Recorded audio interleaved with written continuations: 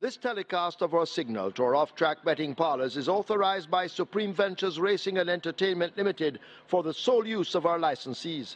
Any reception, interception, retransmission, redistribution, or other use of the signal without the express written consent of Supreme Ventures Racing and Entertainment Limited is strictly prohibited and will be the subject of criminal prosecution and civil action. Any equipment or apparatus involved in such a use is subject to seizure and forfeiture under the law.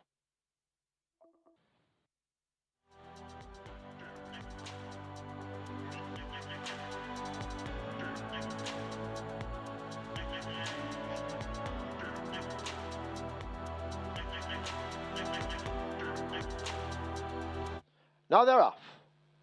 Fair start. Salad gets a good one. There goes Principal Tiffany rushing up to challenge early, and the Salad now kicks and goes on. Linstead Market moving down. Sticky down on the outside, a close-up third. Racing on the rail, that's Principal Tiffany. Shaboom racing out wide of horses. Just in between them, that's a Burning Valor as they're about to arrive at the half mile. A break back to Loyal Action and a Ruby's Light at the back. Linstead Market ekes out a very narrow advantage. Sticky Down attacking on the outside. Salad in a handy spot if good enough. Shaboom now wound up and begins to make progress. Just in behind them, that's a Burning Valor, some 5 lengths off that lead. Loyal Action now shaken up and beginning to make gains along with Principal Tiffany. And at the back of the field, it is Ruby's Light as they come thundering into the top of the lane. A quarter of a mile to run. Shaboom on the outside now delivering a strong challenge. Linstead Market is right there over against the rail. That is a Burning Valor, but Linstead Market kicks once again, looking to be shaking loose from Shaboom on the far side. Burning Valor now coming with a surge, and Burning Valor looks to be going best. Ruby's Light is running on in behind horses, but it is a Burning Valor and Terrific Tevin Foster coming away from the field, and they will take the first by maybe 3 lengths. Ruby's Light is second, Linstead Market third, Shaboom is fourth, Loyal Action is fifth.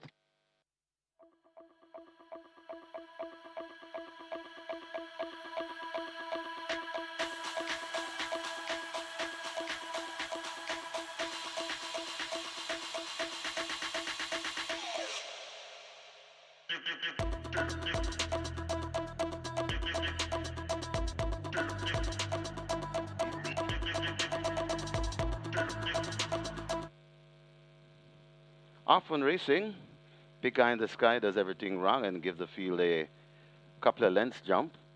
As going for that lead on the inside, Mr. Linders. Mr. Linders and We're Your Honor mixing it up as they go past the 4, tracked by Excuse Me Goodbye.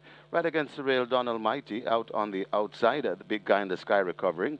Then comes God of Thunder, now joined by on the inside, Blue Persuasion. It is We're Your Honor in front. Here comes on the outside, that's Excuse Me Goodbye. Big Guy in the Sky is making stealthy progress on the outside as well. Coming on the inside, that is Mr. Linders as they come to the final furlong and a half pole. It is We're Your Honor in front. Excuse Me Goodbye attacking, coming out wide. Don Almighty coming with a good looking run. It's still We're Your Honor in front, still there. Excuse Me Goodbye. Don Almighty, Blue Persuasion also trying to come into it. Excuse Me Goodbye begins to find more. Don Almighty coming on the outside. It's We're Your Honor in front. We're Your Honor, Don Almighty. We're Your Honor beats Don Almighty coming on late. Then come Excuse Me Goodbye. Then Blue Persuasion back in.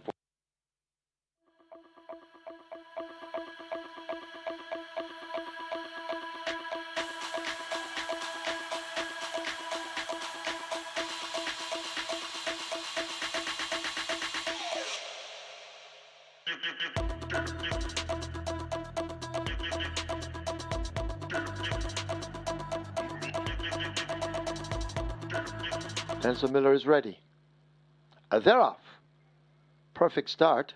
A breath of fresh air came away running with Miss Cherry on the far side.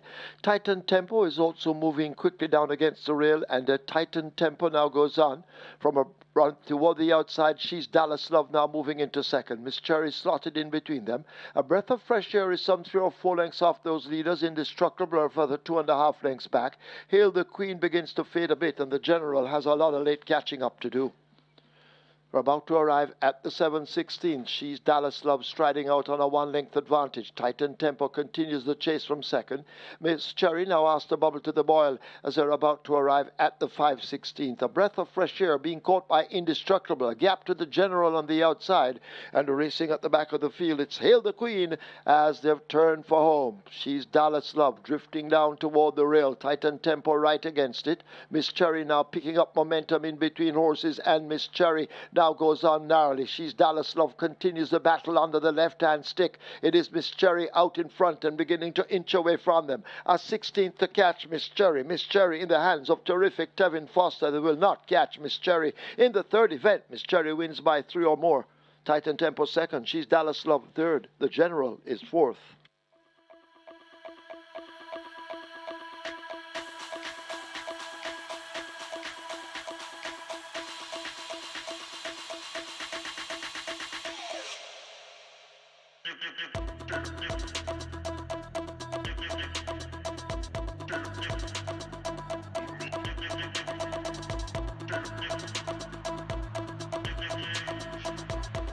Ready for race number 4. Off on racing right away. Newspaper of Record has blown the start completely. Bad Tanisha wants that lead, so too Last Possession. Right against the rail, that's Life is Light. Baby Grey comes next. Humble Lady in between horses. Out wide, that's You're My Sweetie. Then another 3 before we come to Bring Me Back. Then comes a Friends Connection. And racing at the back of the field, a slow starter, Newspaper of Record. They go past the 4 and head toward the 3, and it is Bad Tanisha and Last Possession mixing it up. They're about 6 lengths in front of Life is Light. Right against the rail, that's Baby Grey, making some amount of progress. That is You're My Sweetie. Then a big gap before we come to Humble Lady, now overtaken by Newspaper of Record and Bring Me Back. Racing at the back of the field, that's Friends Connection there at the top of the lane. And it is now Last Possession. And here comes You're My Sweetie attacking right away on the outside and looking purposeful. And You're My Sweetie assumes the lead from Last Possession. Still left back against the rail, that's Life is Light. You're My Sweetie begins to pour it on. Last Possession still there trying to hang in for a fight, but You're My Sweetie has blown this one out of the park. You're My Sweetie going on and pulling on. It's devastating Dane Dawkins, and You're My Sweetie by about 7 lengths. Last Possession is second. Then comes Life is Light. Got tight for fourth, either Baby Grey or Newspaper of Record.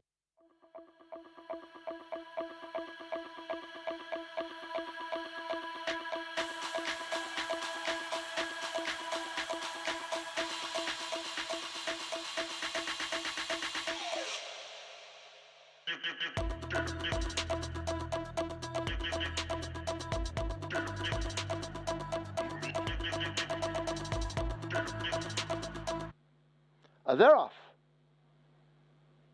Generational gets a good start in the center. Bold Move.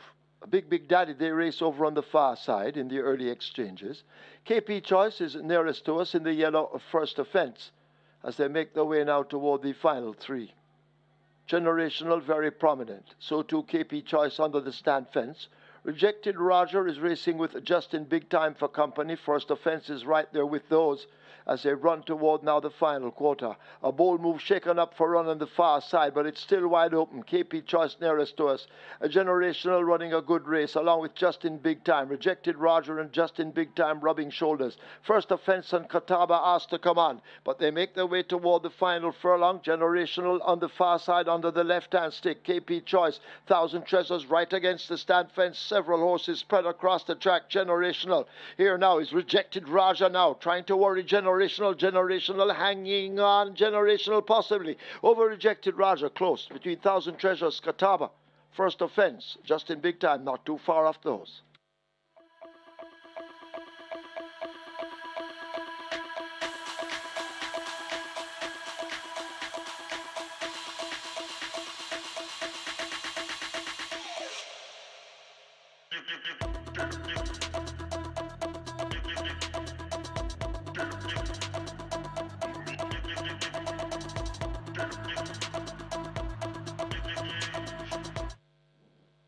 Off on racing to the near side, Bomb Knight getting away sharply. Ballistic Missile is right there too, along with Sprague.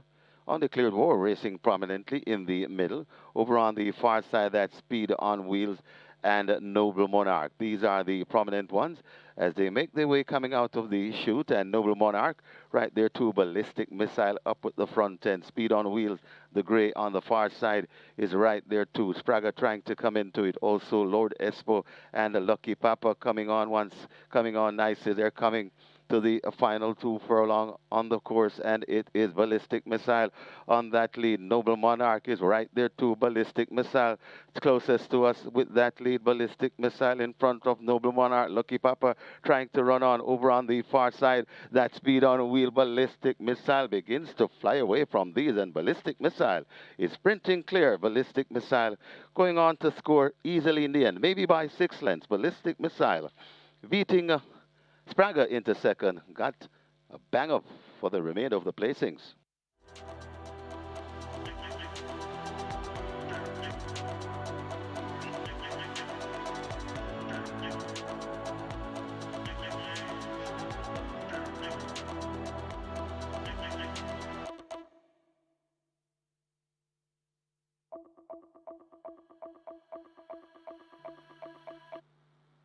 They're off. First start, Pretty Brown Ting, No Apology came off the slowest, but they now begin to recover. Roaring Kitty took off widest of all, grabs that lead. Cost of Living is on the premises and close up. No Apology is racing right there against the rail as they make their way down the back stretch and head toward the 6. No Apology, True Blue, Cost of Living, these three hook up on that lead. Roaring Kitty settled just in behind them, drafting in behind these runners. He's Sensational races next in 5th, possibly 6 lengths off that lead. Midnight Runner on the outside of Pretty Brown Ting as they make their way flashing past the 5 and go toward the half mile. No Apology, just to lead narrowly. Cost of Living on the outside. Between them, that's True Blue. He's Sensational, one off the rail. Pretty Brown Ting right against it. Roaring Kitty races next.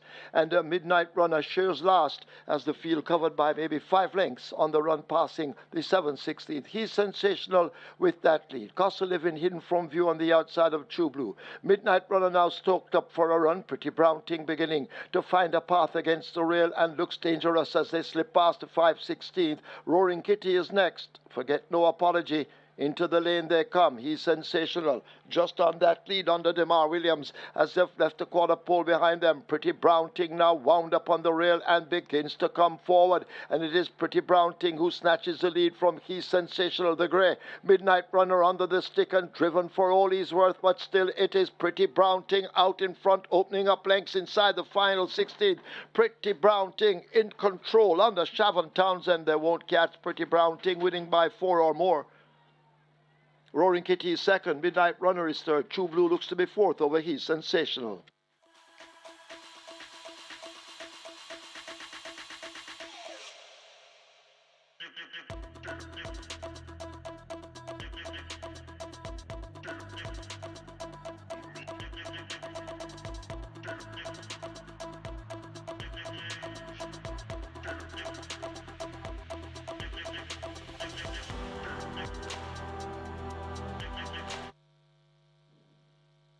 Six furlong the trip. Often racing. Miss Barbella slightly misses it and racing at the back of the field as Margarita wants that lead. Donka tracking in second. Then comes a big buzz. Out wide, that's Ralph's Treasure. Just behind them, Prince Roy. About 2 lengths before we come to Brompton Boy. Then comes Lockdown and Miss Marbella racing at the back of the field. They head toward the 4, and it is on that lead. Margarita, just the leader from Donka, pressing home an attack. Right there, too, that's Big Buzz. Ralph's Treasure watching them. About 3 or 4 lengths open up before we come to Prince Roy. Behind the Prince Roy, another 2 before we come on the outside. Miss Marbella recovering after that break. Then comes a Lockdown and racing at the back of the field. Brompton Boy, they're going to come into the lane shortly, and it is a mad scramble. Now on the outside, that is a Ralph's Treasure right there, too. Margarita still gritty and on that lead. Ralph's Treasure trying to come once again, but kicking that Margarita. That's something in reserve coming to the furlong pole. Margarita, watch Lockdown closing on the rail stoutly, coming out wide. That's Big Buzz, but it's still Margarita. Big Buzz coming. Margarita hanging on from Big Buzz, and now Big Buzz grabbed the lead from Margarita. Big Buzz beats Margarita. Then comes a Lockdown, and maybe Ralph's Treasure hanging on for fourth.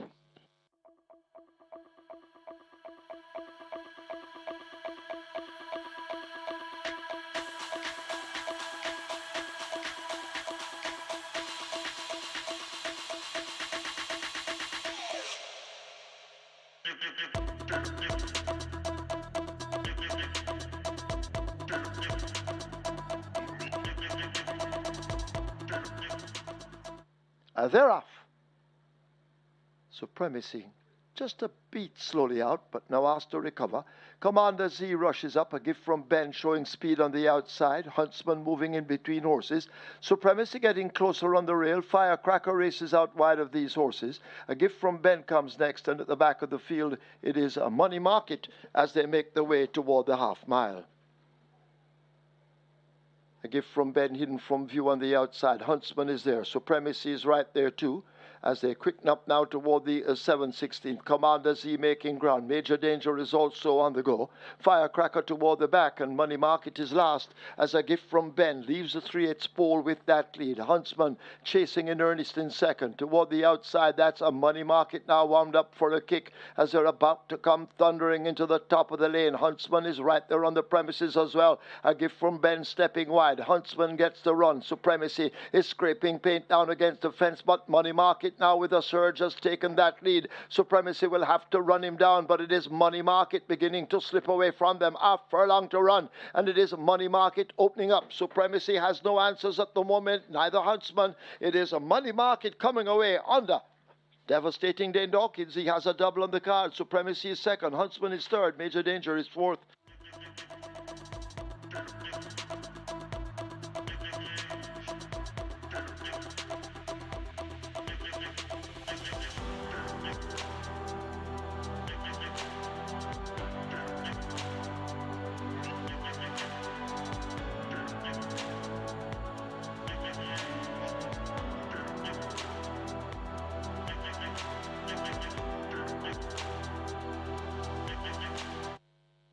And now they're off and racing.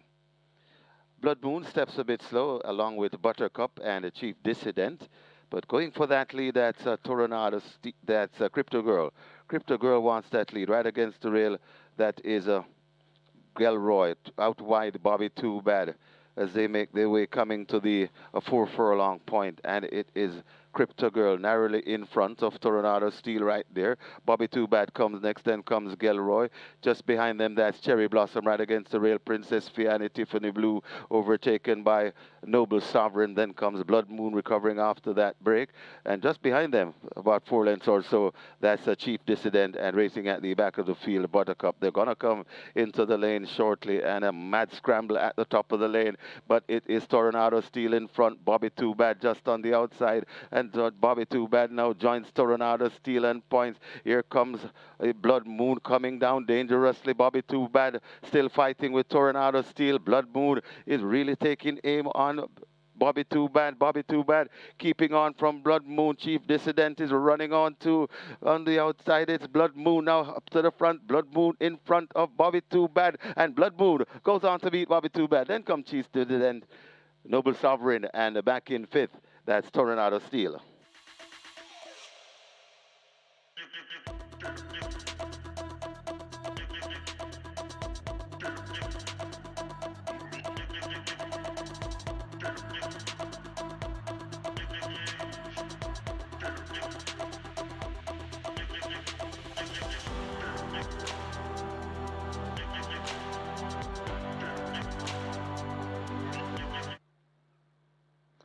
They're off and running 1 mile ahead of them. London Spirit didn't take off that quickly as they sort themselves out on the back stretch. Tia Maria also with the back markers. Salute the Don got off quickly on the rail. Fidelity is running fast on the far side as they make their way now toward the 6. Fidelity just the leader. Salute the Don in a handy spot with Jamin is there. Fernando is right up with them. These 4 separated by maybe 3.5 lengths. God's Plan races next on the rail. Senor Biscotti on the outside. A gap of some 3.5 lengths opens up to on the inside rail. And making some ground at this stage, that is Darwin as they charge away toward the half-mile marker. Bigger Boss running up with Darwin. A break of some 3.5 lengths opens up. Midnight Traveler is there. Toward the outside, kicking in, that is Tia Maria now making ground. London Spirit races toward the back of the field, and Prosperity Sen is last of all as they make their way flashing past the 7/16th. Salute the Don, battling up front as they approach the final 5/16. It is Salute the Don hanging on to that rail run, kicking in on the outside with Jamming now coming through for the challenge, and these two will turn for home at the top of the lane with Jamming on the outside. Salute the Don just in between horses. God's Plan racing down against the rail, and Fernando now wound up, but with Jamming quickens and snatches the lead. Inside now the final furlong. It is with Jamming they have to catch. Salute the Don, the favourite, making hard work of it with Jamming out in front and holding on to that lead under Omar Walker. They're not going to catch with Jamming. With Jamming will win the Wayne DaCosta OD Jamaica 2-year-old stakes. Salute the Don is second. Fernando in a photo with Bigger Boss in between them.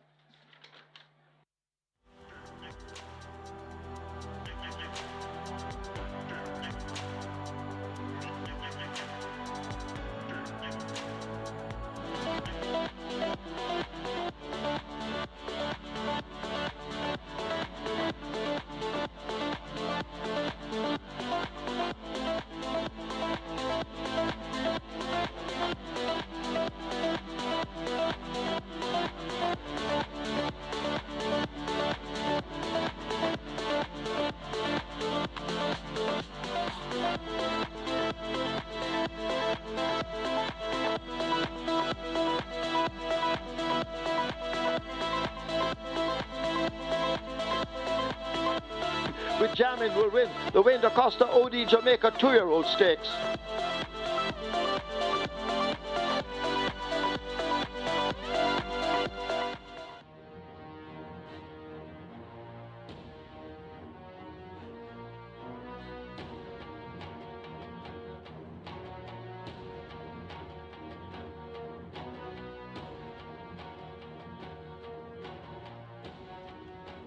Once again, a very good morning, racing fans. As Supreme Ventures Racing and Entertainment Limited welcome you to the Caymanas Park Racetrack and our off-track betting parlours. In a short while, we're going to announce the changes that we have now. Today's first offers wagering on High Five, and of course the Reggae Sticks starts anew. In the first event, scratch number 12, Spirit of Light. Spirit of Light is lame. Race 1, scratch 12, Spirit of Light, lame. Race 2, that's where the catch 9 begins. The single winner bonus in excess of $543,000. Race 3, High Five wagering. Play Spot 8 and Quick 4 both begin. Play Spot 8, single winner bonus in excess of $196,000. Quick 4 in excess of $463,000, and it's a mandatory payout in the Quick 4.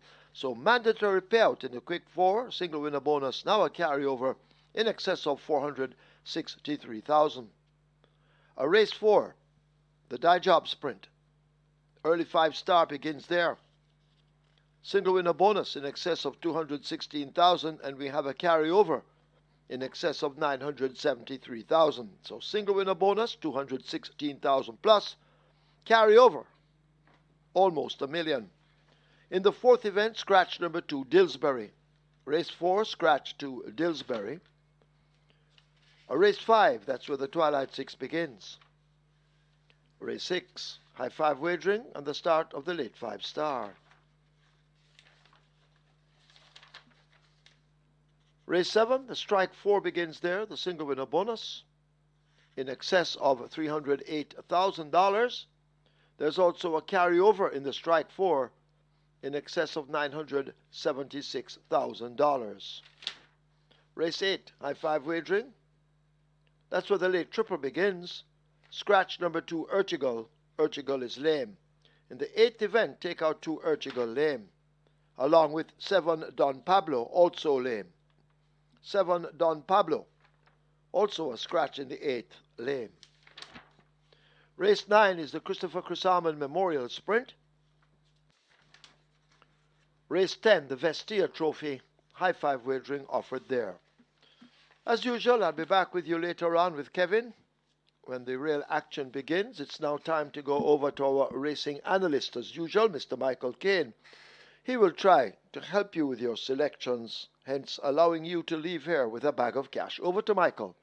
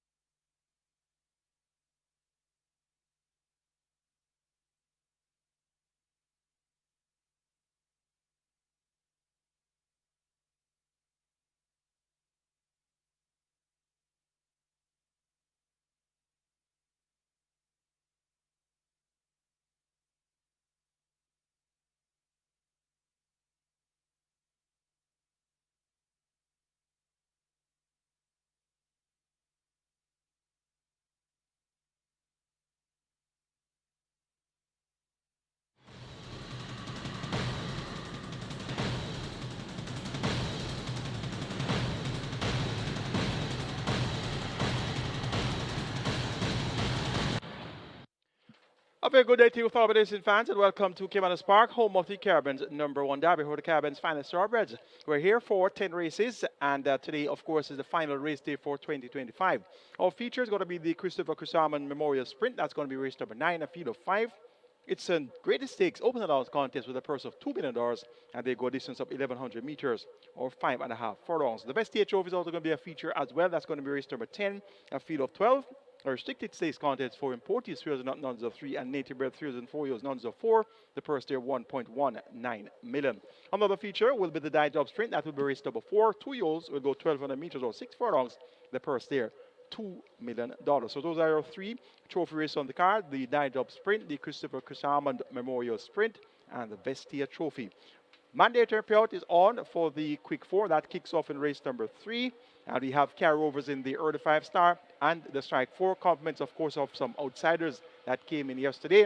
36-1 Big Buzz and 43-1 Blood Moon. So those 2 upsetters turn things topsy-turvy towards the latter stages of the race card. But there's one winner of the Reggae 6, make that the Twilight 6. There's one winner of the Twilight 6, and that winner received over $5.7 million on a wager of $1,800. So that was a great boxing day for one particular Twilight 6 player.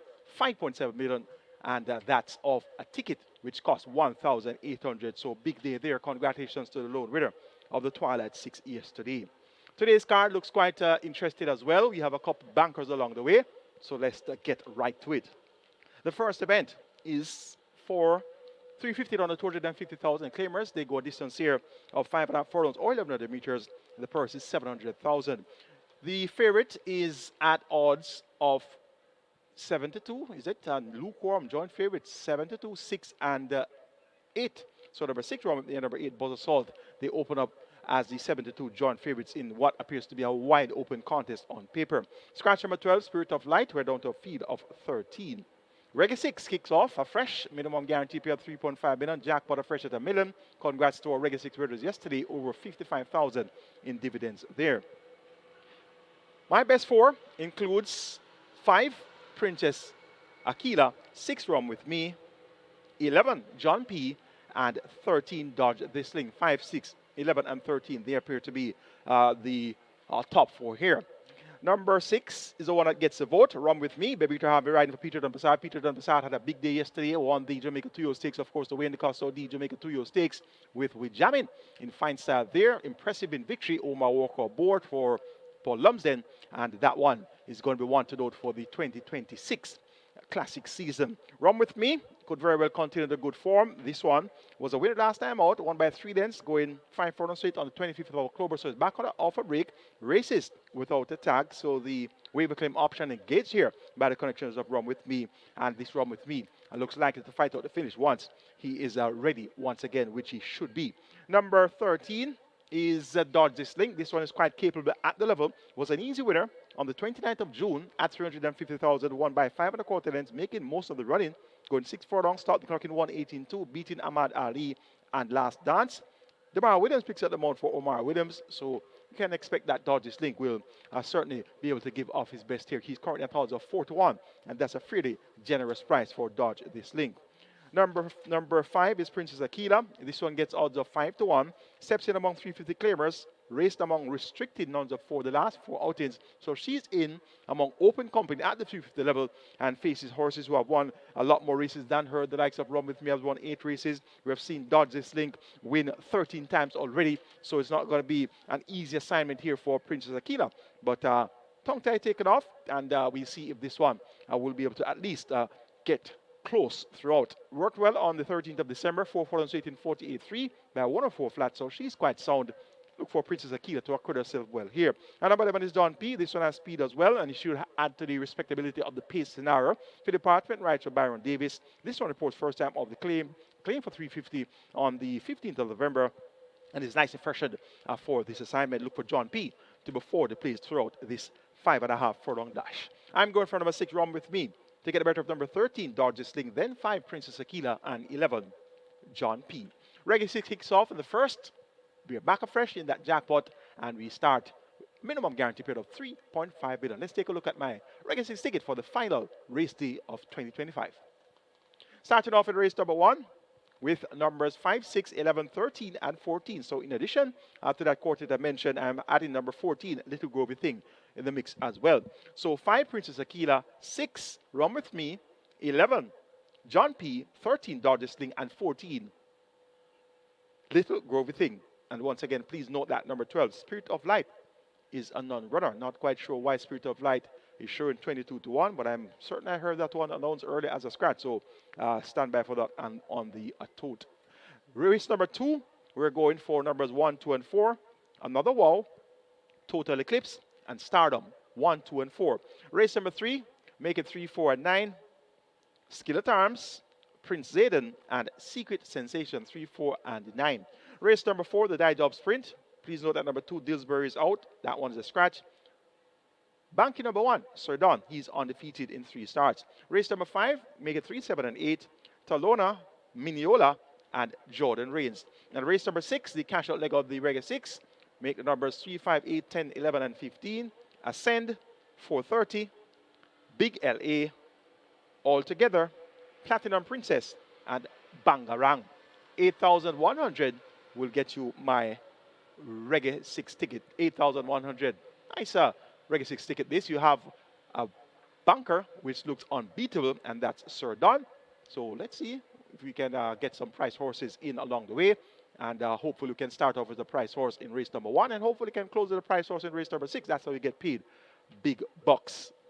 Race number 2 is next. We'll kick off the catch stand here. Minimum guarantee paid is $500,000. We have a field of 6 tuyos. It's a maiden special event for native bred tuyos. They go a distance here of 1,200 meters on 6 furlongs. The purse is $1,010,000. Of the 6 runners, we have seen 2 of them already. The Chef Master number 5 and another quality number 6. The Chef Master has raced on at least 3 occasions. Yes, he has raced on 3 occasions, and we saw another quality race twice. So they haven't really gone as close in 2 outings, so looking forward to the newcomers to rule here. The first one we'll mention is number 1, Another Wow. This one is a 2-year-old bay faded by Casual Chick out of the prize dam, Sir Barracuda. That makes her a sibling of none other than former champion 2-year-old Wow Wow. Bred Michael Bernard, owned Micros Trade, Anthony Nunes. Radish Roman will be aboard. The groom here is Mark McNaughty. Would have tongue tie and lace 6 administered for the debut. And Another Wow has carried herself quite fluent in the mornings when 5 rounded 102 and 2/5 of a second alongside Miss Grove. And Miss Grove is a multiple winner. So this Another Wow is well prepared for her debut. Number 2, Total Eclipse. This one is a 2-year-old bay colt. He's by Savoy Storm out of the traditional dam, My Episode. Bred and owned by Robert O. Williams, trained by Alfred Brown. Demar Williams will be aboard. The groom here is Bolton Wisdom. And this Total Eclipse fold on the 10th of April. Another Wow fold on the 10th of April as well. So they're born on the same day, coincidentally. Total Eclipse has carried himself quite fluent in the mornings when 5 furlongs straight in 103.3. And he's expected to do well. First time late 6 for the debut. Tongue tie also fitted. So Total Eclipse, one to keep on the right side. Number 3, Sensational Destiny. This one is a 2-year-old bay colt. He's by Successful Native out of the Stormcraft Dam Flying Machine. He's folded on the 17th of March. Bred by Henry George Vincent, owned Colin Elcock, trained Alfred Brown. Romario Spencer will be aboard. The groom here, Dennis Morgan. Alfred Brown has 2 entries, Sensational Destiny and Total Eclipse, and they both have shaped well at exercise. Sensational Destiny went 5 furlongs straight in 105.2 by 49.3 very easily on the 17th of December. And number 4, Stardom, the other first-time starter. This one is a 2-year-old bay colt by Sensational Slam out of the Bernardini Dam Trinket Box, and that makes him a sibling to horses like Calculus and Money Box. And of course, those 2 horses came out of the Bernardini Dam Trinket Box. And of course, you know, Calculus, a former St. Ledger winner, a former Jamaica Derby winner. So Stardom is bred in the purple, so to speak. Bred by Champion Breeders Ham Stables Limited, owned Rare Family, trained Gear Sobrati. Dane Dawkins will be aboard. This owner-trainer jockey combination had a double yesterday with You're My Sweetie and Money Market. Of course, Money Market won the Boxing Day sprint, so they look to continue their good form onto the Saturday card. Stardom is groomed by Lindell Bennett. Stardom with a first-time late 6 for the debut. Has carried himself fluent in the mornings. Went 4 straight in 52 flat by 105 flat on the 10th of December. And you know that Gear Sobrati doesn't rev his horses at exercise. So these horses are really meticulously prepared. And they don't have to go fast in the mornings. And they definitely go fast come race day. I'm going for the newcomers. Taking number 1, Another Wow. Taking the better of number 4, Stardom. Then 2, Total Eclipse. And 3, Sensational Destiny. 1, 4, 2, 3 in the first leg of the catch 9. Let's now take a look at my last catch 9 ticket for 2025. Kicking off in race number 2 with numbers 1 and 4, Another Wall versus Stardom. Race number 3, taking a chance and making number 4 a single, and that's Prince Zayden. Race number 4, the die-dub sprint, banking number 1, Sir Don. Please note that number 2, Dillsbury, is a scratch.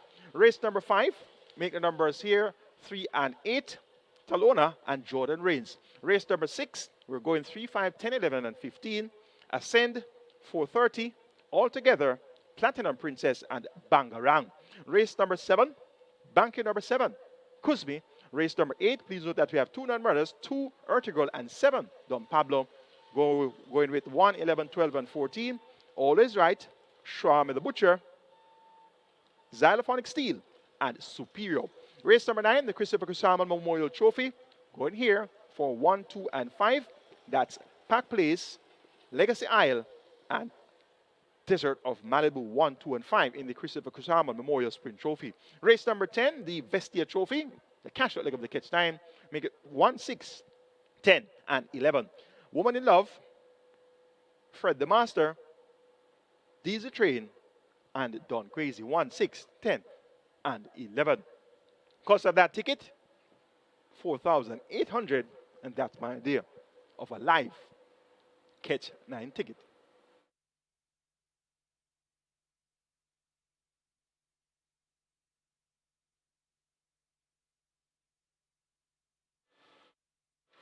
Best of luck wagering or catch 9 on the final race day for 2025. On to race number 3, which kicks off the Quick 4 and Play Spot 8. We have a mandatory period in the Quick 4. And of course, minimum guarantee period for your Play Spot 8 is $250,000. Race 3 is a maiden condition race on 80 bred 3-year-olds. The purse is $150,000. And they go a distance here of 1,000 meters straight or 5 furlongs straight. My best 4 includes 3 skidder times, 4 Prince Zayden, 5 Abe, and 9 Secret Sensation. 3, 4, 5, 9. That's where we're going in race number 3. Number 4 is Prince Zayden, shaped nicely, second time of asking. On debut, he was 11 by 18 lengths, beaten out of sight behind Good Conscience, Nebuchadnezzar, and Papi Uso. Came back and turned the form around in no uncertain manner, going 7 furlongs. John Post 1, got a good start. Second mile into the quarter at the half mile, third by 3/4, but then at the quarter pole, third by 5 1/4 at the furlong pole, third by 9 3/4 at the finish behind Papi Uso and Kuzmi. Was checked at the furlong pole when the long-time leader, Smoking Tom, came across him at least twice. So he had a rough passage there for the last 2 or 3 furlongs of the contest. Visor now fitted by trainer Louis Richards. Dane Dawkins maintains him on for the 3rd consecutive occasion. And this is going to be his last chance to get that 3-year-old purse in the bag. And of course, he hasn't had much chances. He has only started twice in comparison to many of the other runners here that we have seen on multiple occasions. And the one that comes to mind immediately is number 9, Secret Sensation, has started 20 times, 3 seconds and 2/3. So this is going to be his last chance to have the proverbial bite of the 3-year-old cherry, so to speak, as far as the maiden purse is concerned. So if they don't get it today, they'll be 4-year-olds next time out. And as such, you know that they won't be having that nice bright cherry to bite at as a 4-year-old as far as the purse is concerned. So Prince Zayden, this one has a lot more scope to improve than Secret Sensation, and as such I've given Prince Zayden the edge here. But Secret Sensation has been thereabouts and not very consistent, but if he's able to put together one of his better efforts, we could very well see him getting close in that final chance to get that 3-year-old purse in the bag. Tevin Foster rides the owner, trainer, breeder Carl Addison. And of course, Carl Addison being the owner, trainer, and breeder of Secret Sensation, he would just love to have all these purse checks, all of these checks coming to him. The owner's purse, the breeder's purse, the trainer's purse, everything. Owner's purse, breeder's bonus, and the trainer's purse as well. So a lot is at stake here for Carl Anderson with Secret Sensation. So going to be rooting for him to bring this one home. Number 3 is Skill at Arms. The Nelson rides for the Captain Marlon Brown and owner Soldier Cam. This one should be there but as well. Tongue tie now refitted. And of the others, number 5, Abe, has been over the straight course on 4 occasions, has been thereabouts, 4th twice, 4 by 8 3/4 lengths behind Laredo Platinum Princess and Prima Suprema, 4 by 4.5 lengths behind Fantastic Hedge, Baby Gray, and Money Mission. So he should be able to put together a decent enough effort here. Andre Powell rides for trainer Lydia Anglin, more popularly known as Sharon, and owner V&O Racing Stables, and breeder is Lydia Anglin as well. So of course, Sharon would just love to get the breeder's bonus as well as the trader's purse here for a base. So this is an interesting looking third event. I'm taking number 4, Prince Zayden, the least exposed of those horses I've mentioned. To get the better of number 9, Secret Sensation, then 3, Skill at Arms, and 5, Abbey, 4935 in the third. Race number 4 is next. It's a die-dub sprint, and we have a restricted stakes for native bred and imported 2-year-olds. Scratch number 2, Dillsbury. We're down to a field of 6, and the purse here is 2 million. They go 1,200 meters or 6 furlongs. It should be a mere formality here for the undefeated Sir Don. Ramped home to victory on all 3 appearances. 46.444 straight on debut. 5.5 furlongs is 106 flat by 9 3/4 lengths second time a basket, and then won by 13 3/4 lengths going 7 furlongs is 126 1/5 of a second. So it's going to be a matter of how far he will win. Radish Roman maintains the bound for Anthony Nunes at Oak Ridge Farms. Sir Don will be at 1-9, and he will win by a wide margin. The exacta horse is going to be number 4, Prodigal's Power. Second by 14 1/4 lengths on debut to stablemate Phenomenal One. Broke slow, trailed by some 30 lengths past in a half mile, turned for home 14 lengths in arrears, and there was a gap behind, passed in the furlong pole. Delroy Bahar picks up the mount for Anthony Nunes, second time lay 6. Prodigal's Power to run second to Sir Don, and you can wager this exacta from now until you hear a voice say, they're off. That's a sure as an exacta we'll get today. For third, make it number 5, For My Love. For fourth, is going to be a toss-up here. Maybe number 6, Blythe.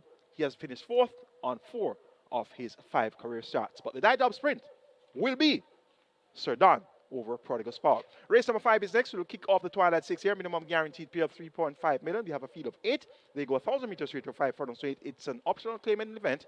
700,000 down to 600,000 claimant level. The purse here 820,000. My best 4 includes 1 best daughter-in-law, 3 Talona, 7 Miniola, and 8 Jordan Reigns. 1, 3, 7, and 8.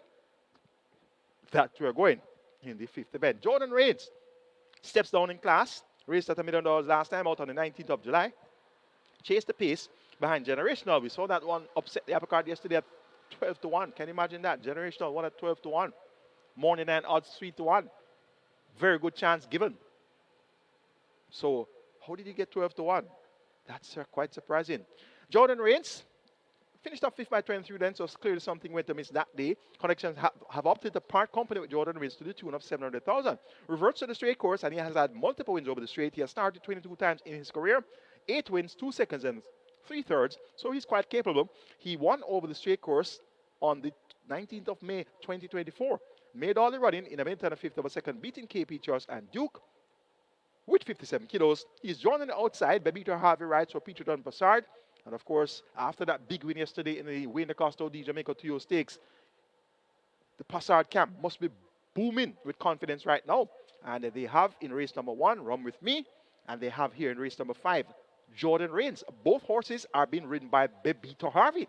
So I'm relying on Bebito Harvey and Peter Dunn Passard to get the job done in these 2 events. And Jordan Reigns is going to be my top selection here. Once he comes back to his good form, doesn't have to be 100%. If he's even 85%, he showed these the way home. Talona, number 3, Tevin Foster rides for Jason Acosta and Carlton Watson. Visor on, tongue tie on, and of course, Carlton Watson now tied for the most wins in a single season with Cecil Charlton, and that record was set in 1977. So he's looking to find a record breaker sometime along the way today. Today is the last day to do so. So right now, Cecil Charlton tied with Carlton Watson. Most wins in a single season at 43. So where will the tiebreaker come from? Well, Carlton Watson has 2 entries here. Talona number 3 and Miniola number 7. But they're facing a down in class Jordan Reigns. So let's see how this will work out. Talona, this one, stable change. Now trained by Jason Acosta. So clearly, and there was a private treaty here that took place, and this one now comes under the banner of Jason Acosta and Carlton Watson. So let's see. Tongue tie has now been fitted. Has a good speed, does Talona. John post 3. Talona clearly is going to be 4th place here last. The victory came at 700,000 on the 4th of October, going 5 furlongs straight. However, she lost at 700,000, going 5 straight on the 23rd of November. The other, Jason Acosta Carlton Watts entries number 7, Miniola. Robert Hardwell Haldane rides. This one steps down from 1.5 million claimers when she was 7 by 8 and 3/4 lengths behind Warsaw, Prince Aman, and Whiskey. So down from 1.5 to 700,000. She's a nuns of 3-year-old filly. She's a nice filly. So down to 700,000. This is going to be a giveaway. Look for a lot of claims to be going in for Miniola later on. And Miniola, she should definitely give a great account of herself. Number 1, Best Daughter-in-Law has speed as well. And this one should be able to tack across from the inside post. I'm going for number 8, Jordan Reigns. To get the better of number 3, Talona, then 7, Miniola, and 1, Best Daughter-in-Law. Twilight 6 kicks off in the 5th event. Let's go take a look at my final Twilight 6 ticket for 2025. Kicking off in race number 5 with 3, 7, and 8, Talona, Miniola, and Jordan Reigns. Race number 6, make it 3, 5, 8, 10, 11, and 15. Ascend, 430, Big LA. All together, Platinum Princess, and Bangarang. Race number 7, Banky number 7, Kuzmi. Race number 8, please note that numbers 2 and 7 are out, and that's Ertugrul and Don Pablo. They are non-runners. Make numbers here in race number 8. 1, 11, 12, and 14. All is right. Shram the Butcher, Xylophonic Steel, and Superior. The 9th and penultimate, the Christopher Cushman Memorial Sprint Trophy. 1, 2, and 5. Park Place, Legacy Isle, and Desert of Malibu. And race number 10, the Vestia Trophy, the catch-out leg of the Twilight 6. I'm going 1, 6, 10, and 11. Woman in Love, Fred the Master, Diesel Train, and Don Crazy. 8,640 will get you my Twilight 6 ticket. What a big win yesterday by that one Twilight 6 player. 5.7 million in dividends there with a stake of 1,800. So that's great going for Twilight 6 player yesterday. Best of luck with your Twilight 6 wagering once again today. Race number 6 is next. It's the start of the late 5-star. And remember, there's a carryover in the early 5-star. And that carryover is close to $1 million. So early 5-star, indeed a must bet. And the late 5-star is also, indeed, a must bet as well. Maximum field of 16, the critical posters. They go 1,000 meters straight or 5 furlong straight. It's a restricted allowance 2 for native bred fields done of 2 and imported fields and maidens. The purse 1.1 million. My best 4 includes 3 Ascend, 5 430, 11 Platinum Princess, and 15 Bangarang. 3, 5, 11, and 15. Number 5 430. All the rage on 2 outings today. 3 to 5 on debut. 6 to 5 second time out. When stretching out to 7 furlong, led for the first 5 furlong, but then weakened third by 5.5 lengths. Carlton Malcolm was aboard for the first 2 outings. He's now replaced by Dane Dawkins for Gary Sebastian Oak Ridge Farms. Reverts, cuts back from 7 furlongs to 5 furlongs straight this time around. 430, having shown that much good early pace. Second time of asking, she's the one I'm working with here. She has always been well touted. Number 3 is Ascend, 4 by 3.5 lengths. Dreamer's Corner, Cutout, and Native Flyer. Last time out going 5.5 furlongs. That was her first attempt at nuns of 2. Had a big break between her debut, which came in October 2024, didn't race again until November 2025. So 13 months away, but she still won, and she won easily. 4 lengths cleared, 48-3, beating Dark Swan and Feeling Free. Both Dark Swan and Feeling Free have come back to win since. So very rich form line here for Ascend, that race of the 29th of November. 4 by 3.5 lengths after missing the break behind the Dreamer's Corner. So that first effort at nuns of 2 was very encouraging. Ascend reverts to the straight and can definitely return to winning ways. Number 11 is Platinum Princess, also quite capable. Has started 7 times, has only been off the frame once.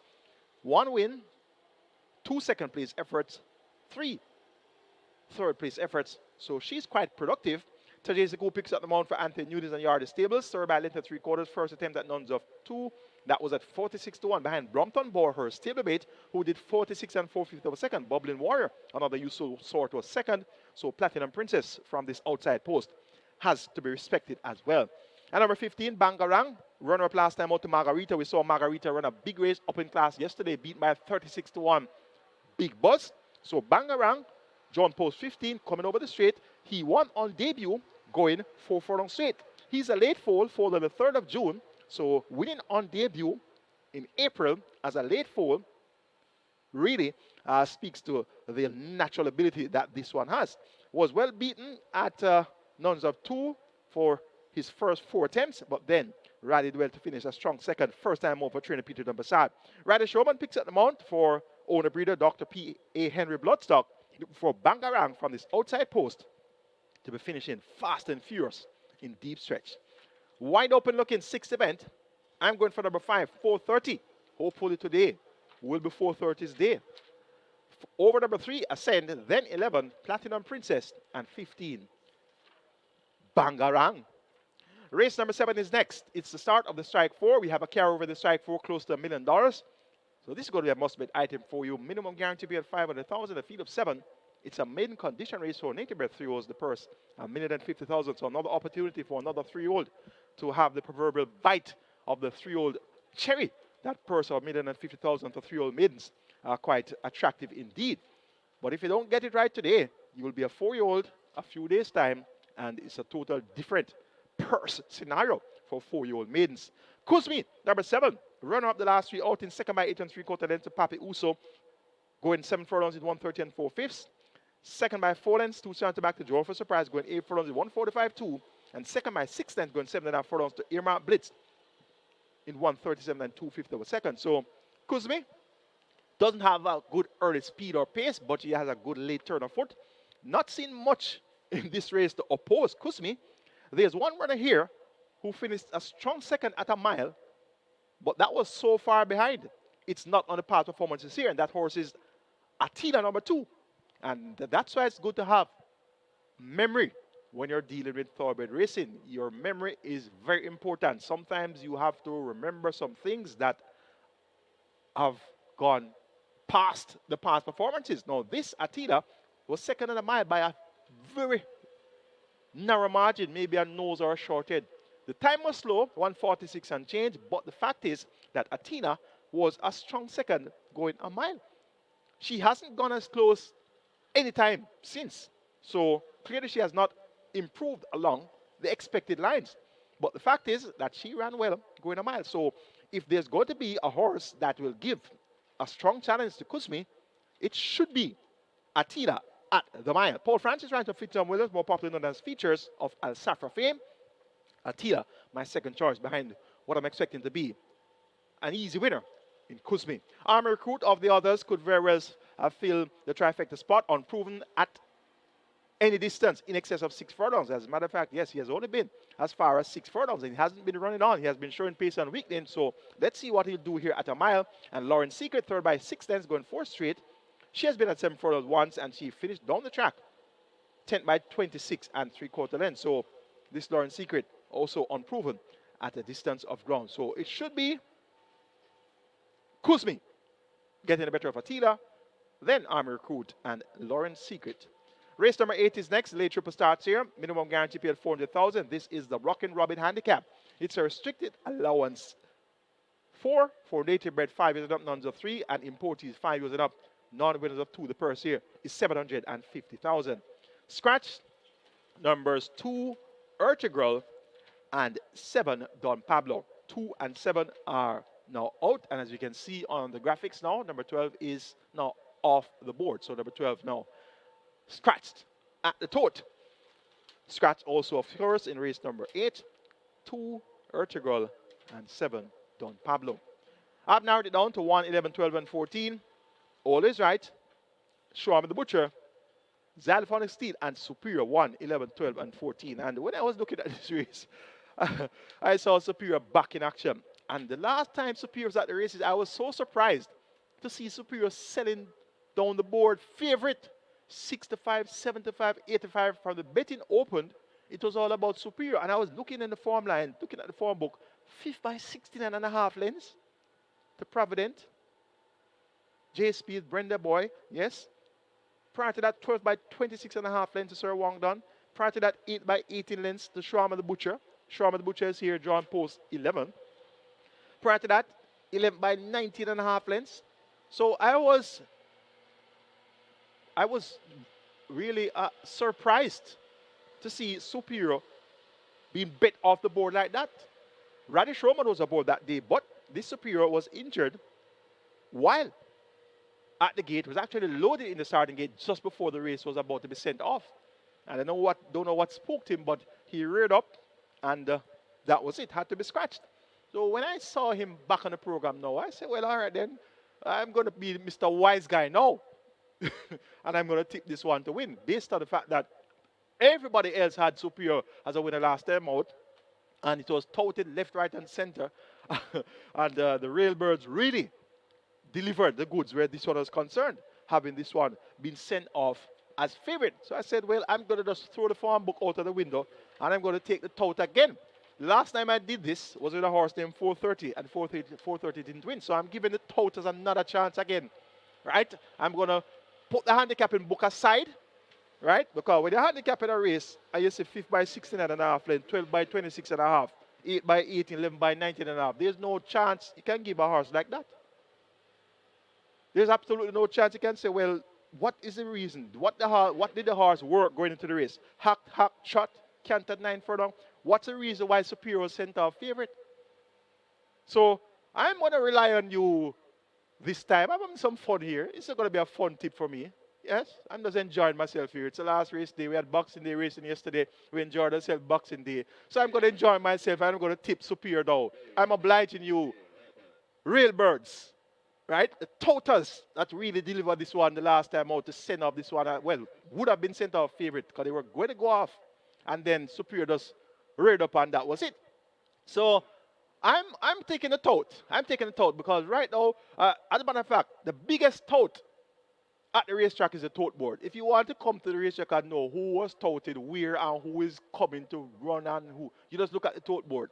And if you see a horse that you expected to be at some long odds, last 2 times Superior ran 24 to 1, 20 to 1. If you see a horse that usually runs off at some massive odds, and then today you see 5 to 1, 6 to 1, 8 to 1. That's the most accurate of a tout you can get, the tote board. So I'm going to take the tout, and I'm going to tip Superior. If he doesn't win, if he runs totally off the board, I won't be surprised.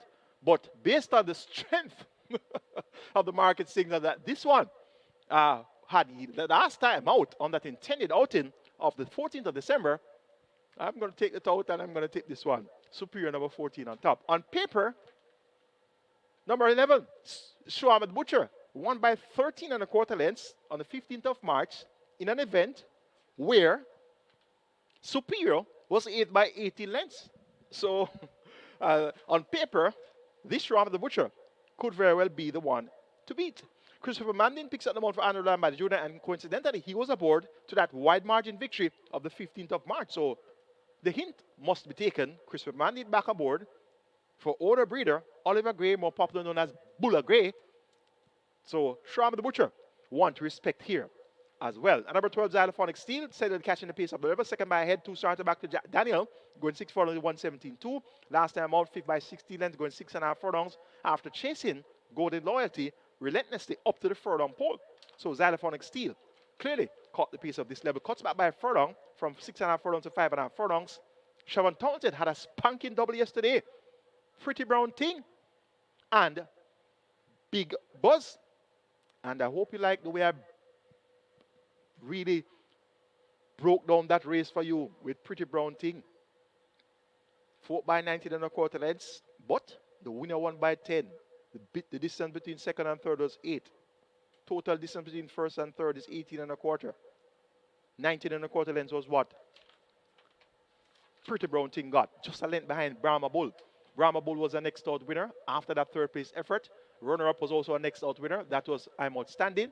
So things really worked out fine there for Pretty Brown Thing. We have an on-runner coming in, race number 6, Sash.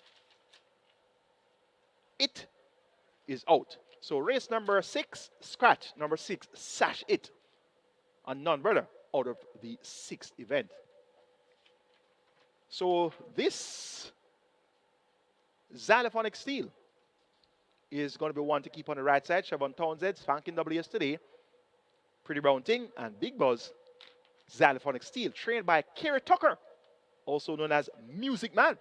So look for Music Man to have Xylophonic Steel well prepared for her final race for the season. Always Right has also caught the pace of this level, has been a close-up second on multiple occasions, but just not getting her head in front at the winning post. Second by a nose in June to Papa Gray. Second by 6 lengths behind Bella Bella in August. Second by a half a length to Charming Sound in September. Second by 5.5 lengths to Sky Weezy in October. Second by 10 1/4 behind Golden Loyalty in November. So she has finished second on several occasions since being at nuns of 3. Richie takes right to Michael Marlowe. Michael Marlowe is on the brink of a milestone. He's on 99 career wins, looking for win 100, and he will certainly get that win sooner than later. So look for the Michael Marlowe horses to be well focused. Sheet pieces now returned. All is right. It's a Rockin' Robin handicap. I'm taking number 14. The Real Birds horse. Superior to get the better of number 11. Shram the Butcher. Then 12. Xylophonic Steel and 1. All is right. The ninth and penultimate is the Christopher Kusaman Memorial Sprint. A graded stake open allowance contest, so 3 and up with a purse of 2 million. They go a distance here of 1,100 meters or 5.5 furlongs. Small field of 5, inclusive of Legacy Isle and Desert of Malibu, 2 of our best here at Caymanas Park. And Legacy Isle led for the first 7 furlongs in the Mute Mile. Of course, that invitational event with a purse of $300,000 US, and was beaten by one horse, Ride All Day, who literally exploded inside the final furlong and a half there with Javier Castellano, a 4-time Eclipse Award winning jockey that has won over 5,700 races in his career. Yes, right here at Caymanas Park on Mute Mile Day. And the indications were all that Ride All Day would be in a mean mood. So Legacy Isle lost no marks in defeat there, trying to make all the running. Set some torrid splits, 45 flat for the half mile, 57.1 for 5 furlongs, 110 flat for 6 furlongs, 7 furlongs is 123.2. Emisel Haramio didn't know what hit him when Ride All Day blew by. So Legacy Isle cuts back in distance from 8 furlongs to 5.5 furlongs. He hasn't won at a mile as yet. Was second by a neck in his first appearance locally, which also came in the Mute Mile. That was in December 2024. So runner-up twice in Mute Mile races. So Legacy Isle cuts back into sprinting 5.5 furlongs. He'll have to do it from the head of the scales, though, at 57 kilos. That's going to be a serious task. Radish Roman, though, rides around Crichton. Look for Legacy Isle. This tower of a horse. He's so tall, strapped in, muscular. Fine specimen of a top-class thoroughbred. And he is top-class sprinter. So Legacy Isle, due the world of respect. Another top-class sprinter is number 1, make that number 5. Desert of Malibu. Third by 2.5 lengths in the Bruce Honolulu sprint. That was on Mute Mile Day. Led for 5 furlongs before being confronted by Off a Revolution in a serious way, nearing the furlong and a half point. Ran it strongly, but the distance really took its toll inside the final half of furlong there. Third by 2.5 lengths in the end, behind the Money Market, who ran on to be a strong second. Money Market we saw win the Boxing Day sprint yesterday in fine style too. So Desert of Malibu, notably last time out, the connections opted to go overweight for the services of Dane Nelson instead of utilizing maybe an apprentice to chip off some weight off that allotted 51 kilos. So instead of going at 51 kilos or even 49 or 48, the connections opted to go with Dane Nelson and plus at the scale there. And that certainly made a difference in the end. This time around, Dane Dawkins gets the assignment. He has been aboard Desert of Malibu to victory in the not too distant past. So he knows how to ride her. They go a kilo over the allotted 51.5 kilo weight here. So it will be 52.5 kilos. That still sees Desert of Malibu being 2 kilos lighter than she raced on the last occasion. So she's going to be getting 4.5 kilos from Legacy Isle. She was beaten by Legacy Isle in the Gold Cup. Legacy Isle won, going 7 furlongs in 124.1. with 57 kilos, allowed her weight that day and beat her going 7 furlongs. It's a sharper sprint now, and she is just as good when sprinting. And once she gets away from this 5-jaw in good order, she should be able to utilize that 4.5 kilo advantage at the scale. And as such, I'm leaning towards Desert of Malibu to get the better of Legacy Isle. Park Place has the distinction of beating Legacy Isle, did so on the 19th of April, going 6.5 furlongs. Park Place won in 1:19.1, and up to that point, he was undefeated, going 6.5 furlongs. And I suspect that he still is undefeated at 6.5 furlongs. Won by a length and a half in 1:19.1 with Shane Richardson in the saddle. Dane Nelson picks up the mount for trainer Ron Matthew and owner Vincent Main, 55 kilos away, just 2 kilos below Legacy Isle. I suspect that that's going to be too close at the scale for Park Place to be able to beat Legacy Isle. But it's Dane Nelson, John Post 1. I know that he'll put Park Place in the mix right away. So this is going to be an interesting sprint for the Christopher Chris Armour Memorial Sprint Trophy. Number 3, Dothraki, 15 by 38.5 lengths in the multi mile, 3rd by 5.5 lengths at the half mile, but then packed it in. Prior to that, in the Port Royal Sprint, was 5th by 7 lengths. To ride all day, Desert of Malibu and Park Place. So he's in a rematch with both Desert of Malibu and Park Place. He has his work cut out for him. Going here for number 5, Desert of Malibu, just by the flavor of a nostril, maybe a whisker over Legacy Isle. Then Park Place and Dothraki. It should be that much of a close contest, and indeed an exciting finish here in the Christopher Chris Armour Memorial Sprint. The 10th and final, bring curtains down with the Vestia Trophy, a field of 12. Will go a distance here of 7.5 furlongs or 1,500 meters. It's a restricted stakes event for imported throws and nuns of 3 and native bred throws and 4 nuns of 4. My best 4 includes 1, Woman in Love, 6, Fred the Master, 10, Diesel Trade, and 11, Don Crazy, 1, 6, 10, and 11. Number 6, Fred the Master, disqualified winner last time out. That was over 7 furlongs among similar company. 1 by 3 3/4 length, beating Linguist and Nuclear Jet. Back at the same level and having won so easily. That was his second attempt coming off a break since March. Had a break between March and November. Went up the 3-5 favorite on that 16th of November outing. Throw by 5 1/4 lengths to Nuclear Jet and Danka. And then came back and turned the tables on Nuclear Jet. And incidentally was disqualified for causing interference to Nuclear Jet in the early stages of the contest. So for the Master, has continued to work well. 48.3 for a half mile on the 20th of December. He should be able to make amends here. Number 11, Don Crazy. Vast improved sort, 1 by 7.5 lengths last time out in 1:26.2 for 7 furlongs, beating the American in the Aviator. The Canadian Miss Grove was 3rd. Don Crazy appears to be on the upgrade. DeMar Williams maintains the mount for the 5th consecutive occasion, riding for Barnter Bernard. Don Crazy worked well on the 21st of December, 7 furlongs in 1:29 flat easily, so he has to be respected as well. Number 10, Diesel Train. How about that 10 1/4 length win last time out? And as I pointed out to you, the runner-up, I'm Outstanding, has come back to win. The second runner-up, Brahma Bull, has come back to win. Pretty Brown Thing, who was 4th in the race, has also come back to win. So that's a very rich form line of the 6th of December. Diesel Train, one of the TV with Ismael Velasquez riding for Peter Bassard and PJK team. 1:33.2 for 7.5 furlongs. A quick enough time, releasing the maiden certificate. And the fact that I'm Outstanding, Brahma Bull, and Pretty Brown Thing have all come back to win means that Diesel Train must be respected here, though he's stepping up in class.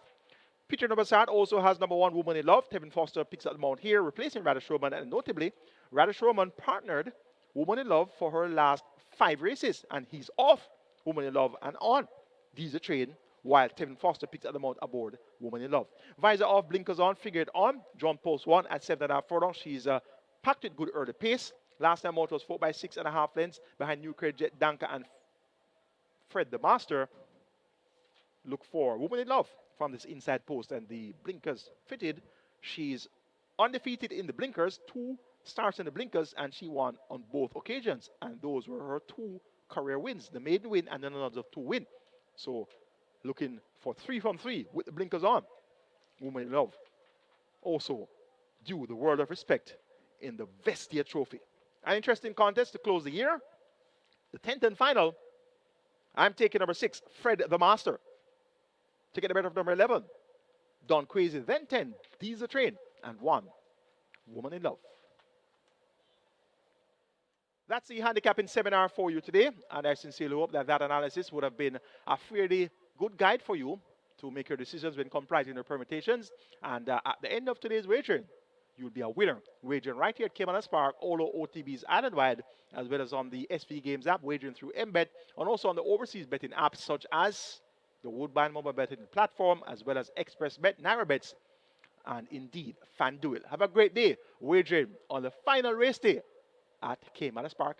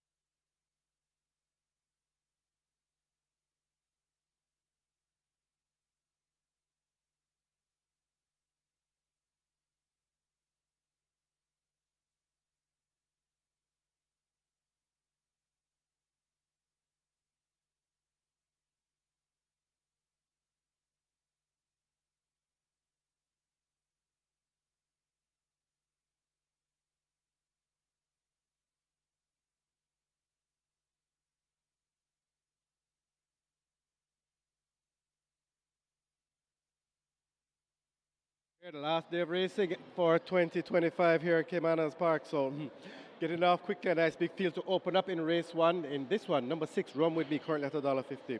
By far the best back runner. This one opened at $3, bet very heavily bet from early, was one of the ones that the punters took a strong early position with. Open at $3, down to $1.50. This one is 3 to 5 favorite in the tote. Rum With Me, overwhelmingly best back runner here. Although there is some support for number 5, Princess Aquila, and 13, Dodges Link, currently at $4.20, but it's not. Other than that, it's Rum With Me at $1.50. Other two horses that are taking some early money in race 7, Lawrence Secret opened at $3, down to about $1.90 now, and in race 8, Shawami the Butcher opened at $4, that one bet down to $2.50. So Lawrence Secret and Shawami the Butcher are two horses later in the program that are taking a lot of early money, so that's always a good indicator of things to come. And back to race number 1, it's all Rum With Me, currently at $1.50. Good luck.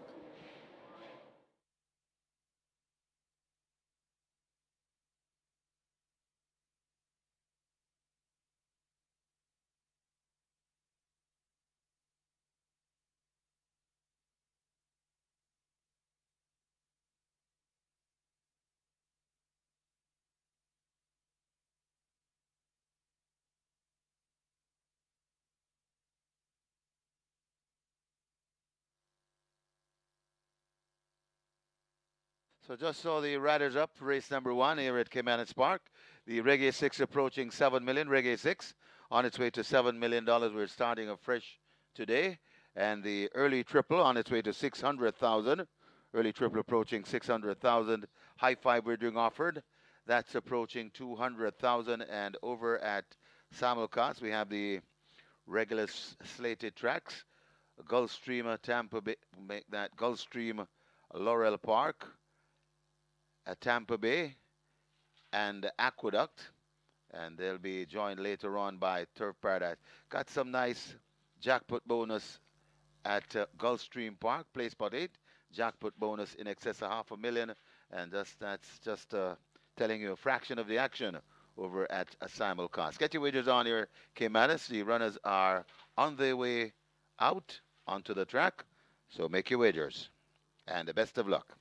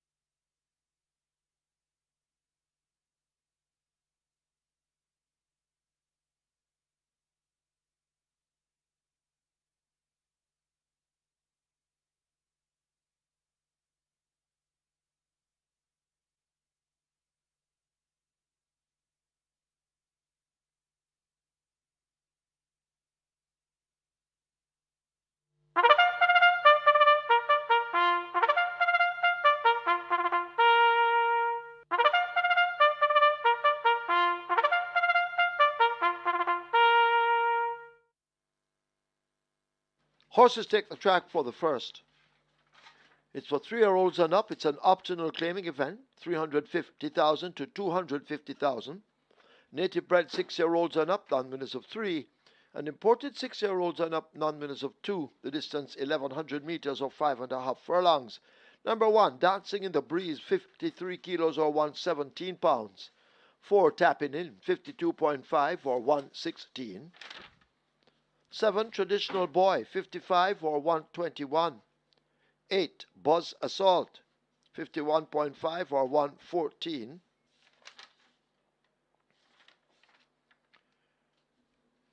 11, John P., 55 or 121. Scratch 12, Spirit of Light Lane. 13, Dodge This Link, 52.5 or 116. 14, Little Grovy Thing, 53.5 or 118. And please note, Little Grovy Thing has a tag of $350,000. Wagering offered on double event, exacta, quinella, trifecta, superfecta, high five, rolling triple. Reggae 6 begins here. Rolling triple on its way to 600,000. Reggae 6 heading to 7 million. Runners make their way to post. Get your wagers on.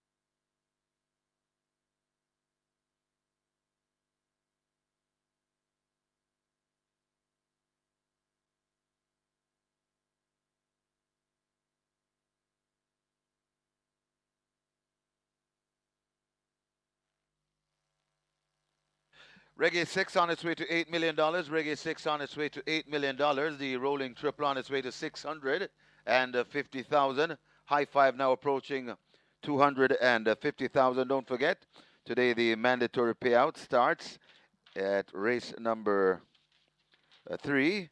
And it's the quick 4 mandatory payout. On the quick 4, the jackpot bonus carryover. 463,000. So that's now a carryover. So it's a mandatory payout. It starts race number 3. That's where the quick 4 begins. And that's the mandatory payout we have on a schedule for today. Get your wagers on as the runners make their way to post.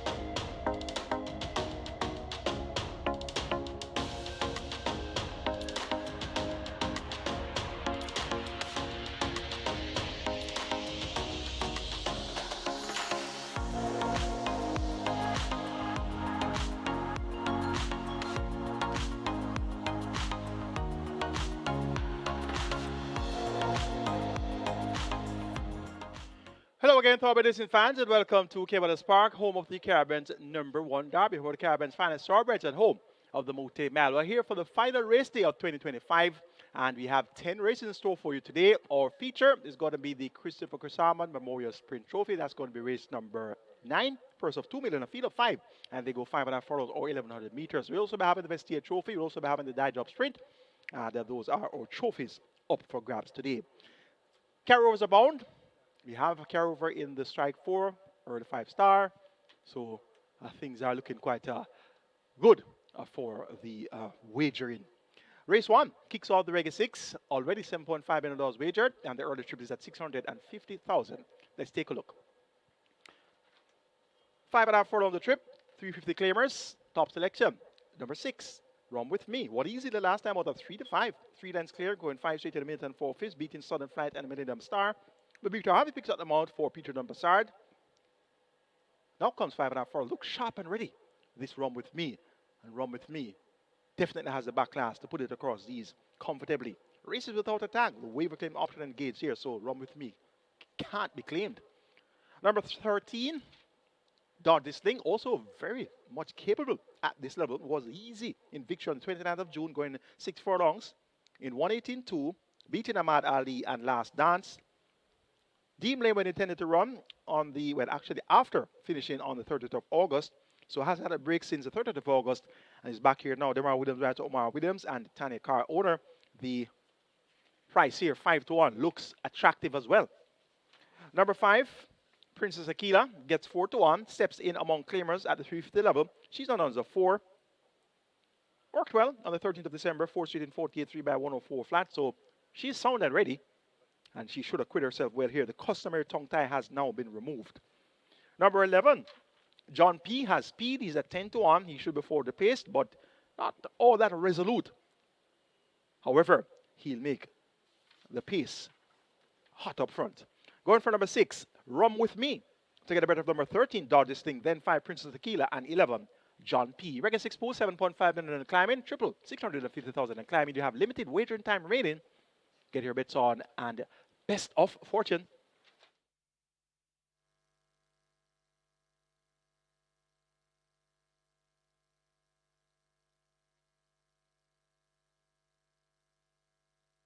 They've closed up the front of the gates as they prepare to load. A rolling triple heading for 700,000. Reggae 6 has arrived at 8 million. And the high 5 on its way to 300,000. You need to hurry, get your wagers on. Any moment now they will begin to load, and the moment is here. Dancing in the Breeze is walking to gate 1, Jermaine Lewis.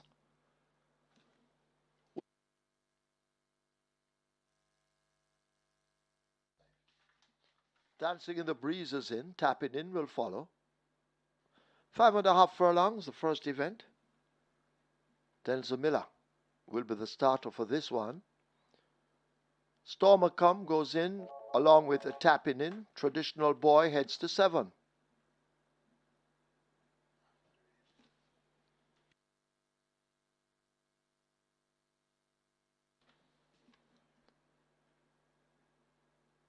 Buzz Assault. 8 to 1, Amelia McLean riding. Shashamani Dance walks to 10. John P., a speedy sort, will load at 11. 9 to 1.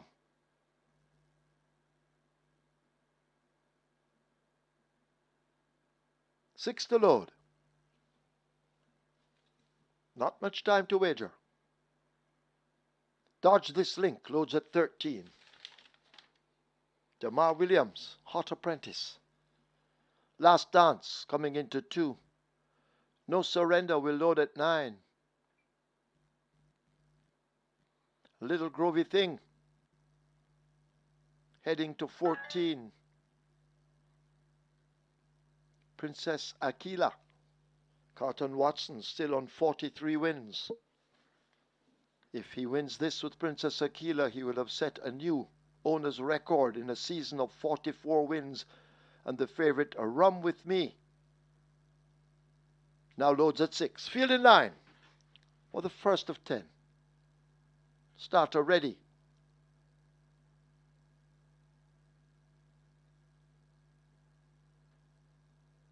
Starter holds them.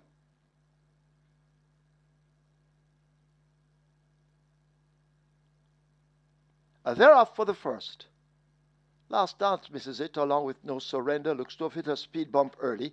Tapping in, gets away quickly. Rum With Me chasing on the outside. Stormer Come is there. Princess Akila and John P. form that group, separated by about 4 lengths. A Buzz Assault is racing just in behind them. That's the grey as the leaders have left the half-mile marker. Little Grovey Thing making ground on the outside. Dodge This Link is right there too. Buzz Assault has been taken back in the field. Traditional Boy races up next with Lance Dance.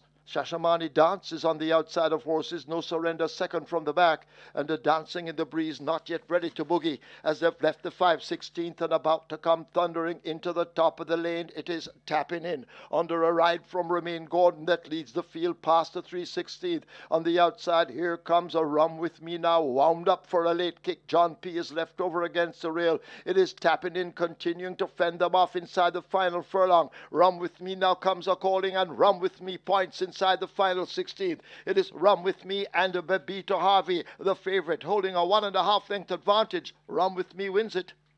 Over Tapping In, then Princess Aquila, Little Grovey Thing, and The Last Dance are 4th and 5th.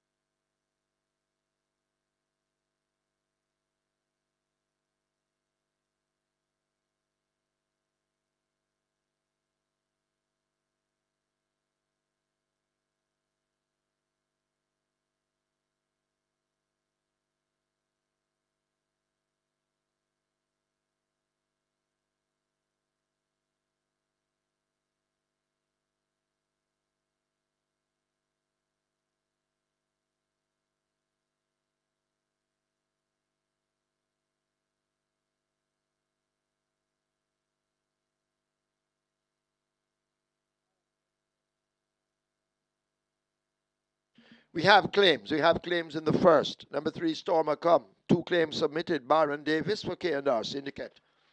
Byron Davis claims Stormer Come for K&R Syndicate. 14 submitted for number 5, Princess Aquila. 2 void. Marvin Campbell for Ricardo Brown.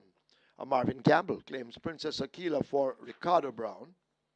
1 claim submitted for number 11, John P. Maurice Crooks for himself. Maurice Crooks claims John P. for himself. And finally, 2 claims submitted for number 14, Little Grovey Thing, Orlando Chin for Yehert Miller. Orlando Chin claims Little Grovey Thing for Yehert Miller.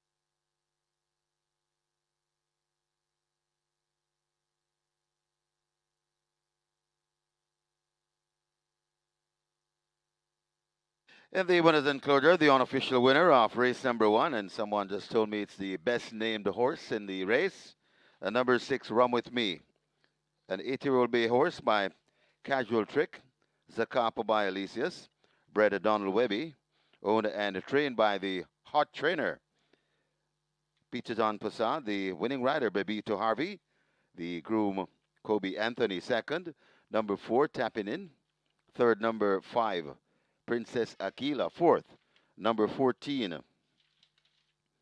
Little Grovey Thing, and fifth, number 2, Last Dance. Final time for 5.5 furlongs, 1:10.1.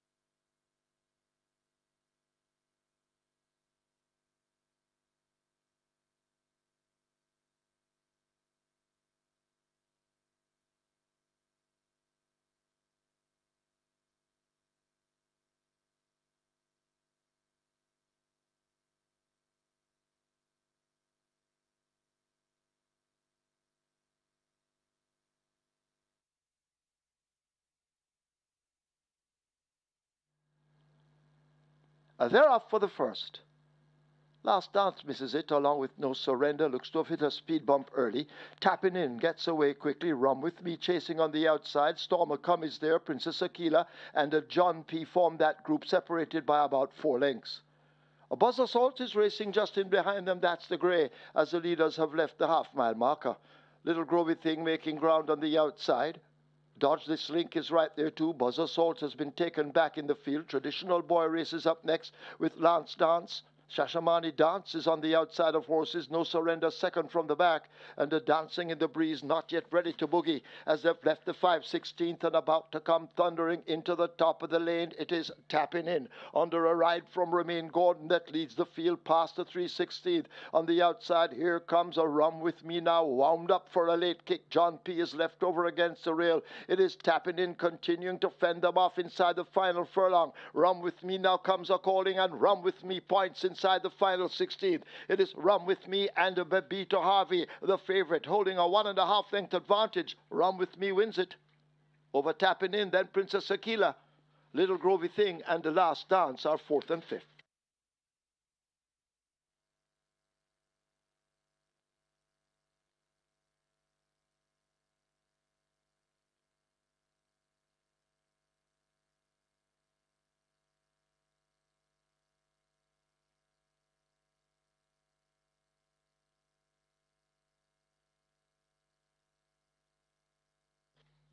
Result of the first now official. Horses with the to the testing barn. 6, Rum With Me.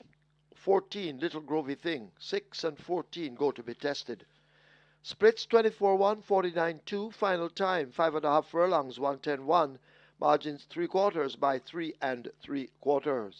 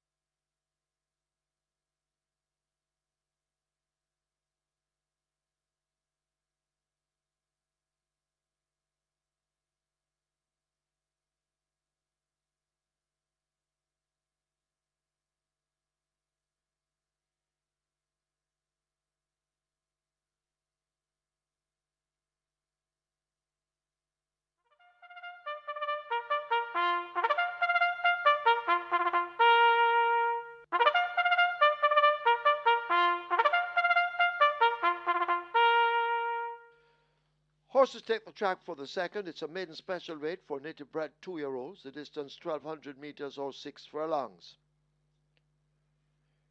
Number 2, Total Eclipse, make the weight 53 kilos or 117 pounds. 3, Sensational Destiny, 54 or 119. 5, The Chef Master, 52 or 115. 6, Another Quality, 53.5 or 118. Wagering on double event, exacta, trifecta, rolling triple, catch 9 begins here. Single winner bonus in excess of 543,000. And the catch 9, it's making its way toward 2 million. It's at 1.5 and climbing fast. Get your wagers on. Runners make their way to post.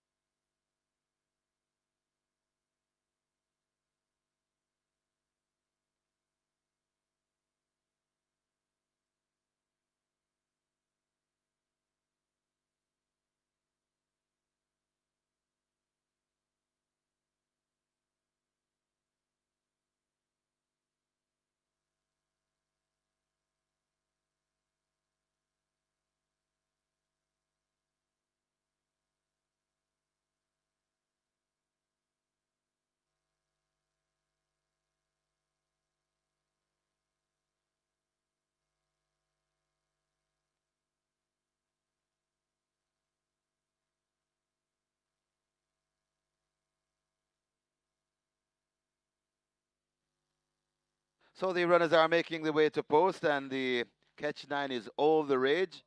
In excess 1.5 million, heading to 1.6, possibly 2 million. And they're closing up the front of the gate, so make your wagers. Runners arriving at the post.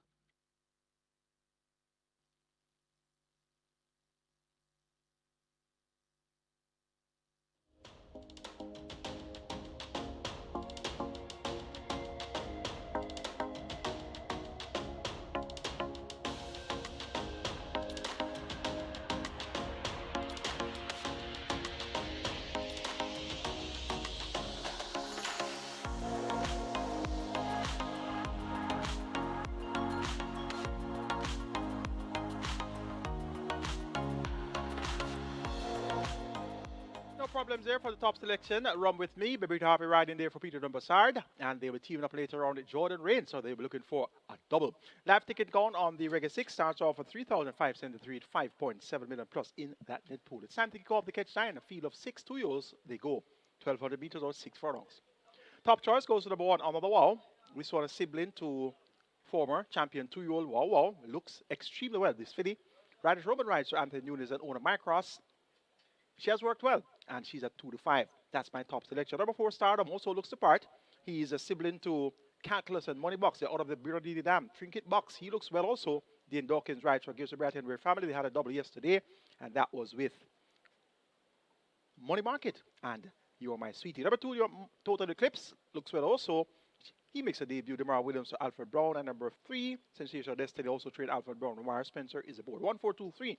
In race 2, another wall from Stardom, Total Eclipse, and Sensational Destiny.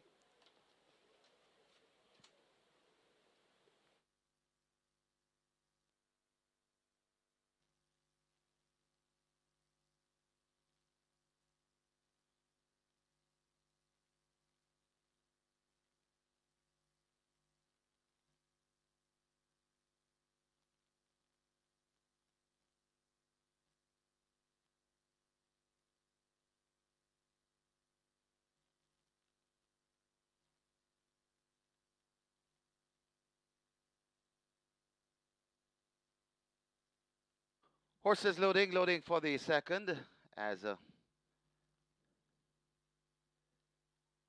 another wow as loaded. Total Eclipse and also Stardom. Loading in gate 5, that's the Chef Master. Sensational Destiny is next. And the final one, another quality. 6 furlong the trip. And we're ready. Ready for race number 2.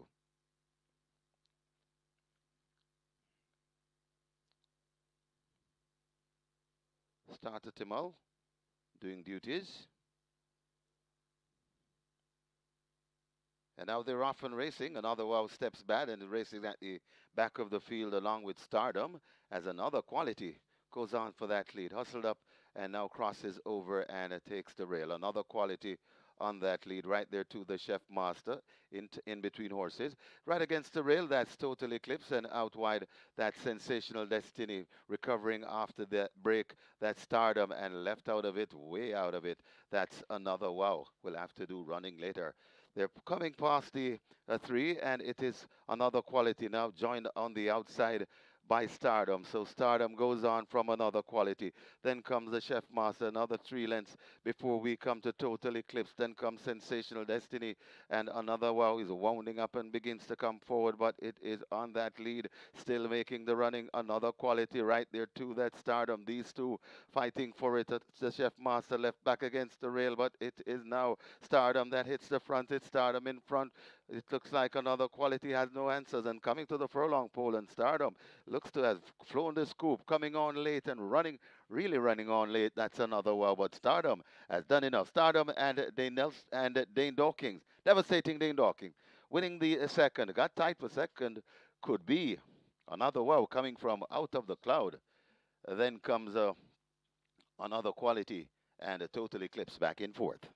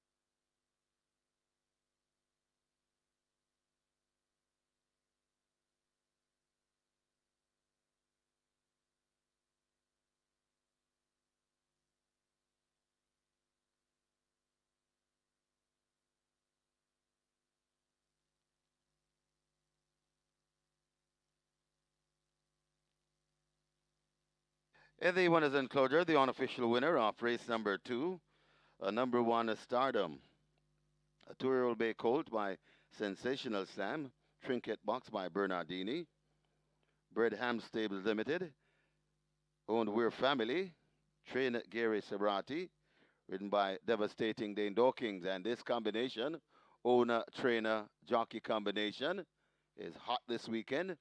They have gone 3 winners apiece. Congratulations to the connections. The winning groom, Lyndall Bennett. Second, number 1, Another Wow. Third, number 6, Another Quality.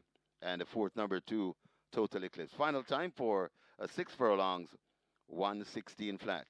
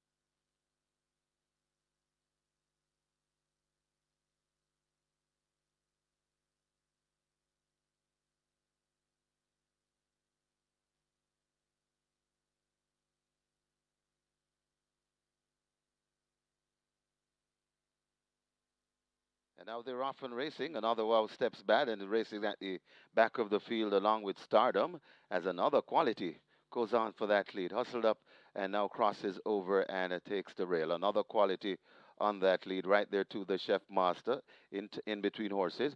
Right against the rail, that's Total Eclipse, and out wide, that's Sensational Destiny recovering after the break. That's Stardom, and left out of it, way out of it, that's Another Wow. We'll have to do running later. They're coming past the 3, and it is Another Quality now joined on the outside by Stardom. So Stardom goes on from Another Quality. Then comes the Chef Master, another 3 lengths before we come to Total Eclipse. Then comes Sensational Destiny, and Another Wow is wounding up and begins to come forward, but it is on that lead, still making the running. Another Quality right there too, that Stardom. These two fighting for it. The Chef Master left back against the rail, but it is now Stardom that hits the front. It's Stardom in front. It looks like Another Quality has no answers, and coming to the furlong pole, and Stardom looks to have flown the scoop, coming on late and running, really running on late. That's Another Wow, but Stardom has done enough. Stardom and Dane Dawkins, devastating Dane Dawkins, winning the second. Got tight for second. Could be Another Wow coming from out of the cloud. Then comes Another Quality and a Total Eclipse back in fourth.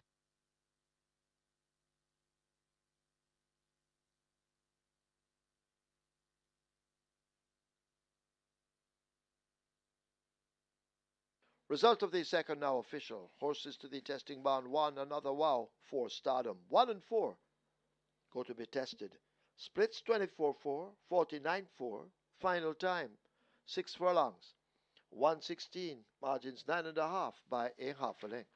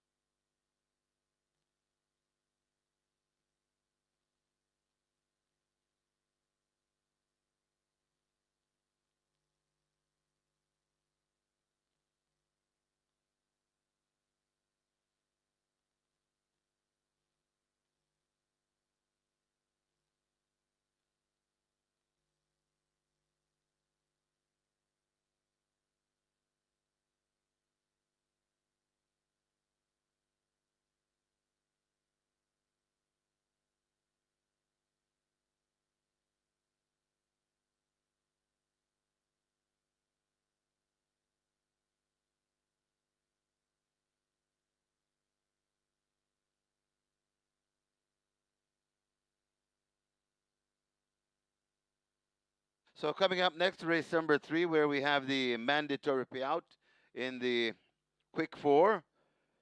Jackpot bonus carryover, 463,000 plus. And it's a mandatory payout today. Play spot 8 starts here as well.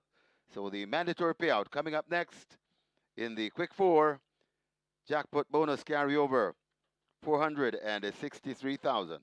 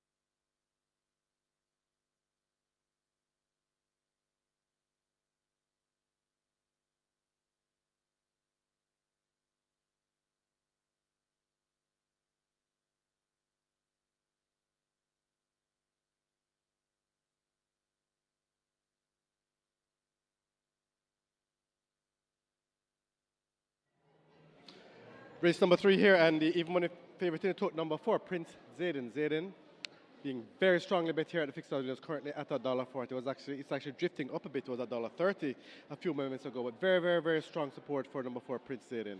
A little attention going on for number 9 Secret Sensation, currently at $3, and number 5 Abbey at $4. But without a doubt, overwhelming favorite here at the fixed odds winners. Number 4 Prince Zayden, very well supported, currently at $1.40. Good luck for race number 3.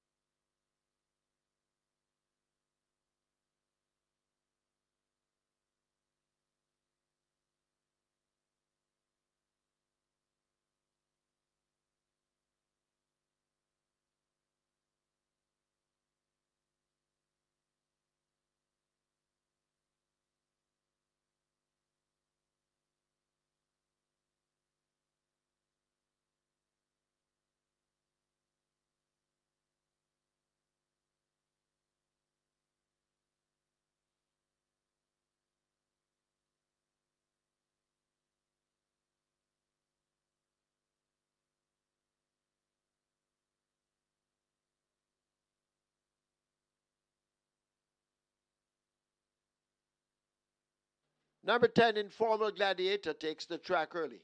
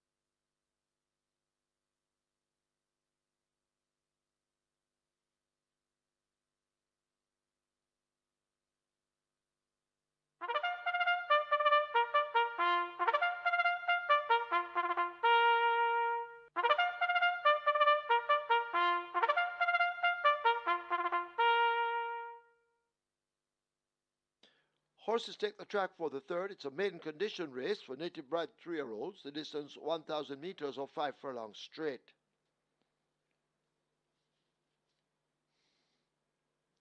We await weight changes. Wagering offered on double event, exacta, quinella, trifecta, superfecta, high 5, rolling triple.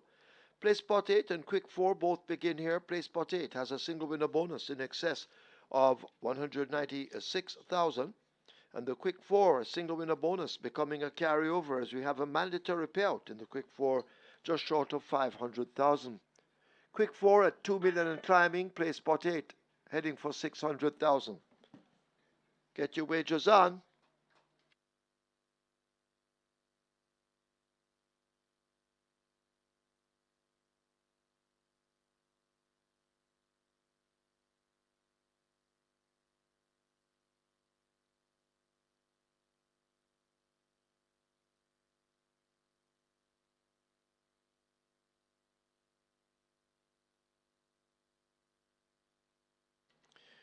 Here are the weight changes. Number 2, Starlight Princess, 53 kilos or 117 pounds. 4, Prince Zayden, 54.5 or 120. 7, Bad Gal Chelsea, 53.5 or 118. 8, Aladdin, 55 or 121. 10, Informal Gladiator, 53.5 or 118. Runners make their way to post.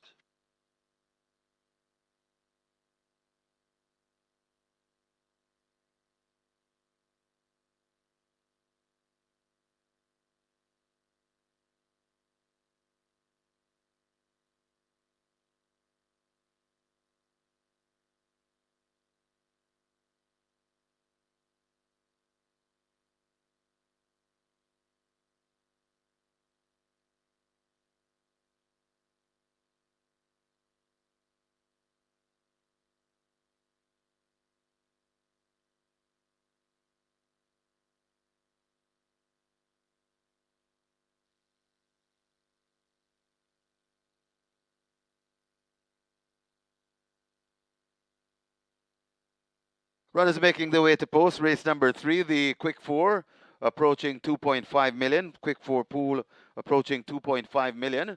Remember, it's a mandatory payout today. The jackpot bonus carryover of 463,000. Play spot 8 approaching 700,000. Play spot 8 jackpot bonus is almost to 200,000. High five wagering on its way to 200,000. Get your bets on. Runners making their way to post.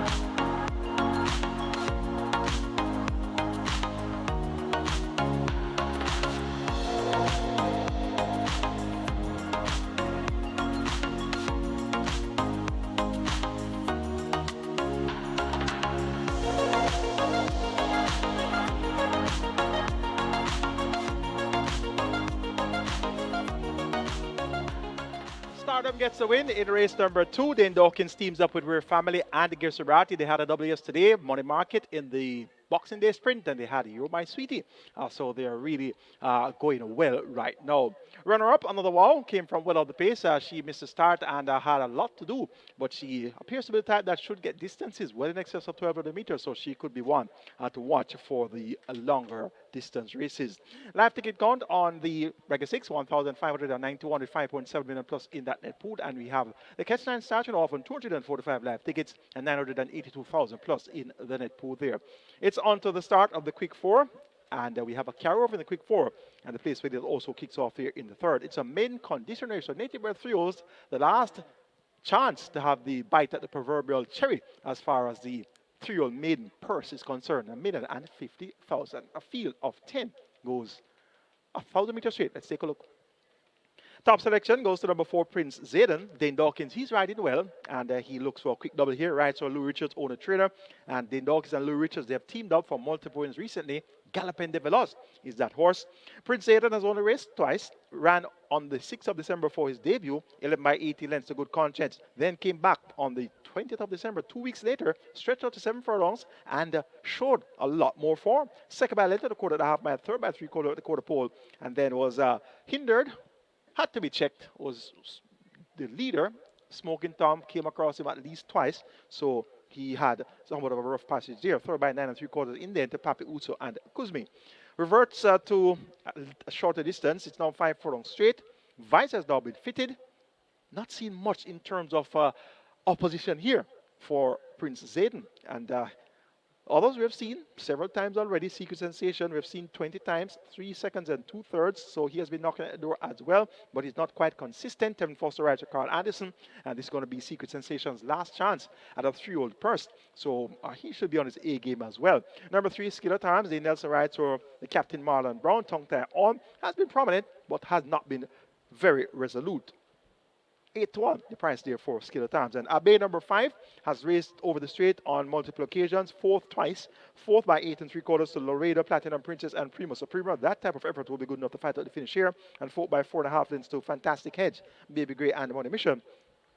Any of those two efforts reproduced should see Abe earning his keep here, and he's getting strong support at 4-1. That's the shortest price that Abe has been sent off at. He has always been at double-digit odds. Andre Powell rides for Lydia Anglin, more popularly known as Sharon, and she's also the breeder of Abe.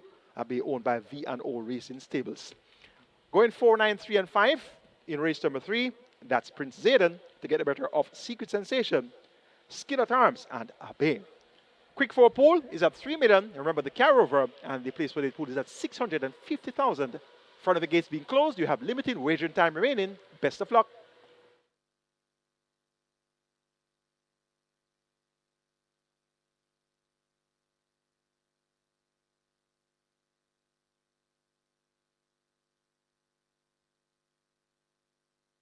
They're now closing up the gates as the high 5 heads for 250,000. The quick 4 is now at 3 million, and the place pot 8 moving toward 700,000.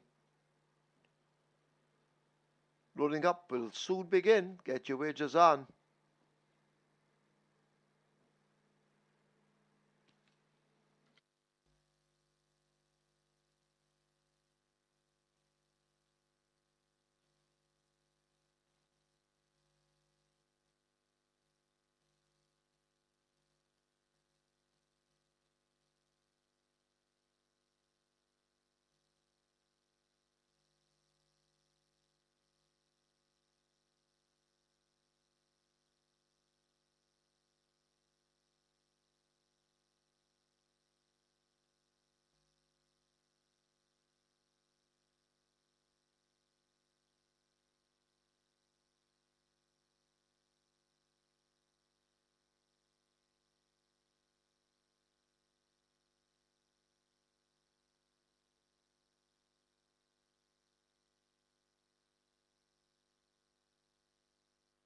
So they have closed up the front of the gate for the start of race number 3. So the loading up about to start. The quick 4 all the rage has gone past $3 million. Could be heading to 3.5. And the place pot 8 approaching 700,000. High 5 pool approaching 300,000. And don't forget, we have 2 hefty carryovers coming up in the early 5-star race number 4, nearly $1 million. And the strike 4, race number 7, it starts nearly $1 million. Get your bets on here in race number 3. Horses loading for the 3rd. Horses loading, first one in Great Magnum. So Great Magnum is loaded.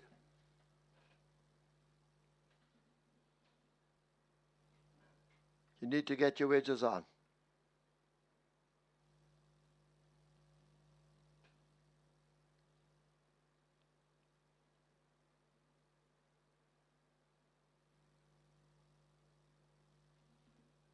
Prince Zayden, the favorite, is in at 4.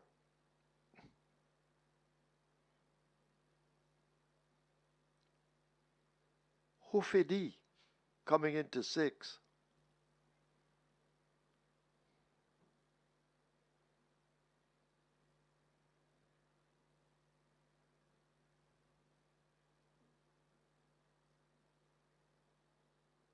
Hoofedi rearing.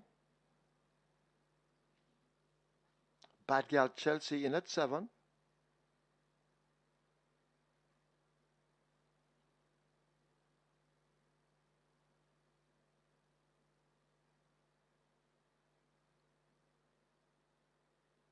So this is 5 furlongs straight.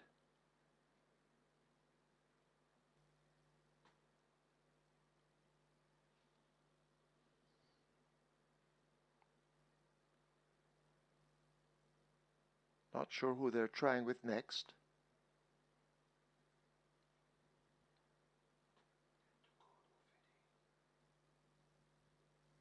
And they've taken out Hoofedi out of gate 6.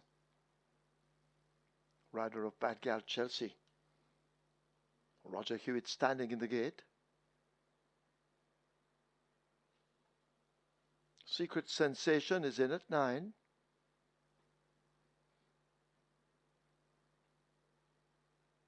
Skill at Arms loads at 3. Dane Nelson riding.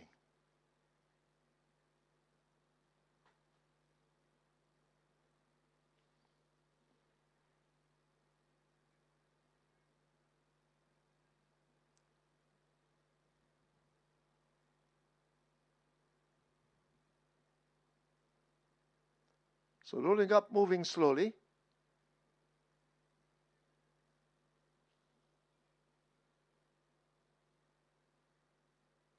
Rider climbing on Secret Sensation in gate 9. Starlight Princess coming into 2.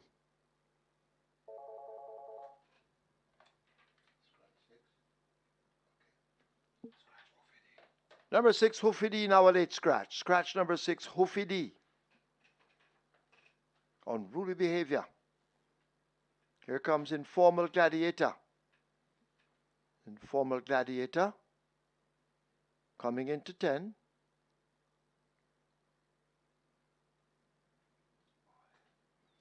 Field in line. 5 furlong straight.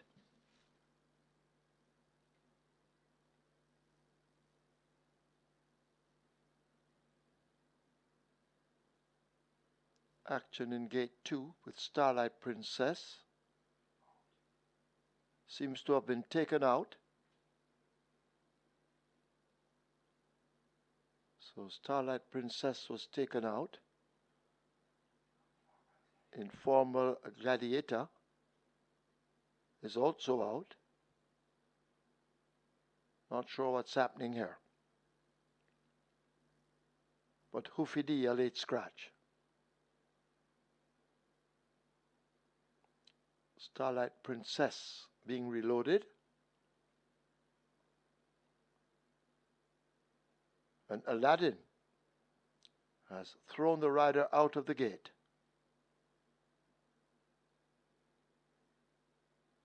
So drama here in the third event.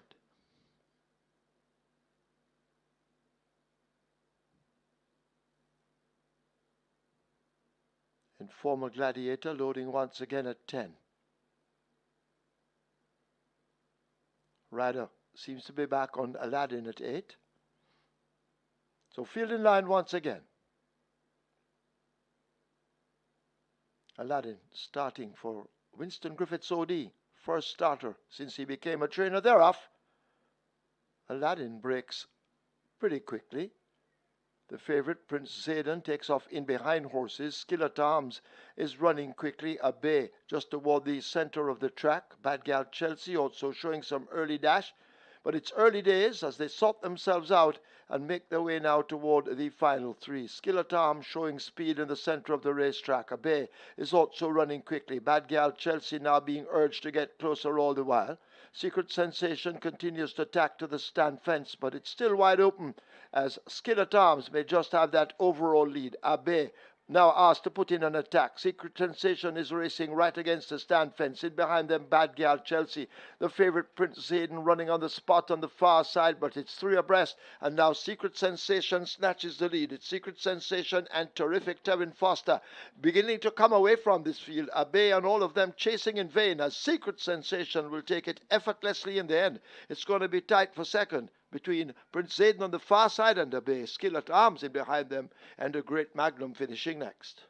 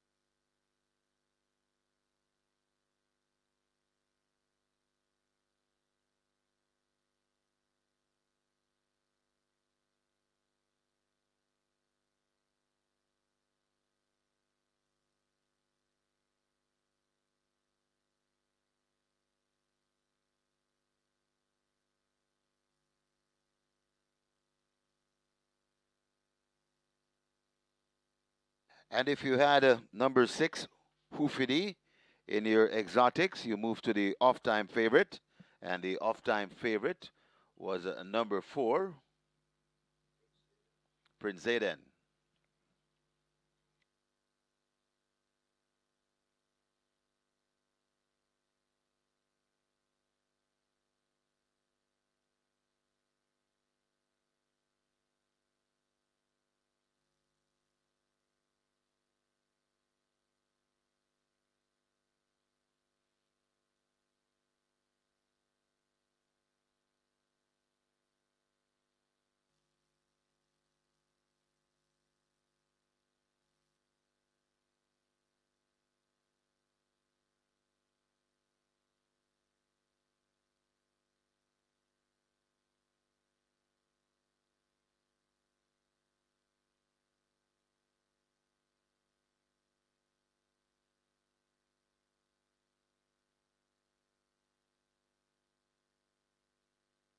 In the winners enclosure, the unofficial winner of race number 3, the number 9 Secret Sensation, a 3-year-old chestnut colt by Sensational Slam, Secret Cat by Maverick, bred, owned, and trained Carl Anderson, the winning rider.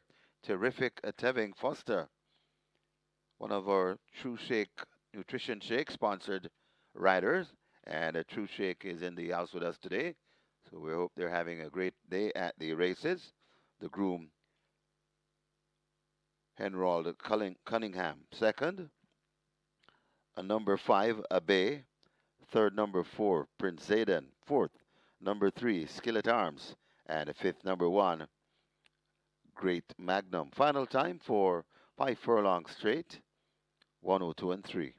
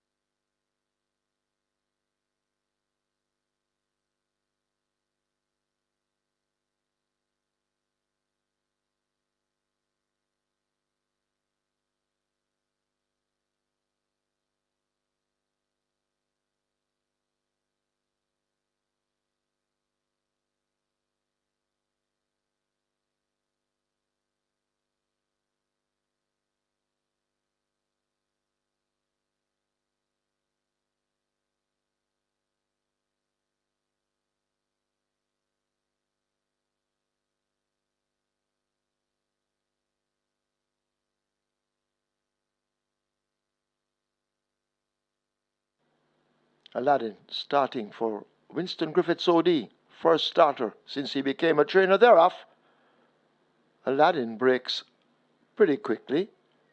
The favorite, Prince Zayden, takes off in behind horses. Skillet Arms is running quickly. Abe just toward the center of the track. Bad Gal Chelsea also showing some early dash. But it's early days as they sort themselves out and make their way now toward the final 3. Skillet Arms showing speed in the center of the racetrack. Abe is also running quickly. Bad Gal Chelsea now being urged to get closer all the while. Secret Sensation continues to tack to the stand fence, but it's still wide open as Skillet Arms may just have that overall lead. Abe now asked to put in an attack. Secret Sensation is racing right against the stand fence. In behind them, Bad Gal Chelsea. The favorite, Prince Zayden, running on the spot on the far side, but it's 3 abreast. And now Secret Sensation snatches the lead. It's Secret Sensation and Terrific Tevin Foster beginning to come away from this field. Abe and all of them chasing in vain as Secret Sensation will take it effortlessly in the end. It's going to be tight for second between Prince Zayden on the far side and Abe. Skillet Arms in behind them, and a Great Magnum finishing next.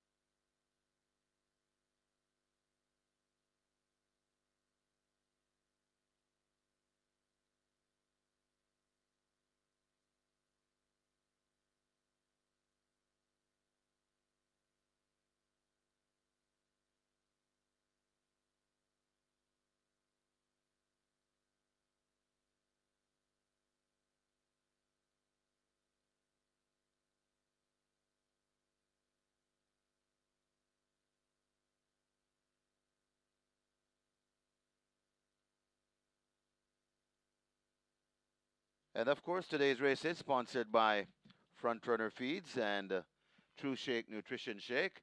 And please join us in the winners enclosure for a special presentation to the race number 3, the winning trainer, Carl Anderson, represented by Donovan Russell, trainer Donovan Russell, and making the presentation a gift voucher for 3 bags of feed and a gift bag courtesy of Front Runner, Santino Longmore, technical sales rep. Congratulations to the winning connections, race number 3. Result of the third, now official. Horses to the testing barn. 1 Great Magnum, 9 Secret Sensation. 1 and 9 go to be tested. Splits 24-4, 49-1. They raced 5 furlongs straight in 102.3. The margin 7.5 by a nose.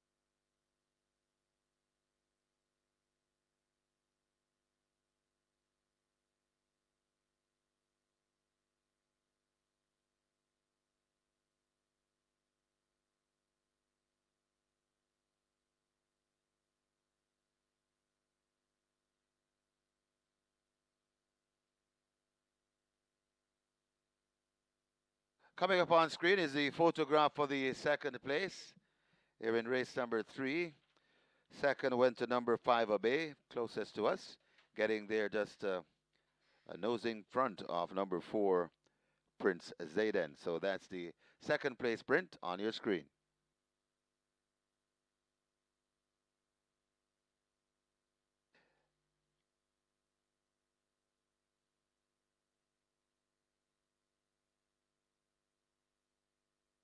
May I have your attention, please? We have a rider change here in the 4th. Number 6, Blythewood, make the rider Joy Haynes. Joy Haynes rides number 6, Blythewood in race number 4.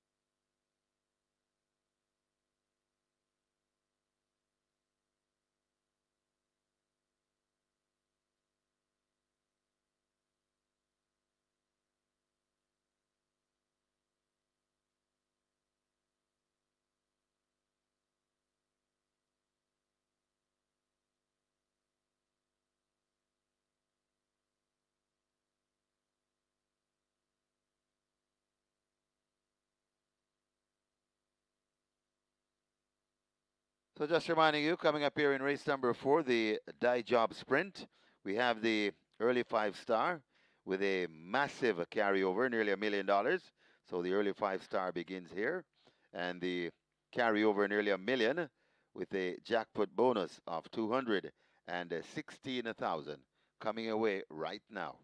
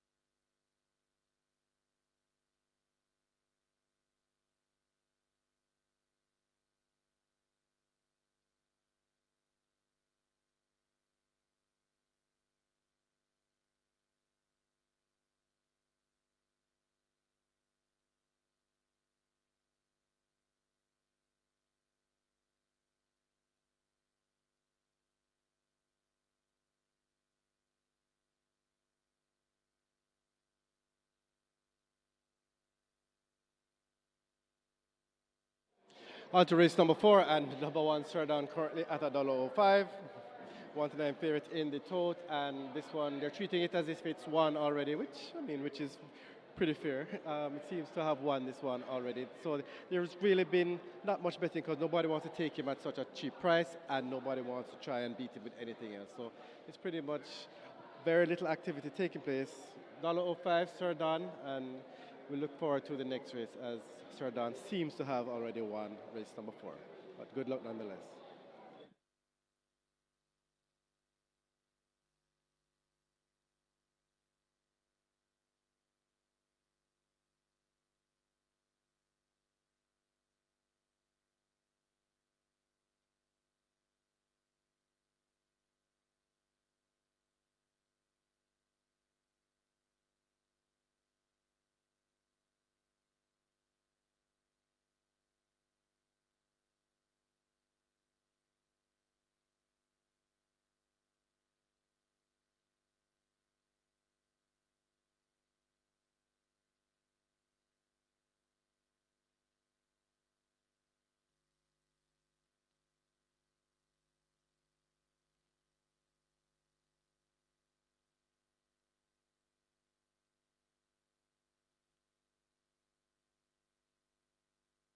So once again, just reminding you that the early 5-star has a single winner bonus in excess of 216,000 and a carryover of almost $1 million. Get your wagers on.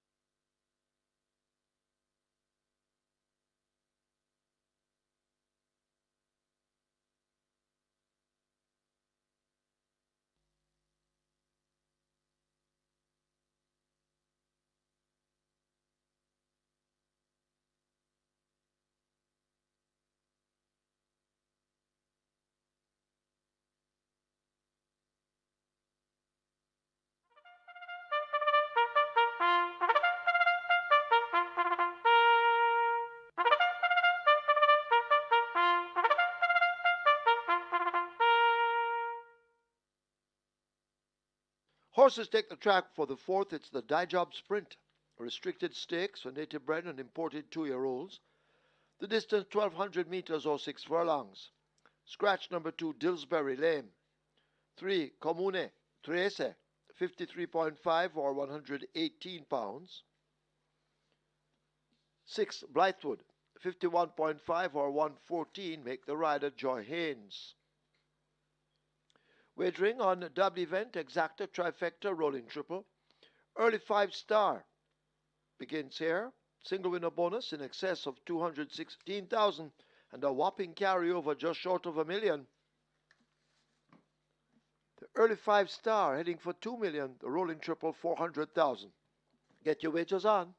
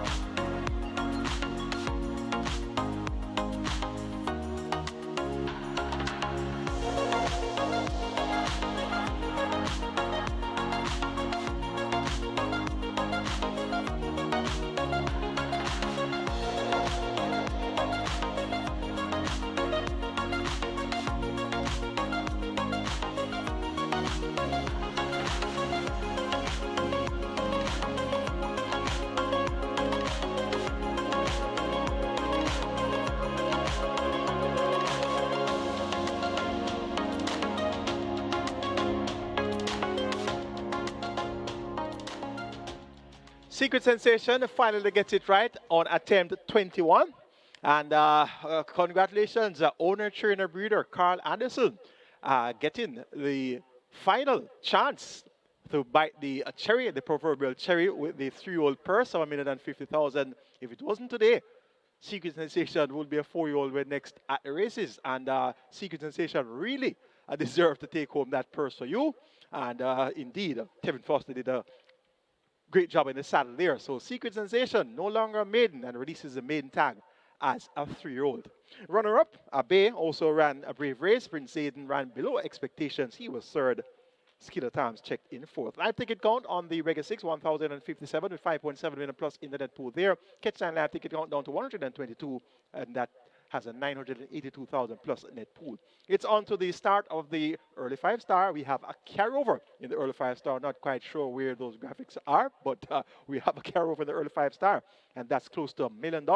And we kick off with the Die Job Sprint. The purse is $2 million, and there's a scratch of number 2, Dillsbury, and we have a bunker to kick off the early 5-star. And that's number 1. Sir Don has won in ultra impressive fashion. All 3 career starts. 8 and 3/4 in the scale, 46.44 straight on debut. 9 and 3/4 in the scale, 106 flat for 5.5 furlongs second time out. 13 and 3/4 in the scale, 126 1 for 7 furlongs third attempt. Salute Don was second. We saw that one finish second yesterday in the Wayne Costa the Jamaica 2-year stakes. So Sir Don cuts back in distance from 7 furlongs to 6 furlongs. Radish Roman maintains them out for the 4th consecutive occasion. It should be a matter of the time that he runs and how far he'll win. The exacta horse is going to be number 4, Prodigal's Power, second on debut by 14 1/4 lengths of Phenomenal Power, his stablemate. There will be high picks at the mount for Anthony Nunes, and this one is going to be the exacta horse. 1-4-5-2 in the Die Job Sprint. It's over to Kevin for the call.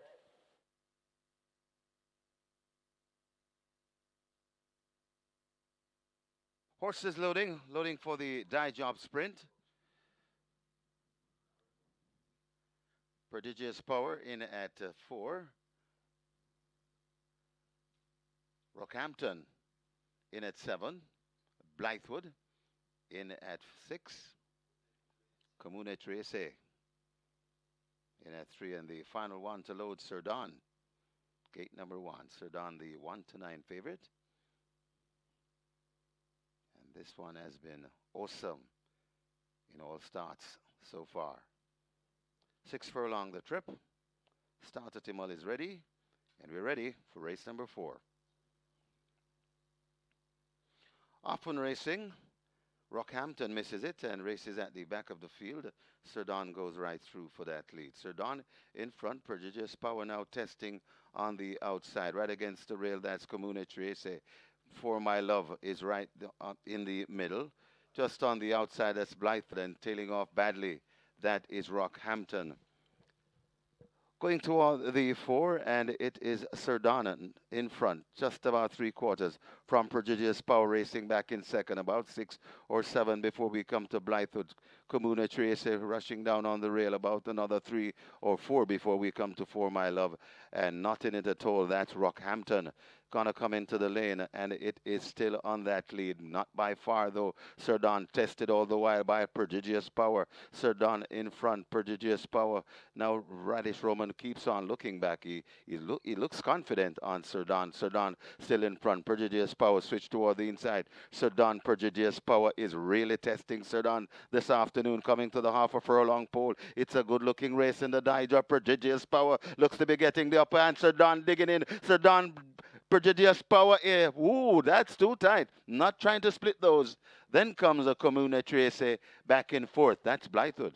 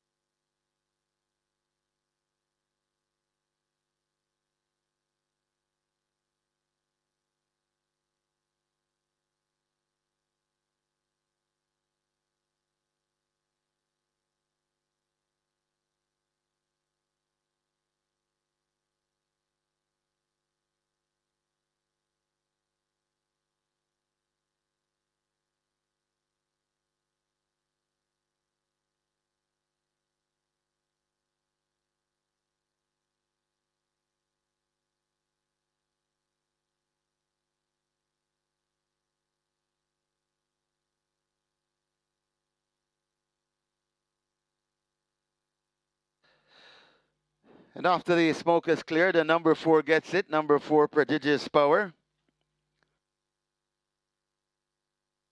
Prodigious Power, number 4 by a nose.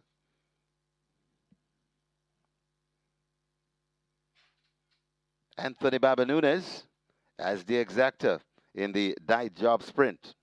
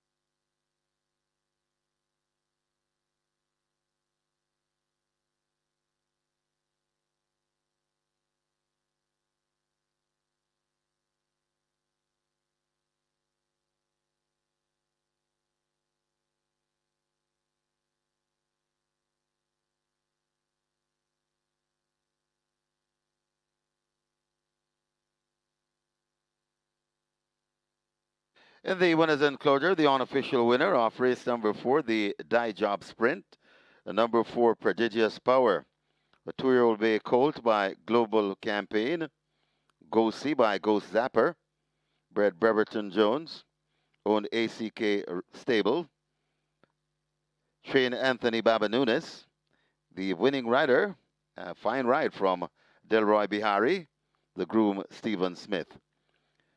Anthony Baba Nunes also responsible for second place, Sir Don, number 1, a third, number 3, Comune Triese, and a fourth, number 6, Blythewood. Final time for 6 furlongs, 1:14 flat.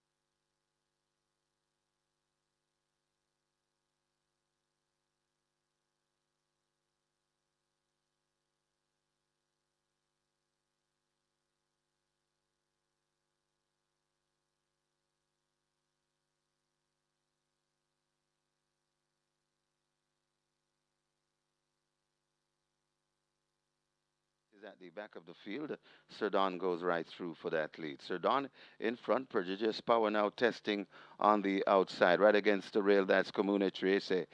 For My Love is right in the middle. Just on the outside, that's Blythewood, and tailing off badly, that is Rockhampton. Going toward the 4, and it is Sir Don in front, just about 3/4 from Prodigious Power racing back in second, about 6 or 7 before we come to Blythewood. Comuna Tracy rushing down on the rail, about another 3 or 4 before we come to For My Love, and not in it at all. That's Rockhampton. Gonna come into the lane, and it is still on that lead. Not by far, though. Sir Don tested all the while by Prodigious Power. Sir Don in front. Prodigious Power. Now Radish Roman keeps on looking back. He looks confident on Sir Don. Sir Don still in front. Prodigious Power switched toward the inside. Sir Don, Prodigious Power is really testing Sir Don this afternoon, coming to the half a furlong pole. It's a good-looking race in the die job. Prodigious Power looks to be getting the upper hand. Sir Don digging in. Sir Don, Prodigious Power here. Ooh, that's too tight. Not trying to split those. Then comes a Comune Trace back and forth. That's Blythewood.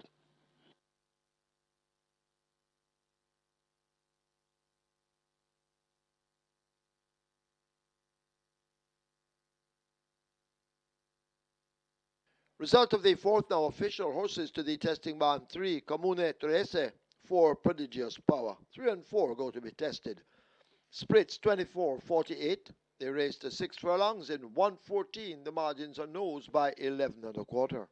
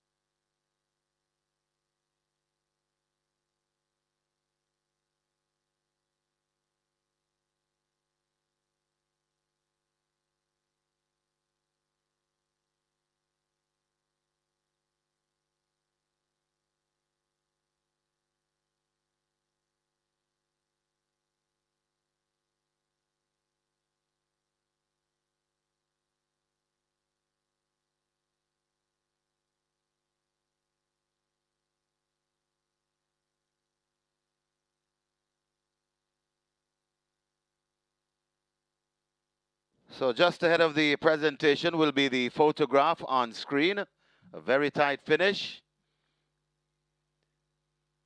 Separated by a nose. Closest to us in the Oak Ridge Farm colors, Sir Don. And farther away, that's ACK Stables colors. And Prodigious Power getting there by a nose. And now it's time for presentation. Please join us in the winners enclosure for the presentation of the Die Job Sprint Trophy. Making the presentation, Monica Edwards, and she makes it to the winning trainer, Anthony Baba Nunes. Also in the presentation party, Raheem Campbell, grandson, Kirk Bridgmahan, adopted son,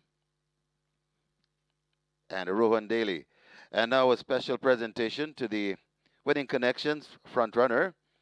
Gift voucher for 3 bags of feed and a gift bag, courtesy of front runner, presented by Santino Longmore, technical sales rep of front runner.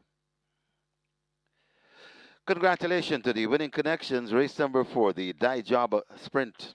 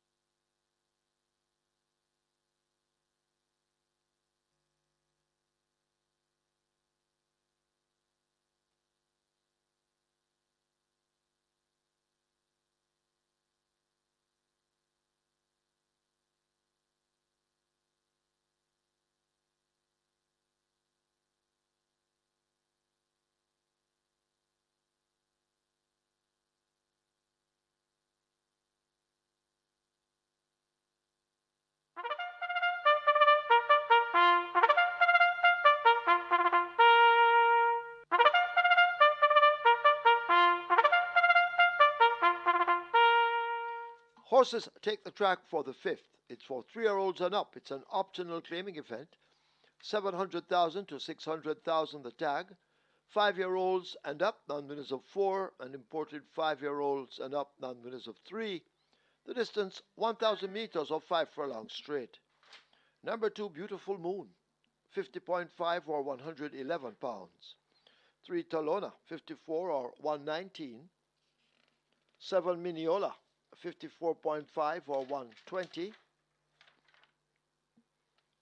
Wagering offered on double event. Exacta, Quinella trifecta, superfecta, rolling triple.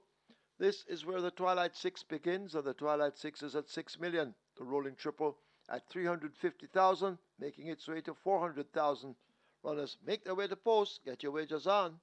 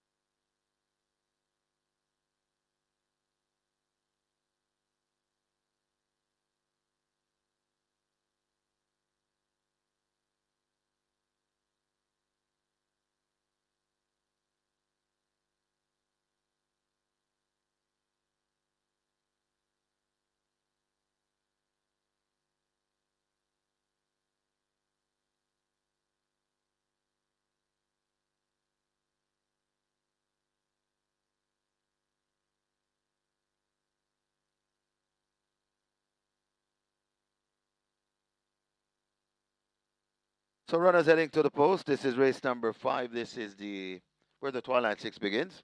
Twilight 6 has gone past 7 million, heads to 7.5 million, rolling triple on its way to 450,000. And don't forget, we still have another carryover to come. Race number 7, the Strike 4. Strike 4, the jackpot bonus in excess 308,000. And the carryover, a whopping nearly 1 million. And that's for the Strike 4, starting in race number 7, races 7 through 10. Runners making the way to post. This is race 5. Twilight 6 approaching 7.5 million.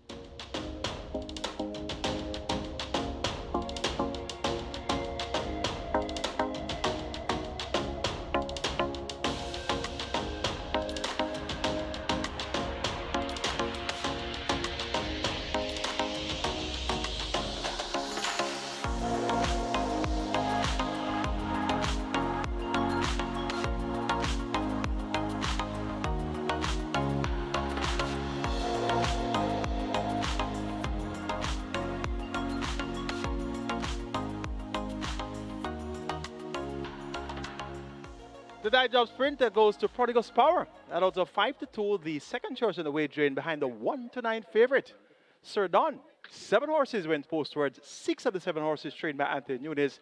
And the 1-9 favorite gets a nose.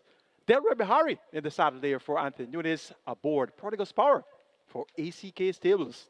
Live ticket count on the Reggae 6 down to 55 with 5.7 million plus in the net pool. 6 tickets alive on the catch time, 982,000 plus in that net pool. And the mandatory period quick 4 starts off on 54 live tickets and 2.6 million plus in the net pool. It's time for the Twilight 6 minimum guarantee pay of 3.5 million. Wagered already 7.3 million. We have a field of 8 going 1,000 meters straight for the claimers. 700,000 down to 600,000. Top selection is number 8, Jordan Reigns, Babito Harvey for Peter number Sarah. They're looking for a double scored in race 1 with Rum With Me, taking them to make it a double here. For second, number 3, Talona. For third, making number 7, Mignola. Then number 1, Best Daughter-in-Law. Best of luck.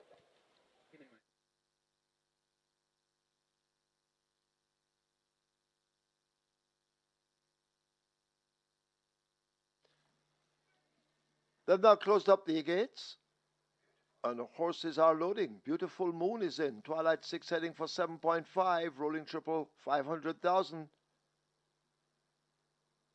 Best daughter-in-law in at 1. Here comes Give Me the Light to load at 4. Jack Daniel slots into 5.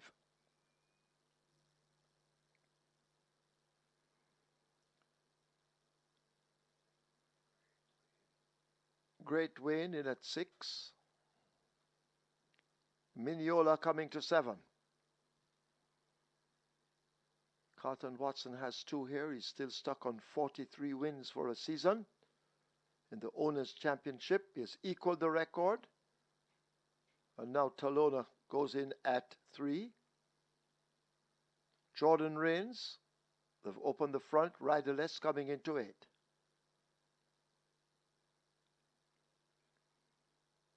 Jordan Rains is in. But Peter Harvey is looking for his 2nd win. Field in 9. This is the 5th. We're at the halfway stage. And they're off. Jordan Rains comes away running quickly in the early exchanges. Talona is also showing early dash and coming right against the stand fence.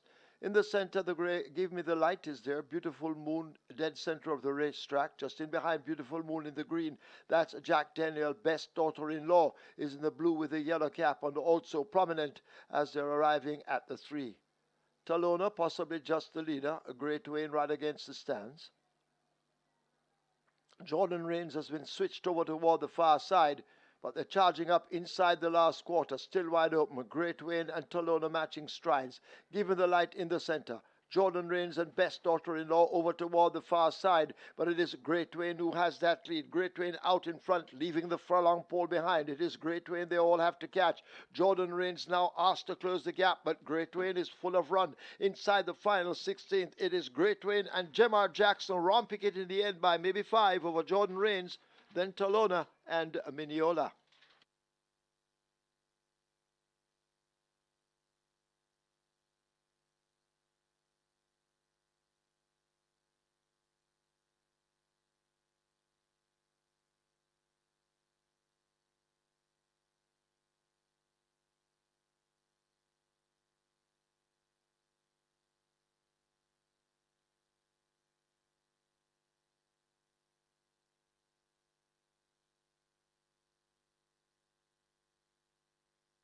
We have claims. We have claims in the 5th. Number 3, Talona.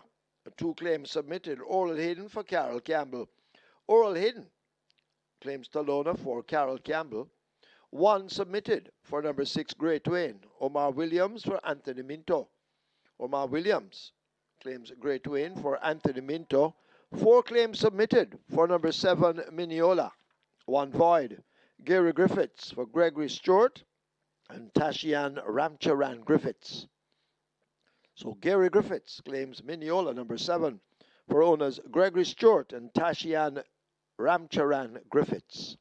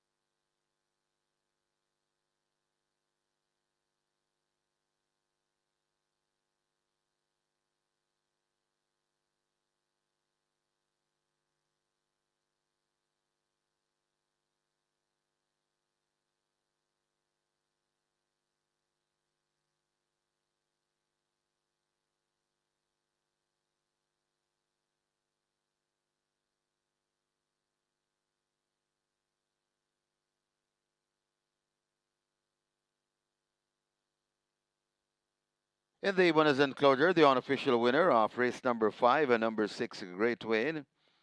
6-year-old bay horse by Casual Trick. Classy Aviator by Seeking the Glory.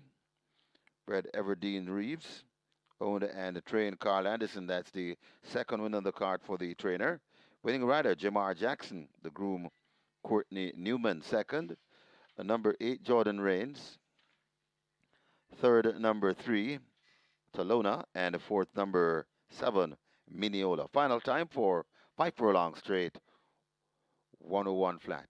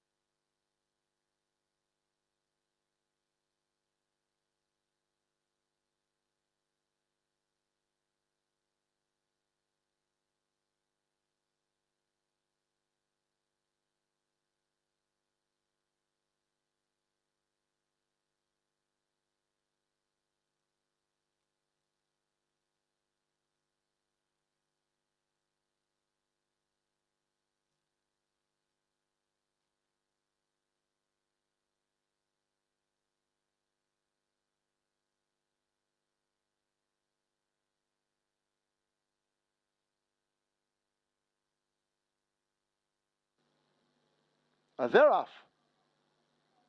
Jordan Rains comes away running quickly in the early exchanges. Talona is also showing early dash and coming right against the stand fence. In the center, the gray Give Me the Light is there. Beautiful Moon, dead center of the racetrack. Just in behind Beautiful Moon in the green, that's Jack Daniel. Best Daughter-in-Law is in the blue with a yellow cap and also prominent as they're arriving at the 3. Talona possibly just the leader. A Great Wayne right against the stands. Jordan Rains has been switched over toward the far side, but they're charging up inside the last quarter, still wide open. Great Wayne and Talona matching strides, Given the Light in the center. Jordan Rains and Best Daughter-in-Law over toward the far side, but it is Great Wayne who has that lead. Great Wayne out in front, leaving the furlong pole behind. It is Great Wayne they all have to catch. Jordan Rains now asked to close the gap, but Great Wayne is full of run. Inside the final 16th, it is Great Wayne and Jamar Jackson romping it in the end by maybe 5 over Jordan Rains, then Talona and Mineola.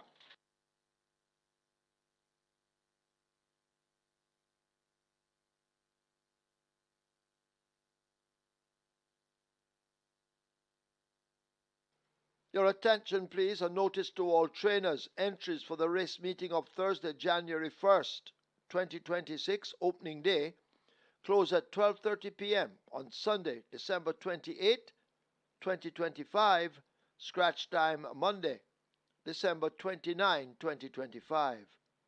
So entries for the race meeting of Thursday, January 1st, 2026, opening day, close at 12:30 p.m. on Sunday, December 28, 2025. Scratch time Monday, December 29, 2025. Entries for the race meeting of Saturday, January 3rd, 2026. Close at 12:30 p.m. on Monday, December 29, 2025. Scratch time Tuesday, December 30, 2025.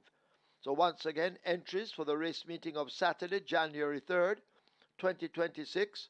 Close at 12:30 p.m. on Monday, December 29, 2025.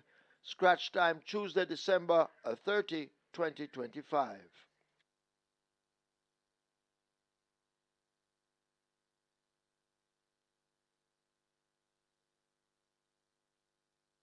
Ladies and gentlemen, your attention call to the winners enclosure for another special presentation by Front Runner. Making the presentation Renardo Stone, technical sales rep for Front Runner, and he makes it to Michael Gordon, representing the winning owner trainer. Carl Anderson, also in the presentation party, trainer Donovan Russell. And it's a gift voucher for 3 bags of feed and a gift bag, courtesy of Front Runner. And we want to thank Front Runner and True Shake Nutrition Shake for their kind sponsorship today.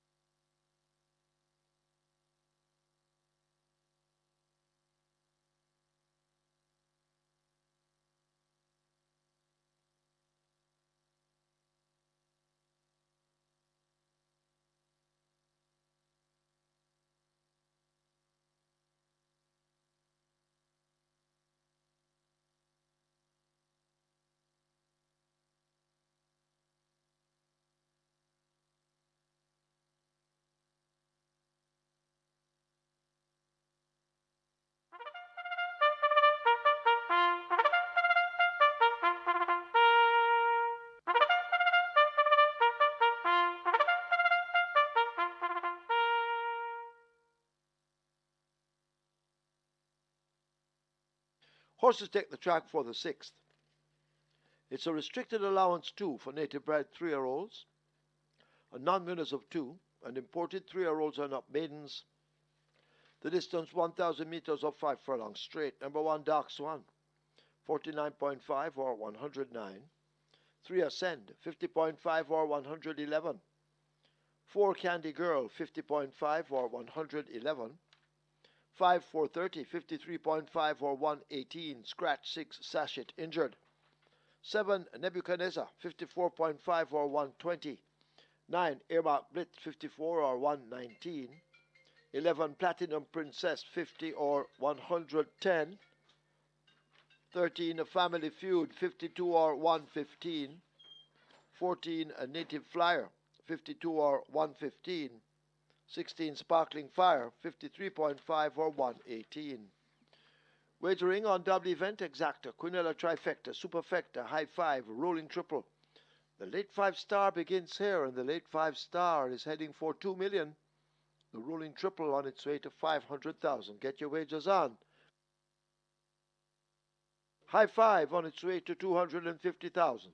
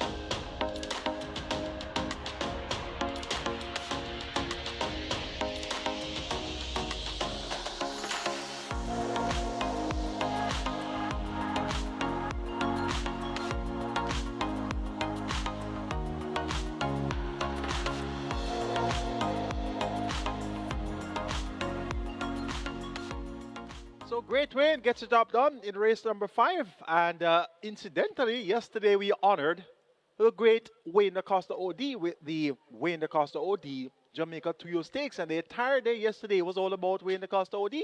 So this was the rake that we were really looking for. And hindsight is a very powerful thing, as in after it happens, you see it. So once you were looking for that rake and you saw Great Wayne on the program, it would have really sparked some interest. So quite fitting that Great Wayne wins just about the time that we honored Wayne Da Costa OD, or 18-time champion trainer. And indeed, great win. Upset the apple cart. Congrats to Carl Anderson on a double. Scored earlier with Secret Sensation. Last bite at the proverbial cherry of the 3-year-old purse as owner, trader, and breeder. He gets all the checks there, and he gets a double with a great win ridden by Jamar Jackson, more popularly known as Bag Juice, upsets at 9-1. Live ticket count on the reg 6 coming to the cash out leg 6 with 5.7 million to share. So with a big field of 15 going 1,000 meters straight, a lot can happen. So you're into some big money already. And the mandatory period quick 4 down to 12 tickets, 2.6 million plus there. So you're into some big bucks already there also. And the Twilight 6 starts off with only 559 live tickets and 5.5 million plus in the net pool there. And you have 5 legs remaining on the Twilight 6. So it appears as if the last race day for 2025 will be quite fruitful for our patrons. Let's now take a look at race 6, which begins the late 5-star. Maidens, rather nuns of 2, native bred and imported maidens. The first 1.1 million. Top selection goes to number 5, 430. Races for the third occasion, ridden on our first 2 attempts by Carlton Malcolm. 3 to 5 on debut, 65 second time out. Led for 5 furlongs and 7 furlong contest on the 20th of December. Cuts back to 5 furlong straight. Vision of fitted. Gear Sabrati, the trainer. Dane Dawkins, the rider. And this one owned by Oak Ridge Farms. And 430 gets a vote here. Your 2-1 joint favorite. Number 3 is Ascend. This one gets 7-1, a big price. Went about even money first attempt at nuns of 2. Stone to Stride, and was fought by 3.5 lengths to Dreamer's Corner, Cutout, and Native Flyer. Reverts to the straight where she won on the 29th of November. 1 at 4 4 straight in 48.3 between Dark Swan and Feeding Free. Both of those horses came back to win. So Ascend's form line is quite rich. Number 11 is Platinum Princess. This one gets 9-2. Has been very consistent. 7 career starts. 1 win, 2 seconds, 3 thirds. Has only been off the board once. Tajiseku chips off 3 kilos of the allotted 52.5 kilo weight. And this one reports off a breaks in September. Runs well when fresh. Last time out beaten behind stablemate Brompton Boy, who did 46.4 for 4 furlong straight. So Platinum Princess is quite capable among these. At number 15, Bangarang. This one gets 2-1. Your joint favorite with 430. Bangarang was a strong runner-up last time out, coming from well off the pace. Rapid headway in the final furlong behind Margarita. We saw Margarita up in class yesterday, running a brave race. Bangarang with this outside post. He's a late fall for the 3rd of June. So he is getting mature as time goes by. And he should be finishing strongly here. Radish Roman rides Sir Peter and Bassard. Make it 5, 3, 11, and 15. 430 over Ascend, Platinum Princess, and Bangarang. Late 5-star pool, 2.3 million and climbing. Your triple is at 550,000. Starting gates being closed. You have a limited wagering time remaining. Best of luck.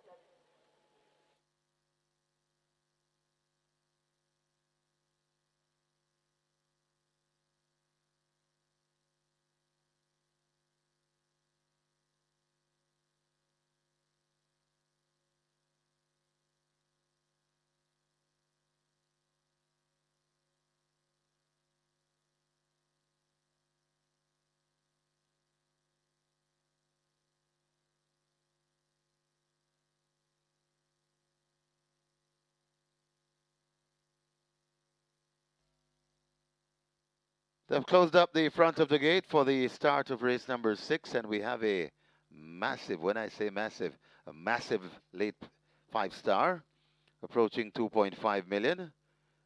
High 5 approaching 300,000, and the rolling triple on its way to 650,000. Don't forget, we still have a whopper to come. Race number 7, the Strike 4, nearly $1 million carried over in the Strike 4 coming up next.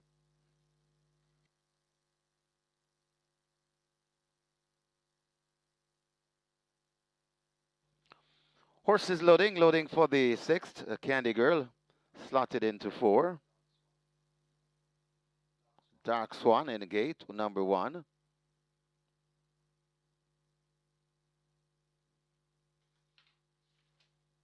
So horses loading. Got to make sure you get those wagers in. 430 in at 5. So value in the win pool, 2 to 1 on the 5, 430. And a 2 to 1 on the 15, a Bangarang. Nebuchadnezzar in at 7.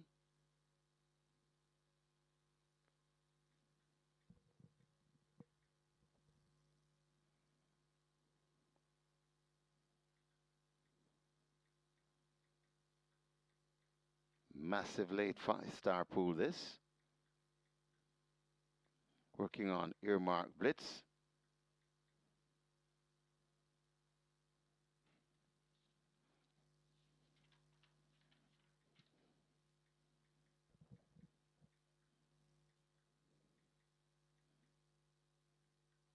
Earmark blitz looks to be in at 9. Ryder will climb aboard shortly. All together. Close at 10.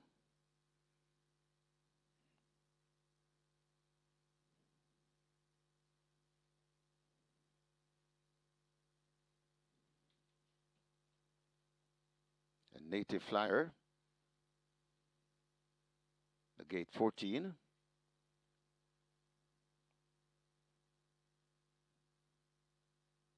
Prince Kazir, gate number 12.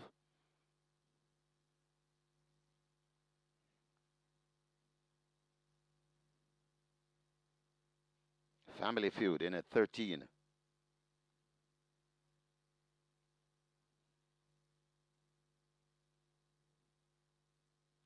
So loading process will advance.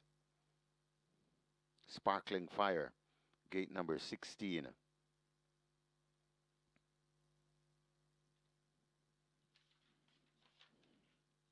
Legal Fight in at 2.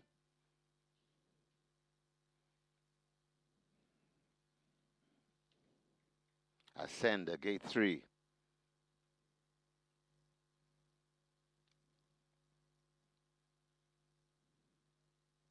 So not many left to be loaded.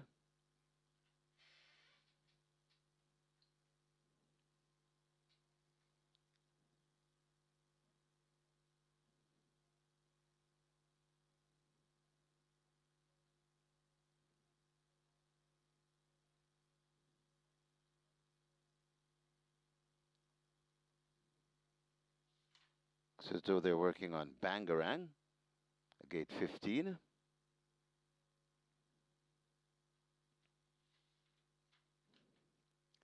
Bangarang is in.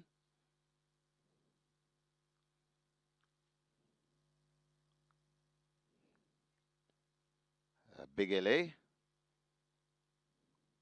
heads to gate number 8.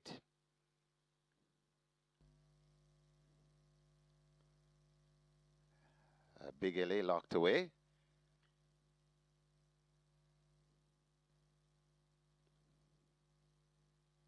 On to load. Platinum Princess. Gate 11. That's the one we wait on. 5 furlongs straight the trip. Best of luck with all your wagers. As Platinum Princess slotted into gate 11, and we're ready. Ready for race number 6. The cash out leg of the Reggae 6. And the start of the late 5-star massive pool.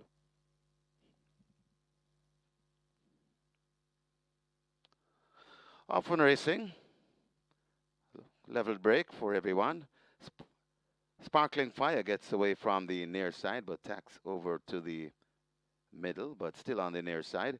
In the middle, Platinum Princess is quite prominent, along with Ascend. Also there, that's all together. Big LA is on the premises, and Dark Swan has tacked across and is really up with the front end.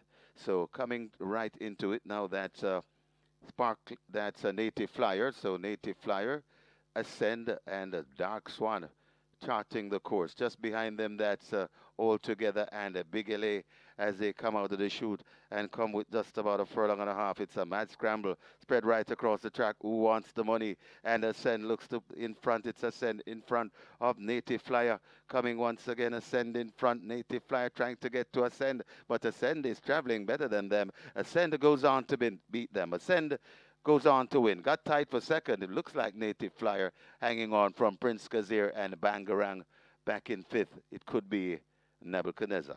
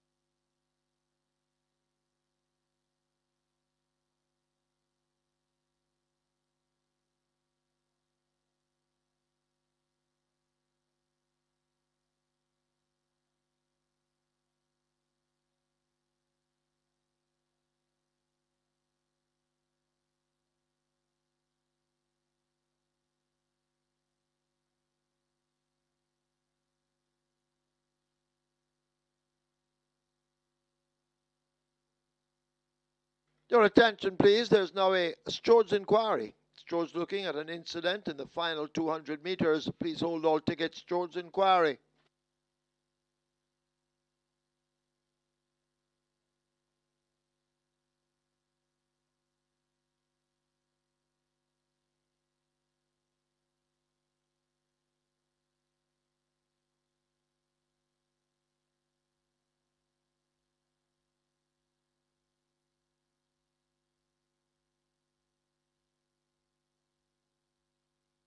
In the winners enclosure, the unofficial winner of race number 6, number 3, Ascend, a 3-year-old chestnut filly by Burn Identity, Twist and Turn by Brown C, bred Ewan Elliott, owned and trained Barrington Bernard. The winning rider, Richie Shakes, the groom, Carlton Brown. Second, number 14, Native Flyer. A third, number 15, Bangarang. Fourth, number 12, Prince Kazir. And a fifth, number 7, Nebuchadnezzar. Final time for 5 furlongs straight, 101 and 1.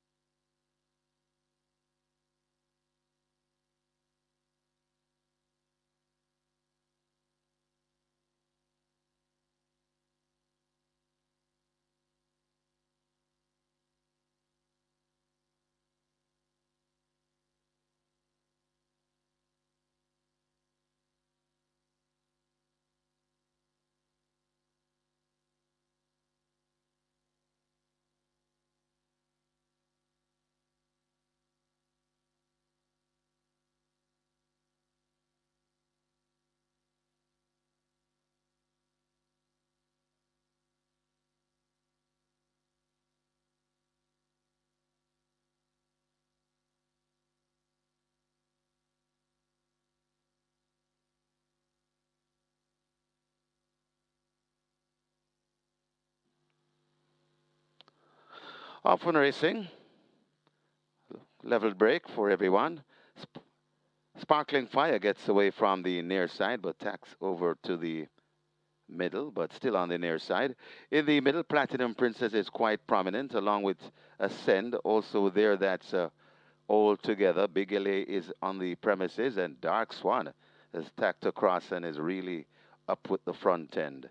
So coming right into it now, that's that's a Native Flyer. So Native Flyer, Ascend, and Dark Swan charting the course. Just behind them, that's All Together and Big LA as they come out of the chute and come with just about a furlong and a half. It's a mad scramble, spread right across the track. Who wants the money? And Ascend looks to in front. It's Ascend in front of Native Flyer. Coming once again, Ascend in front. Native Flyer trying to get to Ascend, but Ascend is traveling better than them. Ascend goes on to beat them. Ascend goes on to win. Got tied for second. It looks like Native Flyer hanging on from Prince Kazir and Bangarang back in fifth. It could be Nebuchadnezzar.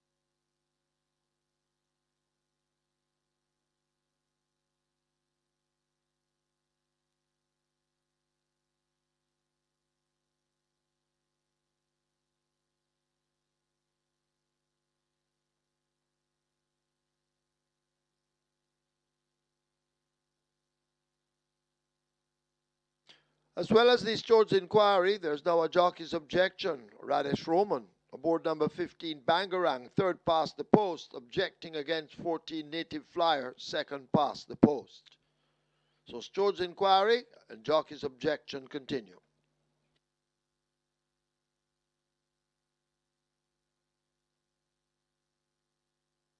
Ladies and gentlemen, your attention call to the winners enclosure for the special presentation by Frontline.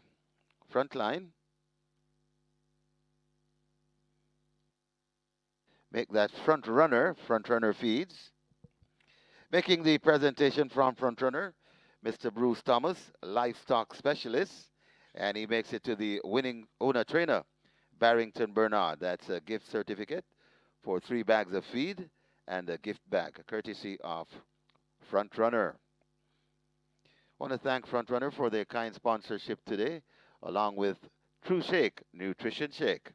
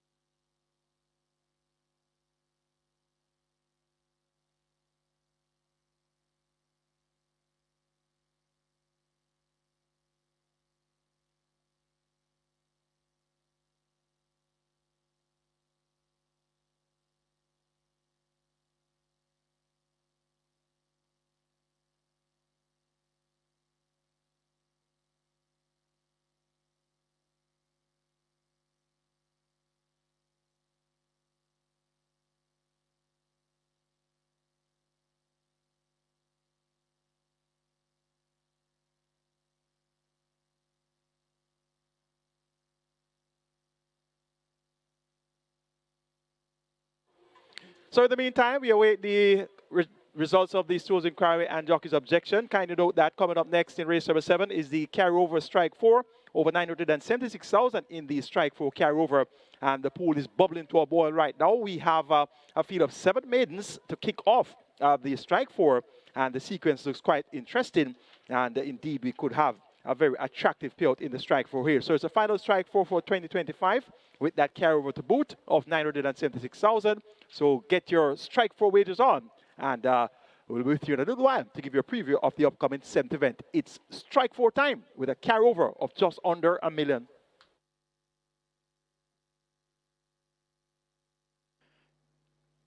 And after the stewards inquiry and jockey's objection, the objection has been upheld. Second past the post. Native Flyer disqualified and placed behind horse number 15 Bangarang for intimidation and interference in the vicinity of the 100-meter point. The new placings, of first 3 Ascend. Second now goes to 15 Bangarang. Third, 14 Native Flyer. Fourth, 12 Prince Kazir. Fifth, 7 Nebuchadnezzar. Have a look at your monitors for a replay of the incident.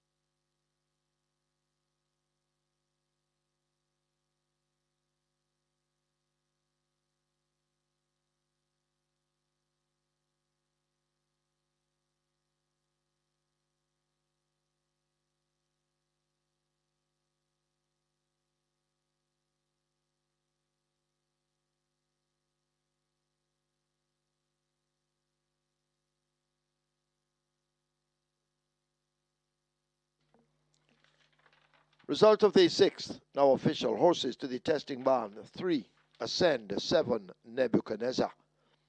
3 and 6 go to be tested. Splits, 24, 47-4. They raced 5 furlongs straight in 101-1. The margin's 2.5 by a head. We have some carryovers. First one in the triple, 249,000 plus. Carryover in the high 5, 214,000 plus. The Reggae 6 returned.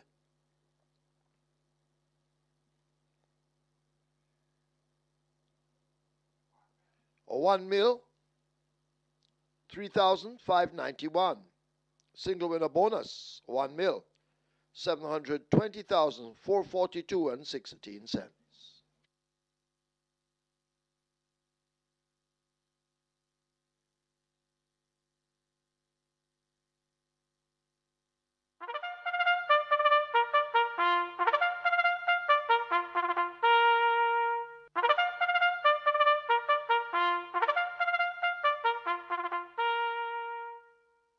Horses take the track for the 7th. It's a main condition race for native bred 3-year-olds. The distance 1,600 meters or 1 mile. 1, Chasing My Dream, 52.5 or 116. 3, Round the Twist, 54.5 or 120. 4, Lauren's Secret, 51 or 112.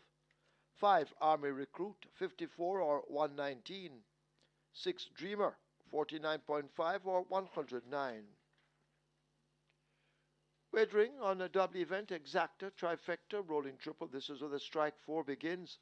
The single winner bonus in excess of 308,000. We also have a carryover in excess of 976,000. So remember the carryover in the strike 4 in excess 976,000. Runners make their way to post.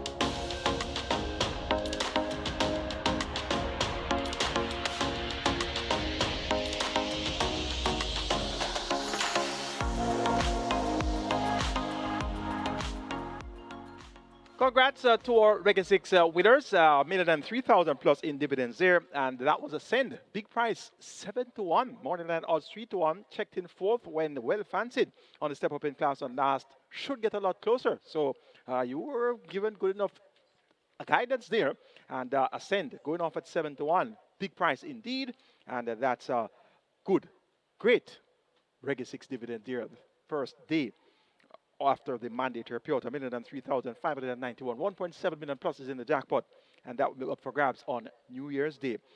194 tickets are still going on the Twilight 6 side of things. It's now time to shift your focus to the carryover. Strike 4, almost a million in the carryover, 976,000 plus, and we have 2 million wagered already. Let's take a look at race 7. 1 mile for maidens, last bite of the proverbial cherry at the $1,050,000 purse. Top selection goes to number 7, Kuzmi. Run up the last 3 outings, beat My Papi Uso, Joyful Surprise, and Irma Blitz. Looks destined to go one better here. Look sharp and ready. Radish Roman Raja, Anthony Nunes. Number 2 is Atida, second at a mile. A long time ago. Hasn't gotten as close as yet. Second by maybe a nose or a short head. Let's hope that she can put together a better run here. Paul Francis Raja, Fitzgerald Williams. Atila gets 4-1. Number 5. Army Recruit is at odds of 19-1. Tevin Foster rides for Marlon Brown. Stretches out in distance to a mile. Has been running short 4 straight, 5 rounds, 6 furlongs, 5.5 furlongs, but hasn't been really getting the job done. So maybe the milder pace at a mile will suit Army Recruit's running style. And number 4 is Lauren's Secret. Gets a lot of support today. 4-5 joint favorite.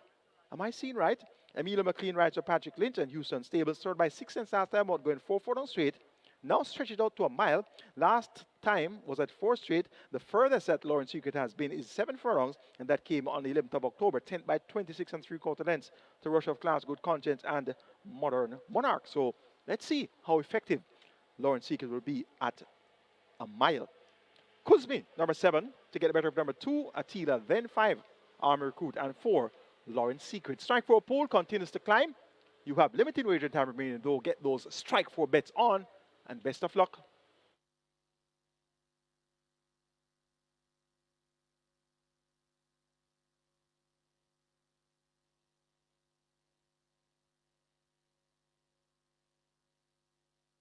So we also have a triple carryover here. Triple carryover nearly 150,000. So there is a triple carryover here in the 7th. Limited wagering time remains as they have closed up the front of the gate.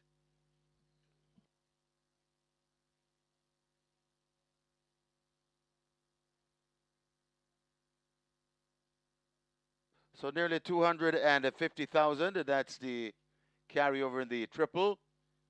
Strike 4 starts here. Massive carryover, nearly $1 million. And it's approaching 300,000. So got a triple carryover to boot. Nearly 250,000.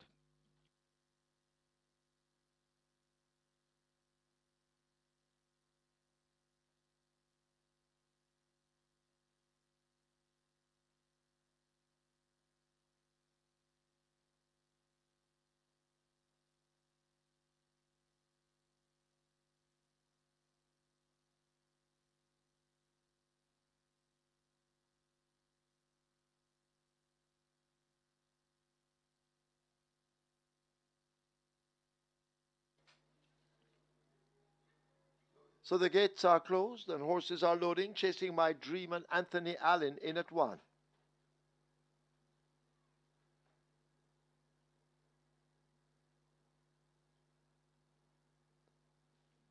Attila and Paul Francis, they will try with it too.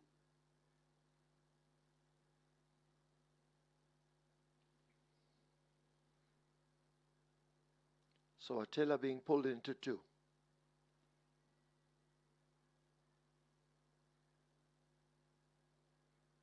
Round the twist, coming toward 3.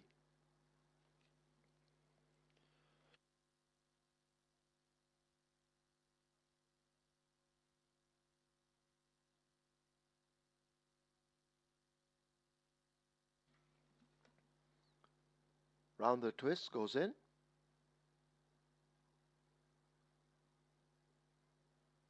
Lauren's Secret.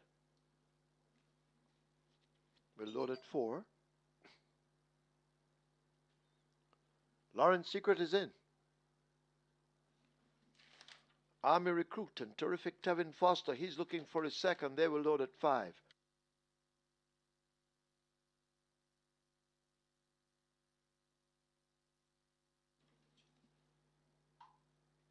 A Dreamer in at 6, and the final one will be Kuzmi at 7.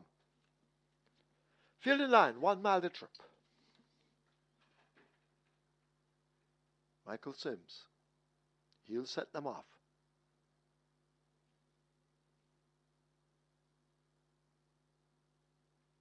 They're off. 1 mile ahead of them.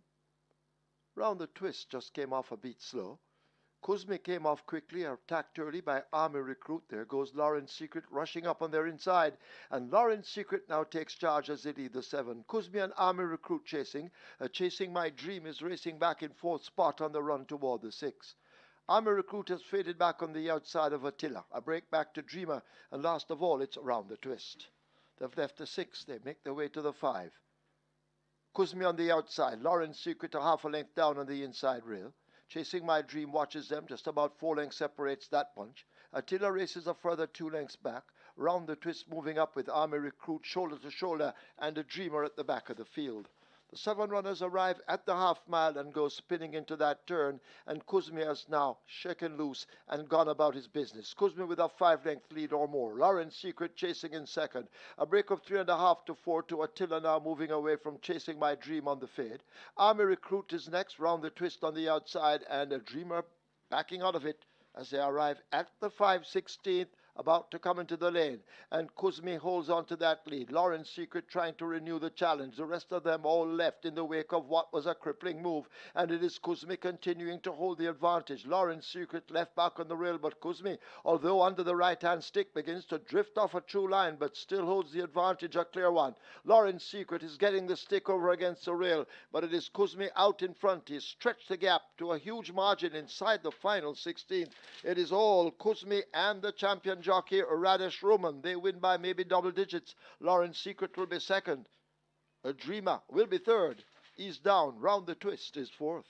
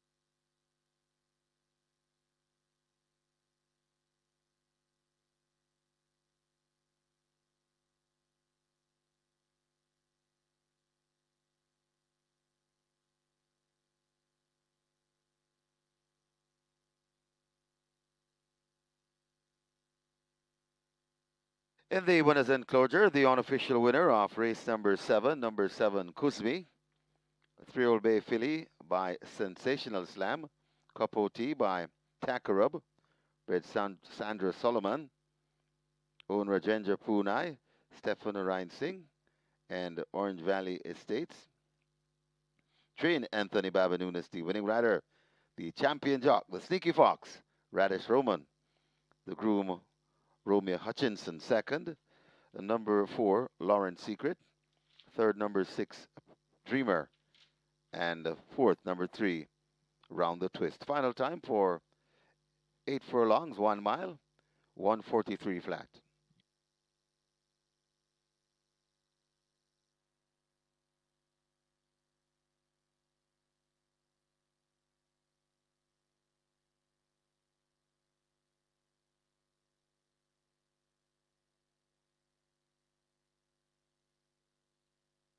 And of course, that's the second winner for the trainer Anthony Babanunas. Congratulations.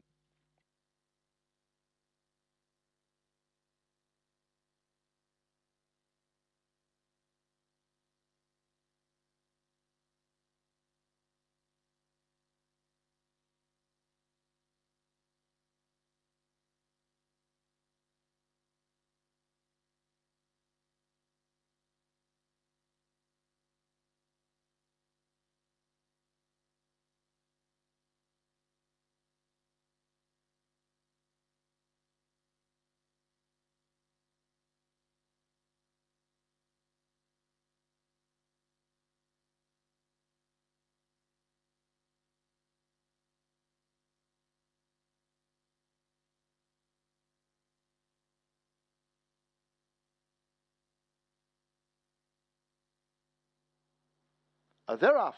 1 mile ahead of them. Round the Twist just came off a beat slow. Kuzmi came off quickly, attacked early by Army Recruit. There goes Lauren's Secret rushing up on their inside. And Lauren's Secret now takes charge as they lead the 7. Kuzmi and Army Recruit chasing. Chasing My Dream is racing back in 4th spot on the run toward the 6. Army Recruit has faded back on the outside of Attila. A break back to Dreamer. And last of all, it's Round the Twist. They've left the 6. They make their way to the 5. Kuzmi on the outside. Lauren's Secret a half a length down on the inside rail. Chasing My Dream watches them. Just about 4 lengths separates that bunch. Attila races a further 2 lengths back. Round the Twist moving up with Army Recruit shoulder to shoulder and a Dreamer at the back of the field. The 7 runners arrive at the half mile and go spinning into that turn, and Kuzmi has now shaken loose and gone about his business. Kuzmi with a 5-length lead or more. Lauren's Secret chasing in second. A break of 3.5 to 4 to Attila now moving away from Chasing My Dream on the fade. Army Recruit is next. Round the Twist on the outside, and a Dreamer backing out of it as they arrive at the 5/16th, about to come into the lane. And Kuzmi holds on to that lead. Lauren's Secret trying to renew the challenge. The rest of them all left in the wake of what was a crippling move. And it is Kuzmi continuing to hold the advantage. Lauren's Secret left back on the rail, but Kuzmi, although under the right-hand stick, begins to drift off a true line, but still holds the advantage, a clear one. Lauren's Secret is getting the stick over against the rail, but it is Kuzmi out in front. He's stretched the gap to a huge margin inside the final 16. It is all Kuzmi and the champion jockey Radish Roman. They win by maybe double digits. Lauren's Secret will be second. A Dreamer will be third. He's down. Round the Twist is fourth.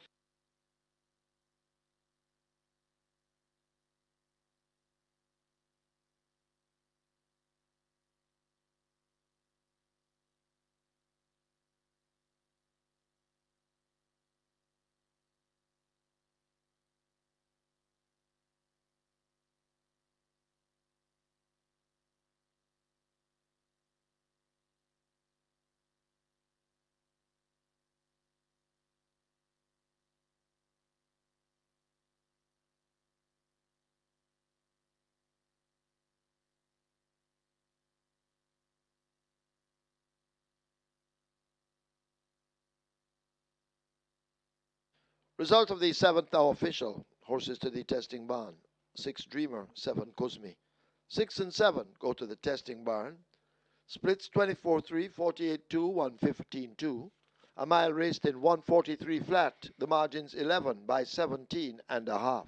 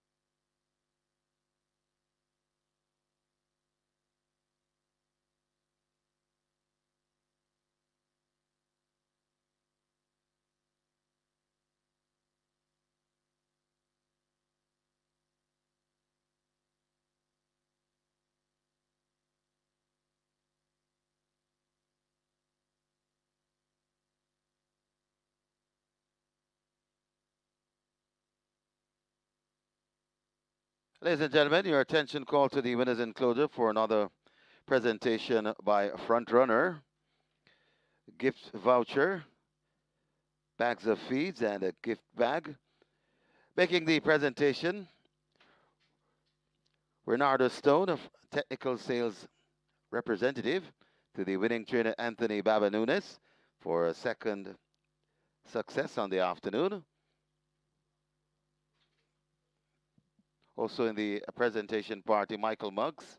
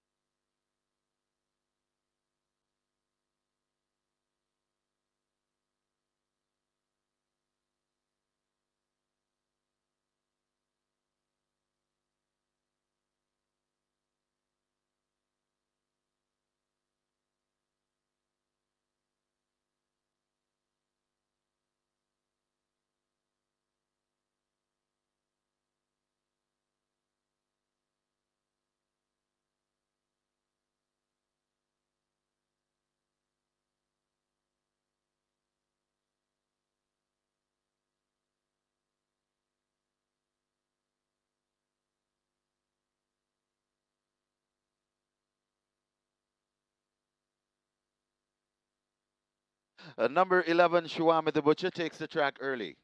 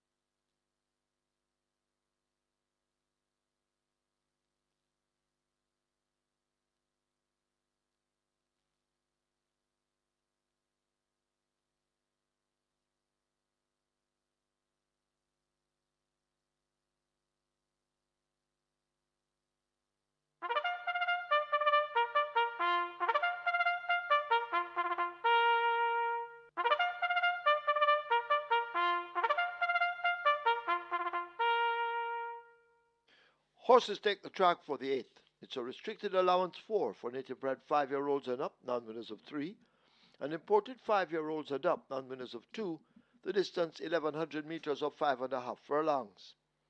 Number 1, always right, 52 kilos or 115 pounds. Scratch 2, Ertigal, lame. 3, Empress in the Breeze, 48.5 or 107. 5, Power of Her Highness, 52 or 115. Scratch 7, Don Pablo lame. 8, Cruising Again, 53.5 or 118. 9, Password, 50.5 or 111. 11, Shoami the Butcher, 53.5 or 118. 12, Xylophonic Steel, 51.5 or 114. 14, Superior, 54.5 or 120. Wagering offered on double event, Exacta, Quinella, Trifecta, Superfecta, High Five. The High Five has a carryover in excess of $214,000. The late triple begins here. Get your wagers on.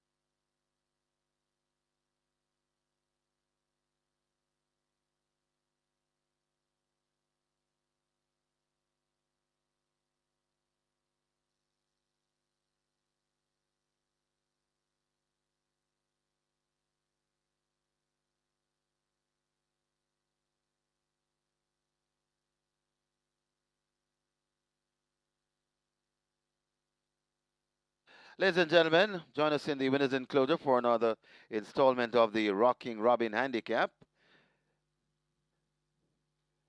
And of course, presentation will be made by none other than Robin, Adrian Taylor. The best dressed groom, Bolton Wisdom. He has a blitz strike in this event, $10,000. And we also have the best presented horse, cruising again, Johnny Oxford.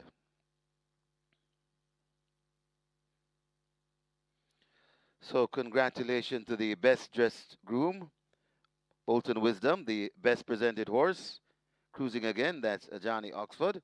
And of course, both presentation made by Robin, Adrian Taylor. Welcome, well done, gentlemen.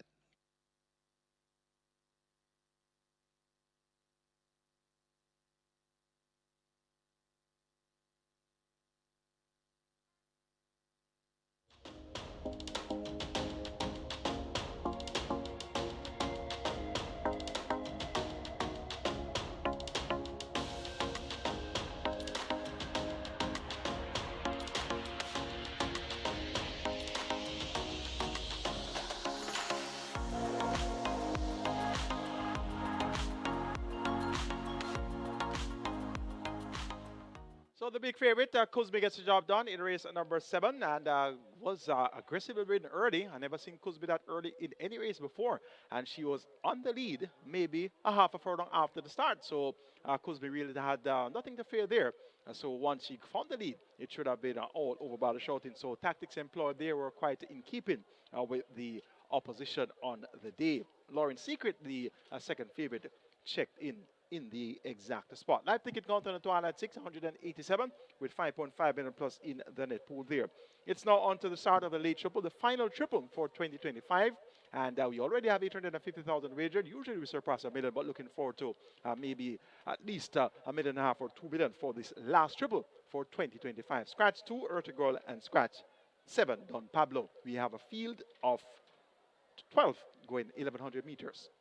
Top choice for the Rockin' Robin handicap is number 14, Superior. Radish Roman rides on Marlon Pusey. He's looking for the quick double. Radish Roman just scored with Kuzmi, and 7-2 the price here for Superior. Last time at the races was at some shorter price, 8-5, 6-5, those type of odds. So Superior still gets a good support here, and I'm looking forward to this one to come up and run a brave race here.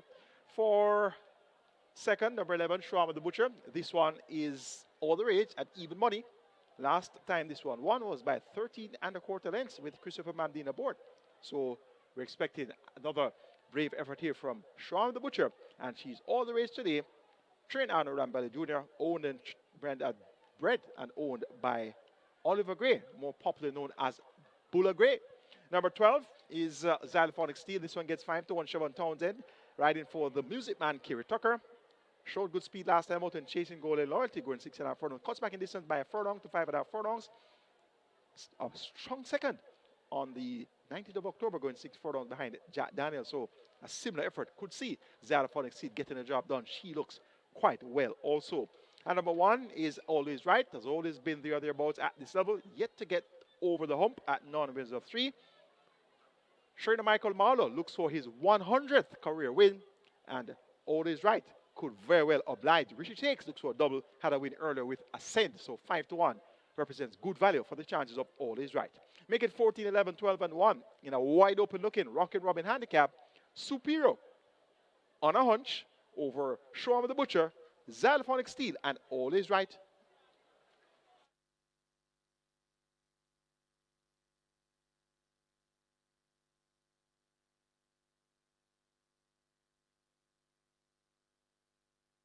So number 4, Kai on the Go, bolted. We're waiting on the stewards to decide if Kai on the Go will start. Kai on the Go, bolted.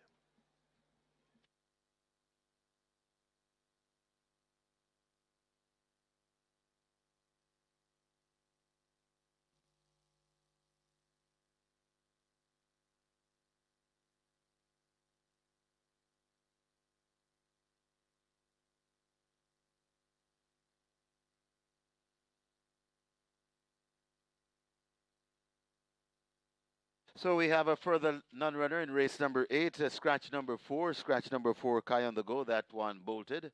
So Kai on the go is a late scratch. Just reminding you of the scratches we have.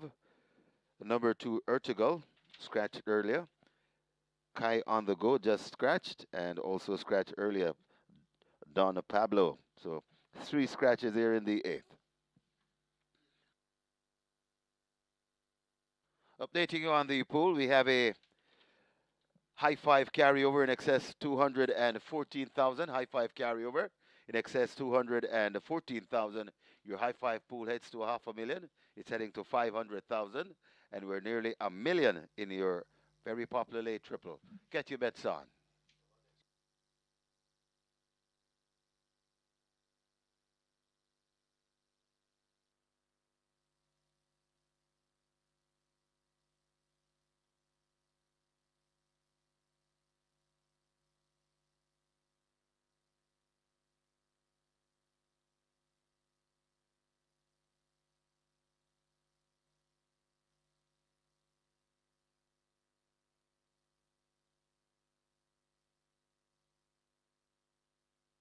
Another scratch to report here in the 8th. Now you can now scratch number 3, Empress on the go, Empress in the breeze. Empress in the breeze scratched on the advice of the vet.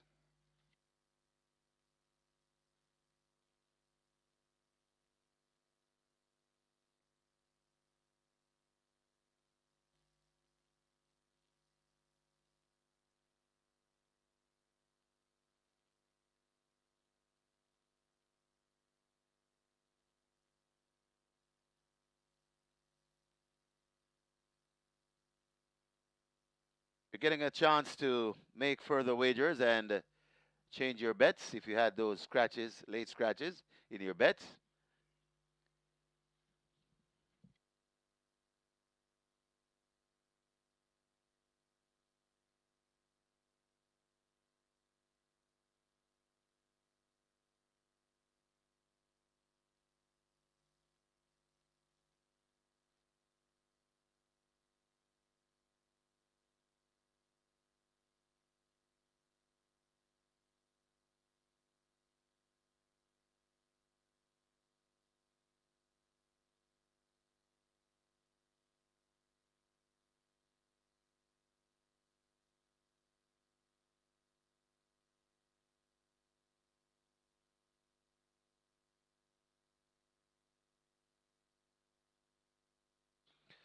Horses loading for the 8th. Last chance to wager your late triple. First one in, always right in gate 1. Money Must, gate number 4. Or make that gate number 6, I should say.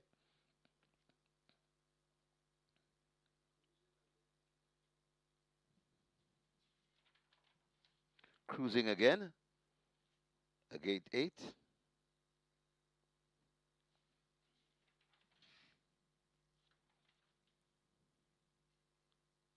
Power of Her Highness. Turning the back to the gate.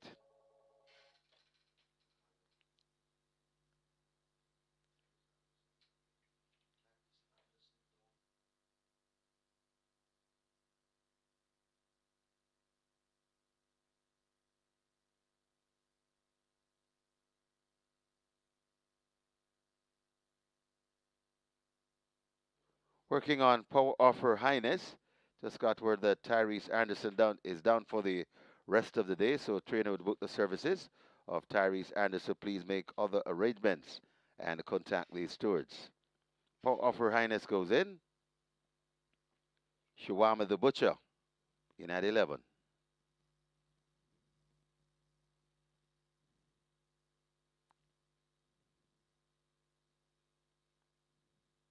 Xylophonic Steel heads to gate number 12.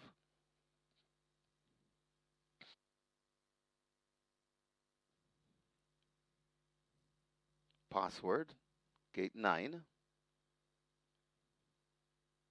A medal award to gate 13.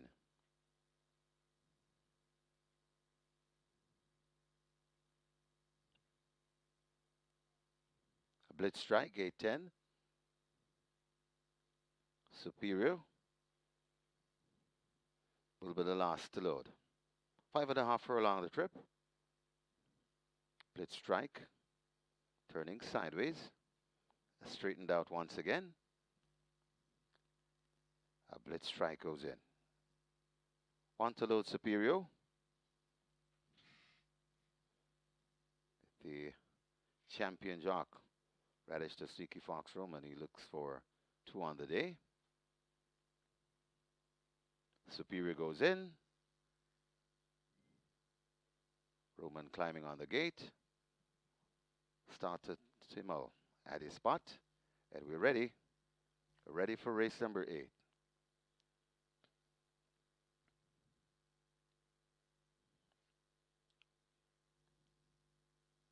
Started holding the field. And now he is ready. Often racing, not a bad line. As rushing down on the inside, that's cruising again. Xylophonic Steel wants that lead. It's Xylophonic Steel in front of cruising again. Superior is quite early, right against the rail. That's always right. Shawama the Butcher also in the mix. Then comes the Medal Award. Power of Her Highness overtaken by Money Must and Blitz Strike. They head toward the 3 and still on that lead. Xylophonic Steel tearing away on that lead and says to the field, come and get me if you can.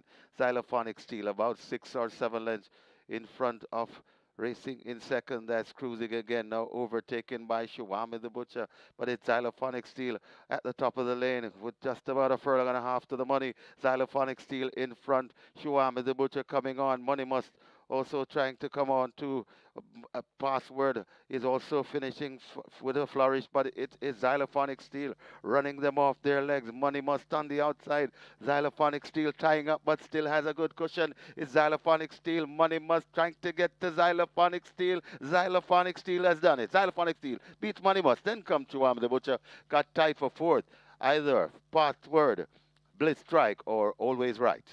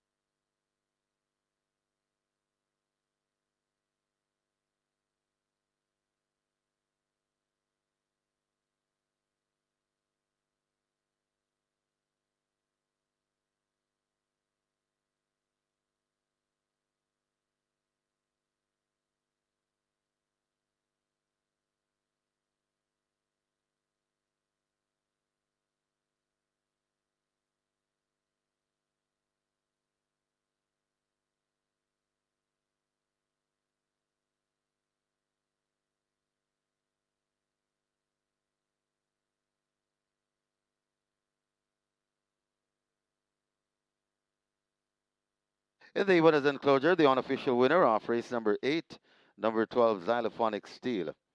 5-year-old Bay Mare by Burn Identity, Kiri by Birdstone, bred Thomas Prognell, owned and trained Kari Tucker.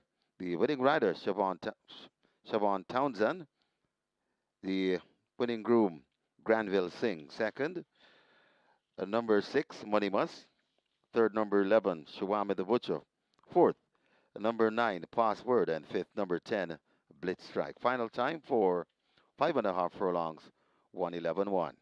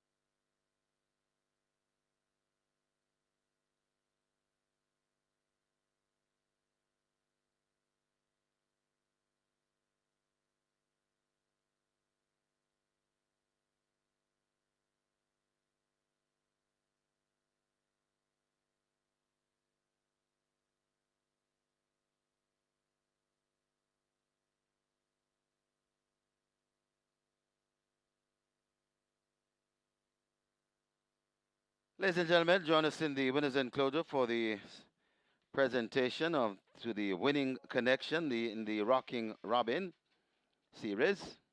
And making the presentation, Adrian Robin Taylor, to the winning owner trainer, Kari Tucker.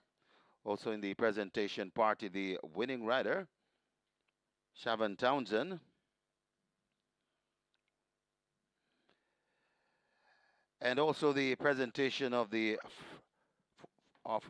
front runner, gift voucher for bags of feed and gift bags. Mr. Bruce Thomas, a front runner, livestock specialist, and he presents to Kari Tucker.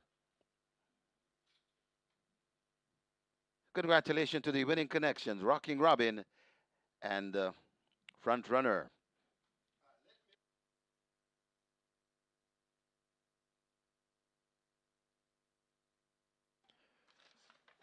Result of the 8th now official.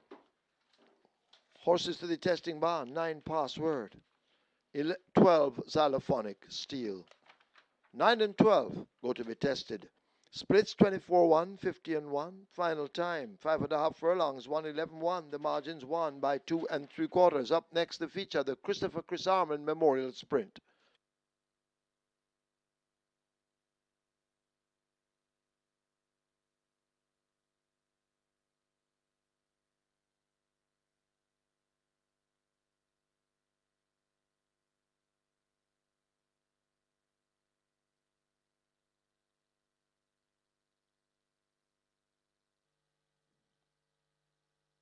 And now he's ready. Often Racing, not a bad line. As rushing down on the inside, that's cruising again. Xylophonic Steel wants that lead. It's Xylophonic Steel in front of cruising again. Superior is quite early, right against the rail. That's always right. Shawama the Butcher also in the mix. Then comes the Medal Award.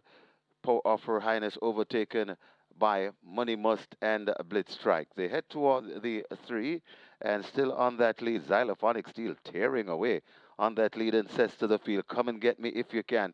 Xylophonic Steel about 6 or 7 lengths in front of Racing in second. That's cruising again, now overtaken by Shawame the Butcher. But it's Xylophonic Steel at the top of the lane with just about a furlong and a half to the money. Xylophonic Steel in front. Shawame the Butcher coming on. Money Must also trying to come on to a Password is also finishing with a flourish, but it is Xylophonic Steel running them off their legs. Money Must on the outside. Xylophonic Steel tying up, but still has a good cushion. It's Xylophonic Steel. Money Must trying to get to Xylophonic Steel. Xylophonic Steel has done it. Xylophonic Steel beats Money Must. Then comes Chuam the Butcher. Got tied for fourth. Either Password, Blitz Strike, or Always Right.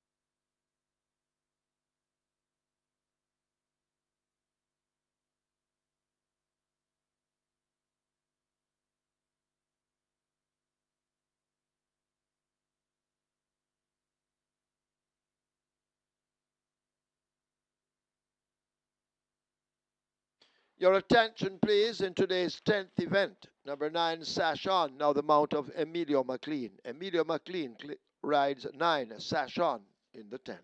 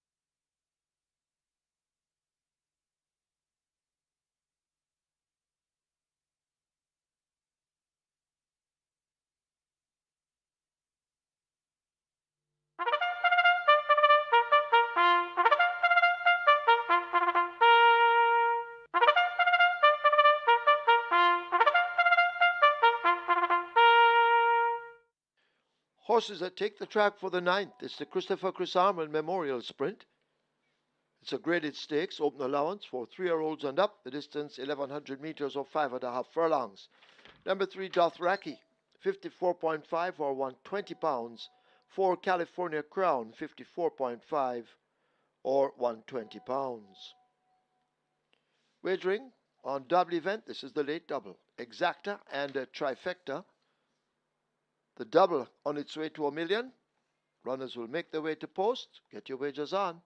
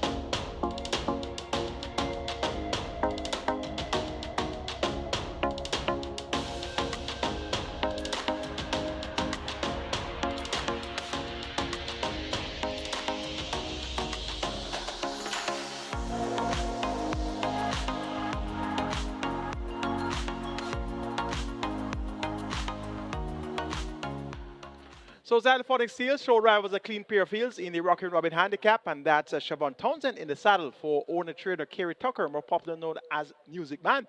And really a sharp performance here by Xylophone Exceed at 92 to get the job done. Now ticket count on the Twilight 6 now down to 86 with 5.5 million plus in the net pool, and we have 2 legs remaining on the Twilight 6. And the upcoming leg, the 9th race, is the feature, the Christopher Kusaman Memorial Sprint. We have a field of 5. They go 1,100 meters or 5.5 furlongs. The purse is 2 million, and this looks to be a crack sprint on paper. My top selection is number 5, Desert of Malibu, Dane Dawkins drives to Sobriety and Houston Stables. And this one, third by 2.5 lengths in the recent Bruce on and Loose. That one's at 6.5 furlongs. Now cuts back by a furlong, gets a pull at the scale of 2 kilos. Desert of Malibu can definitely get a job done here. Number 2 is Legacy Isle, Ball of Muscle, and he has 57 kilos. Radish Roman rides for Ron Crichton, and he was a leader for a long way in the Mute by a second behind it Ride All Day. Cuts back to 5.5 furlongs now, and definitely will be the one to catch here. Pack play should be thereabouts as well. Dave Nelson rides for Ron Matthew and Vincent Main. This one gets 72. Also quite speedy. John Post 1. And we have Dothraki number 4. Robert Halley riding for Jason Cost and Carlton Watson. Carlton Watson currently tied with Cecil Charlton on 43 wins. That's a record of 43 wins for the season. So Carlton Watson is going to be his last chance to break the record. He's looking to get the record, the tiebreaker here. And he has 2 entries. Dothraki number 3 and California Crown number 4. And according to my calculations, they both have their work cut out to get the better of the likes of Legacy Isle and Desert of Malibu here. But I could be wrong. So let's see. It's 7-2 for Dothraki, and he looks to be a much more useful sprinter than a long-distance runner. So he cuts back from a mile, and Dothraki gets 7-2. And of the 2 Carlton Watson runners, he appears to be the one that has the best look in here. California Crown, the longest shot on board, gets 14-1. So Carlton Watson, it's going to be his last chance to break the record. He doesn't have a runner in the 10th and final. So let's see how the Christopher Kusaman Memorial Sprint will unfold. My way is 5, 2, 1, and 3, and that's Desert of Malibu, just by the flavor of Australia, by a whisker over Legacy Isle, then Pack Place, and Dothraki.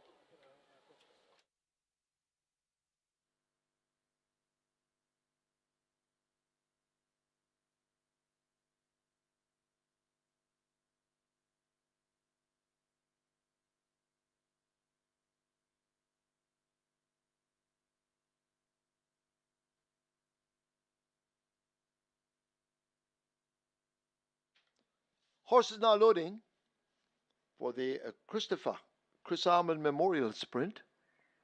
Pack plays Legacy Isle, joined by Dothraki.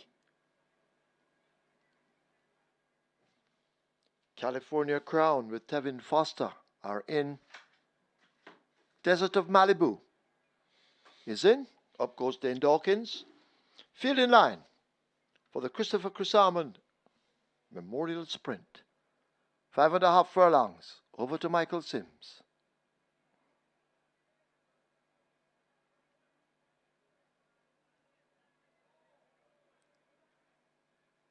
Desert of Malibu, a little anxious. Starter waiting on them to settle. They have. They're off. Dothraki, Desert of Malibu, they came off the slowest. Pack Plays and Legacy Isle mix it up as they flash past the 5. California Crown a length and a half in behind them. Desert of Malibu now finding top stride and going in chase of those leaders as they race inside the final half of a mile. And at the back of the field, it's a Dothraki. They've left to 7/16th. Legacy Isle out in front, opening up a length and a long tail. Pack Place continues the chase. California Crown is 4 lengths next.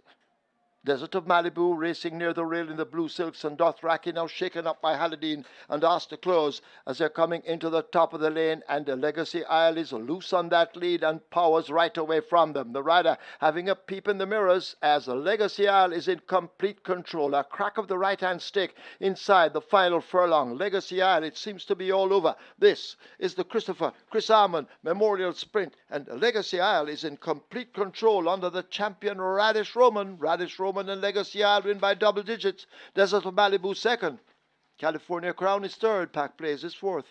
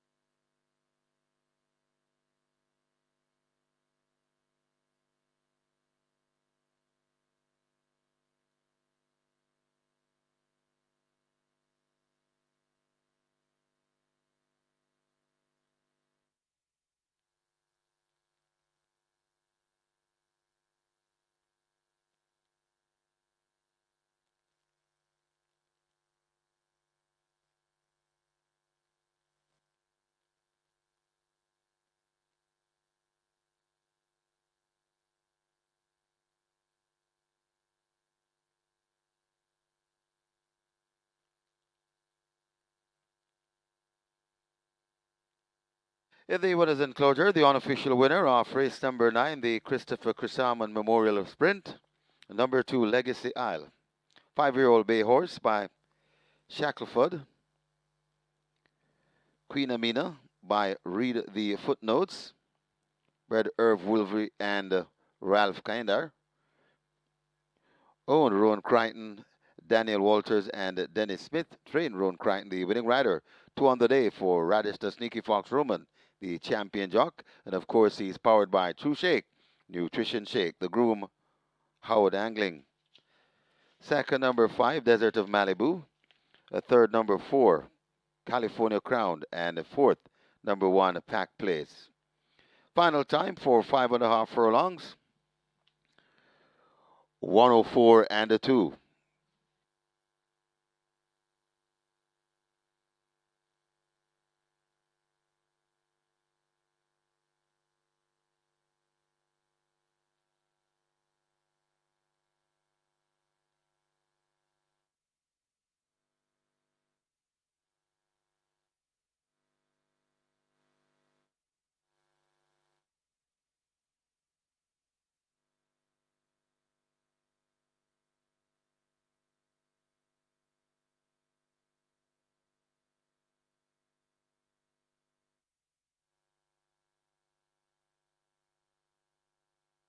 And of course, this is a new stakes record. 104 and a 2, a new stakes record.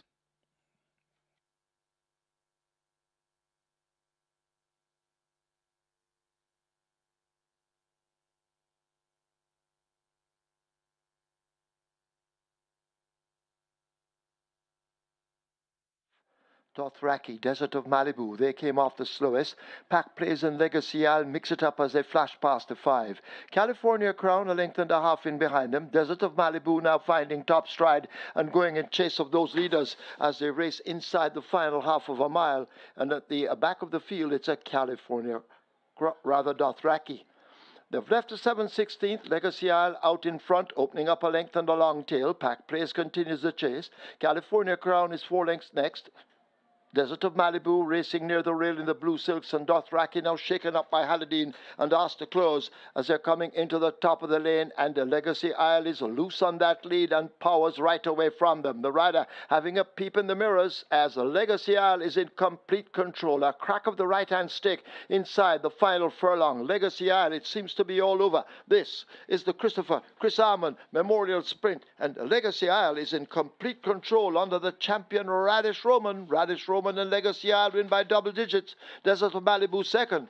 California Crown is third. Pack Plays is fourth.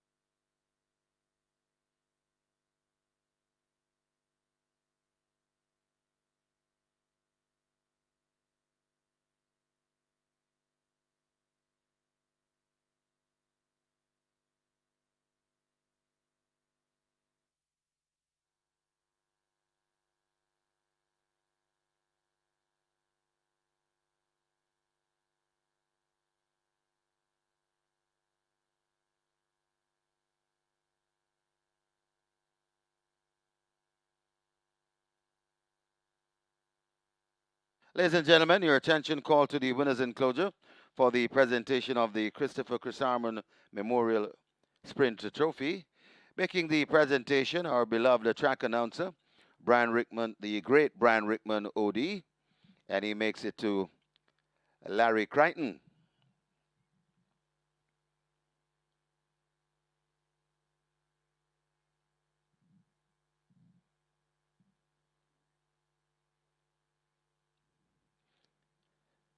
Special presentation from a front runner.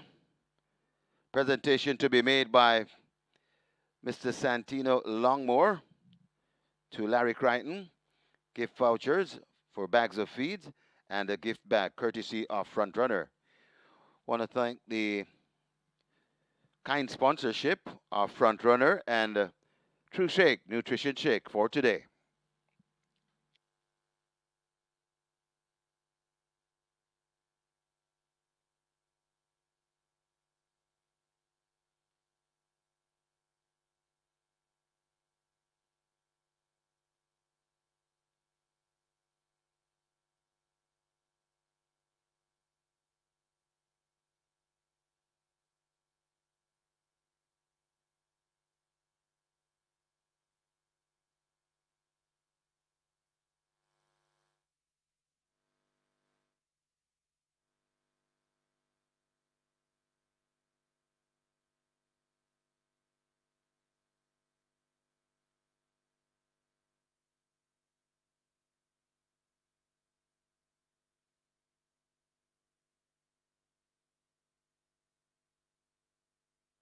Results of race number 9 now official. You may cash your tickets. Horses to the testing barn, 2 Legacy Isle, and 5 Desert of Malibu. The splits 23-1, 46 flat. The final time, a new stakes record, 104 and 2. The margins, 12 lengths by 1 length.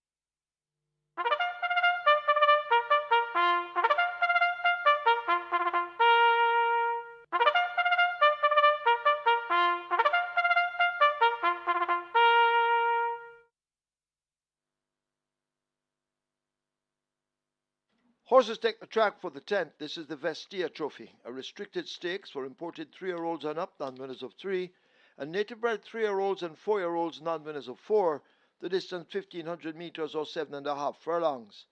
The number 1, Woman in Love, make the weight 54 kilos or 119 pounds.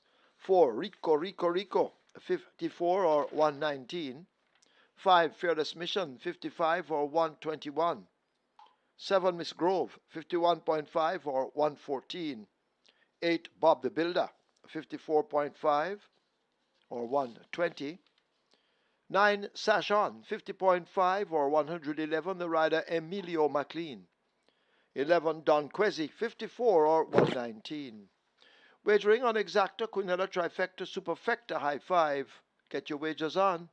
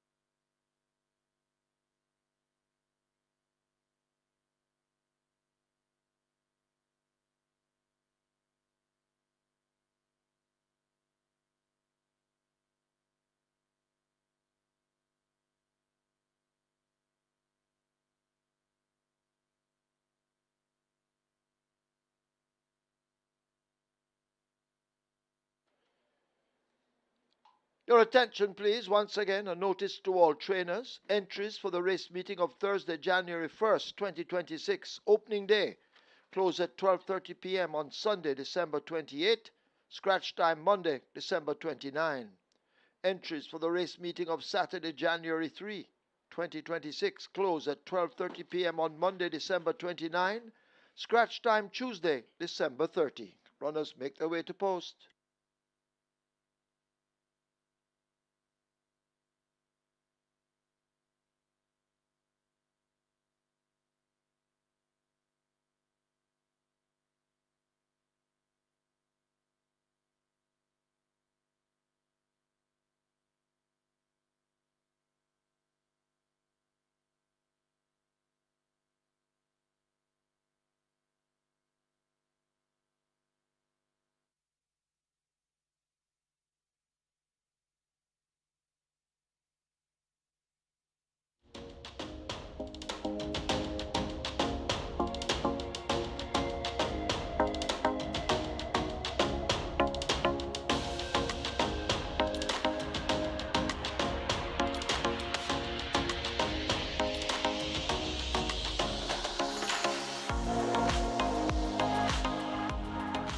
So the Christopher Crisarbon Memorial Sprint goes to Legacy Isle. That ball of muscle I was telling you about. How about that performance? A new stakes record, 104.2, winning by 12 lengths. And indeed, sharp performance there by Legacy Isle. Radish Showman riding for trainer Ron Crichton and owners Ron Crichton, Daniel Walters, and Dennis Smith. Lap ticket gone to the Twilight 6, down to 81 with 5.5 million plus in that net pool. And it's now on to the final race of 2025, the Vestia Trophy. Field of 12 on the way to the starting gate. They go 1,500 meters or 7.5 furlong. It's a restricted stakes event for native bred 3-years and 4 years down to 4 and imported 3-years and up maidens. Let's take a look at the Vestia. Top selection goes to number 6, Fred the Master, Robert Hardy riding for Jason Acosta, and Milade Azan CD. This one was a winner last time out, won by 3 3/4 lengths in 126.2 for 7 furlong, beating Linguist and Nuclear Jet. Disqualified for causing interference to Nuclear Jet. Back at the same level. Has worked well since 43 for a half mile on the 20th of December. Fred the Master gets a vote here, now at 2-1. Number 11, Don Crazy, gets 6-5. Demar Williams riding for Barton Turbidar. Barton Turbidar looks for a double, had a win earlier with Ascend. Don Crazy, sharp in victory last time out by 7.5 lengths in 126.2. So he did the same time that Fred the Master did. They both ran on the same day, the 6th of December. So they should be closely knit here. 6-5 for Don Queasy, 2-1 for Fred the Master. Number 10 is Diesel Train. Impressive winner last time out, 10 1/4 and skid 133.2. Has beaten 3 next out winners. I'm Outstanding came back on 1. Brahma Bull came back on 1. Pretty Brown Thing came back on 1. So the horses who were 2nd, 3rd, and 4th have all come back to Frank form with a win next in town. So that speaks to the volume of a chance here that we give to Diesel Train. Really has to be respected at now 2-1. And number 1 is Woman in Love. This one has speed and pace. Drawn post 1. Blinkers fitted. She has 2 wins with the blinkers. And she'll definitely make her presence well felt here. She's stablemate of Diesel Train. Diesel Train gets more attention at odds of 2-1. But Woman in Love from the inside post will make her presence well felt from the off. Make it 6-11, 10-1 in the last hurrah for 2025. The Vestia Trophy. Fred the Master over Don Quazy. Diesel Train and Woman in Love.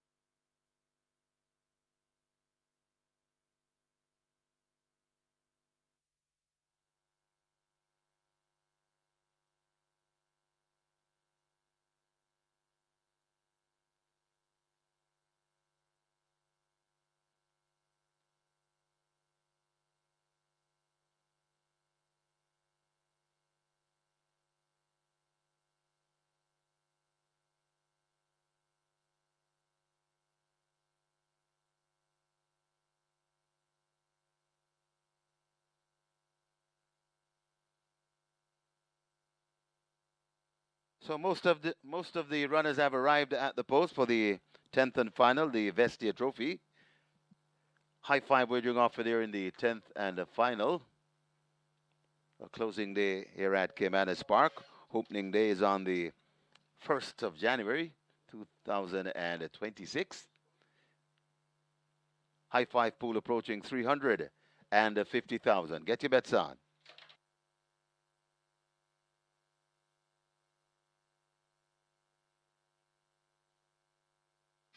A lot of money coming in on the late high five. High five pool now approaching 450,000. High five pool approaching 450,000. They've closed the front of the gate, so the loading up is about to start. So hurry and get a piece of this high five, late high five.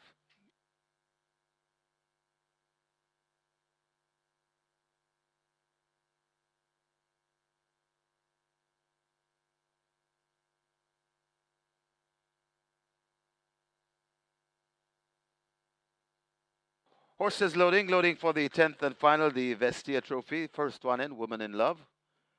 Gate 1. Rider comes down, that's Terrific Tevin. He's looking for a second on the card. Bossman joins at 2. Working on Sensational Soul to gate 3. Sensational Soul is in. Rico, Rico, Rico. They try with gate 4.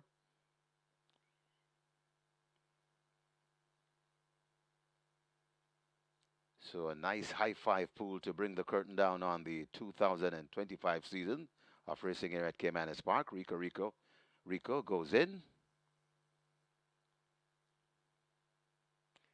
Fearless Mission in at 5. Bob the Builder in at 8. Sashon comes to gate 9. A Diesel Train heads to 10. A Diesel Train goes in. Pretty perfect. Gate 12.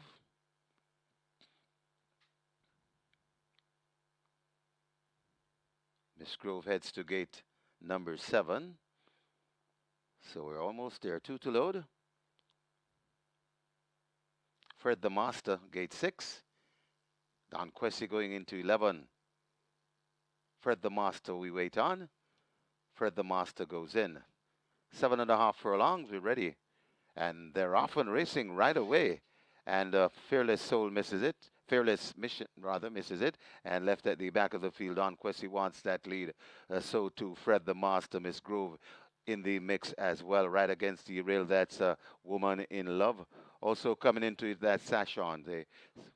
Rico, Rico, Rico has also joined pace. Then comes about 4 lengths before we come to Bossman Diesel Train. Then comes a Sensational Soul. Bob the Builder is back there.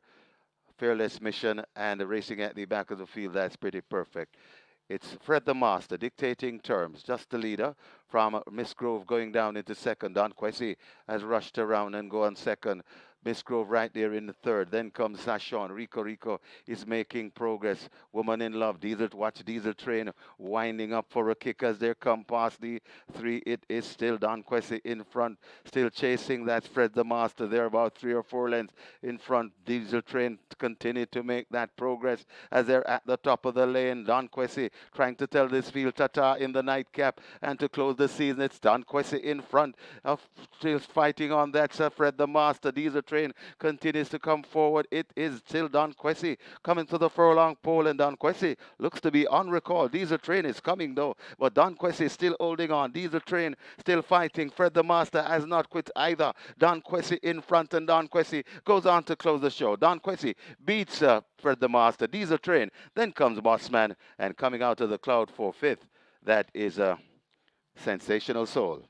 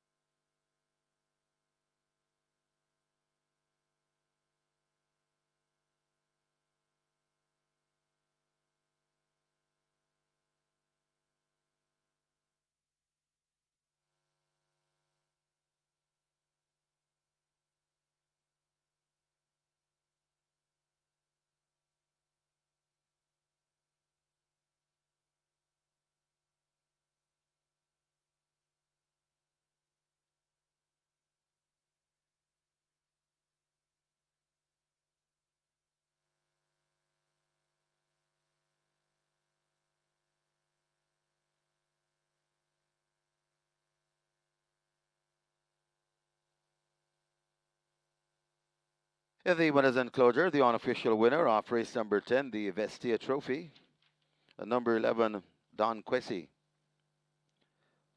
A 3-year-old Bay Colt by Sensational Slam, Look at Me Now, by Region of Merit, Michael Bernard, own Kwanzi Bernard. Winning trainer, closing the season in style, Barrington Bernard with a double.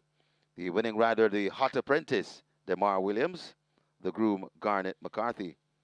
Second, number 6, Fred the Master. Third, number 10, Diesel Train. Fourth, number 2, Boss Man. And fifth, number 3, Sensational Soul. Final time for 7.5 furlongs, 1:33 and 1.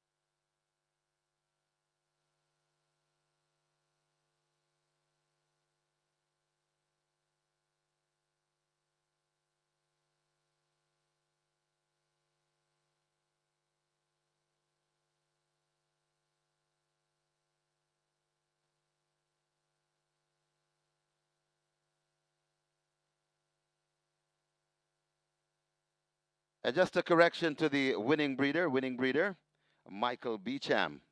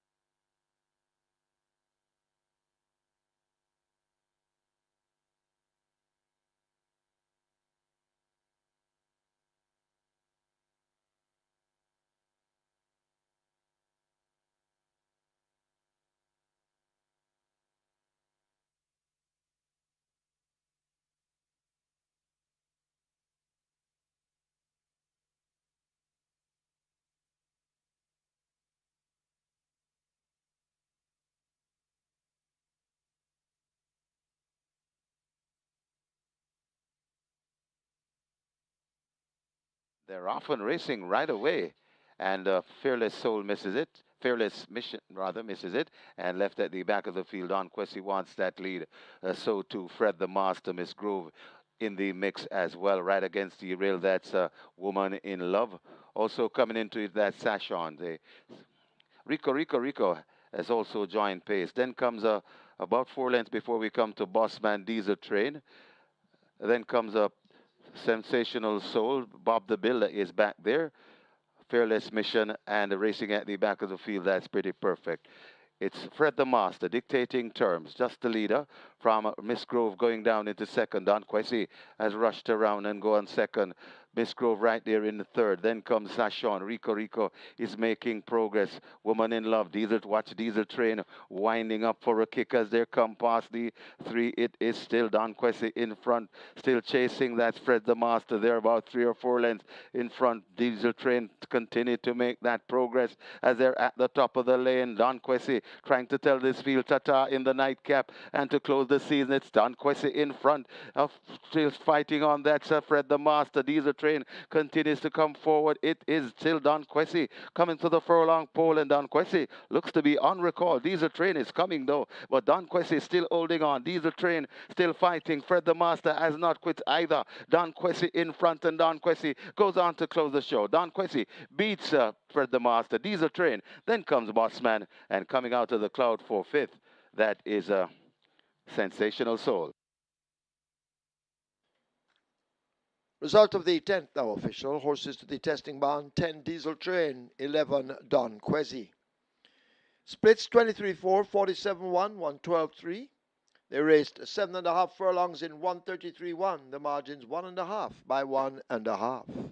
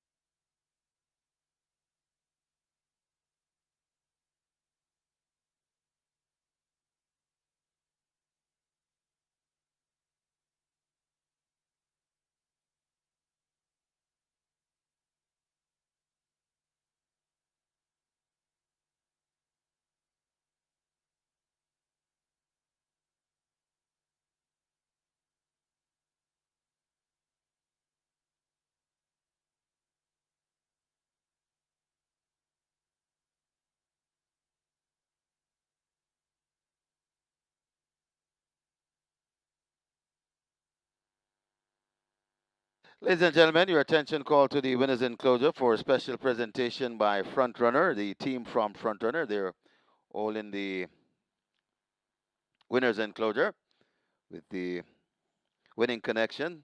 Barrington Bernard will collect a gift voucher and a gift bag from Santino Longmore. He's the technical sale representative of Frontrunner. Also in the presentation party, Bruce Thomas, Dion Sutherland, and Patrick Gray. Also there, Renardo Stone. Winning rider Demar Williams in the presentation party as well. And there he presents the Vestia Trophy to Barrington Bernard on a fine double this afternoon. Congratulations, trainer. And congratulations to the winning connections.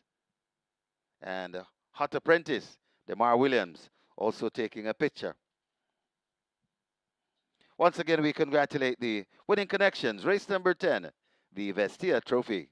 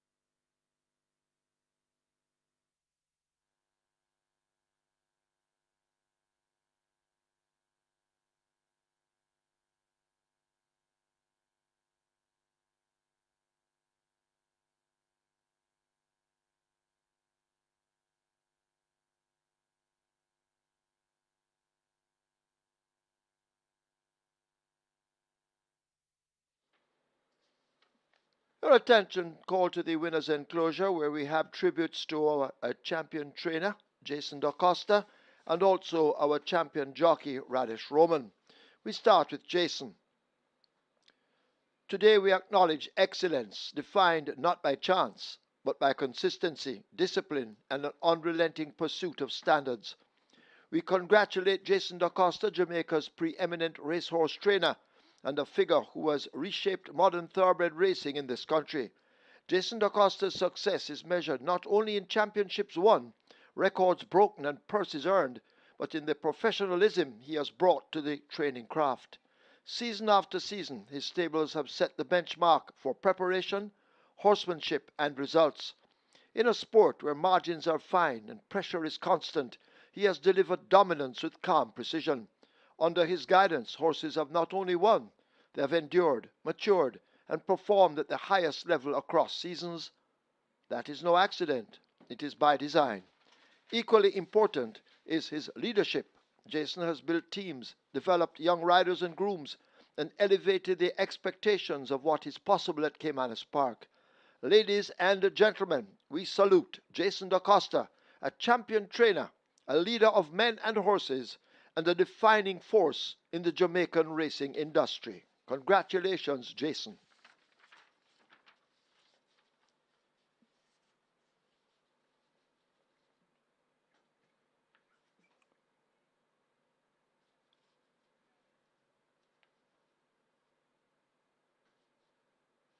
Radish Roman, champion jockey, 2025 with 129 wins. In a year when we had the usual fierce and exciting competition on and off the track, Radish Roman should be applauded for this accomplishment by winning back-to-back titles. Today, we salute Radish Roman, a champion who has not only won titles but has elevated the standard of the sport. This is a feat that speaks not only to talent but to discipline, resilience, and mastery of the sport. In an arena where margins are fine and consistency is everything, Roman has distinguished himself through precision in the saddle, sound judgment under pressure, and an unwavering commitment to his craft. Championship titles are never won on talent alone. They are earned through countless early mornings, strategic rides, trust with trainers, and an unrelenting desire to improve. To do it twice consecutively confirms a rider at the peak of his powers. Radish Roman's success reflects a jockey who understands pace, timing, and partnership with the horse, the stable, and the race itself. His performances throughout the season demonstrated composure in big moments and the hunger of a competitor unwilling to settle for yesterday's victory. Beyond the statistics, Roman's achievement is an inspiration to the next generation of Jamaican jockeys. It is proof that excellence is repeatable when preparation meets opportunity and when humility and hard work remain constant companions. Congratulations on a remarkable back-to-back championship and by being a true shake, nutrition shake ambassador. Congratulations once again, Radish Sneaky Fox Roman.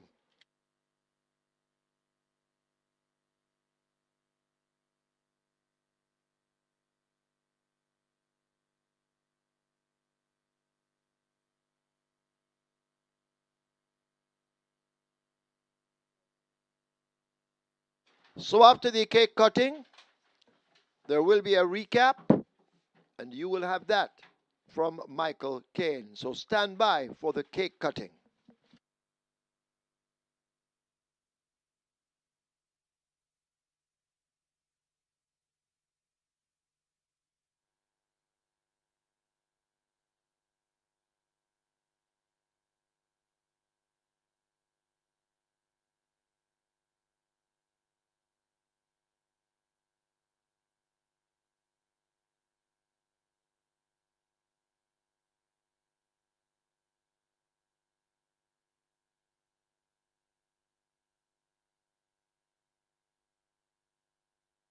So the champion jock, Radish Roman, gathered around the True Shake Nutrition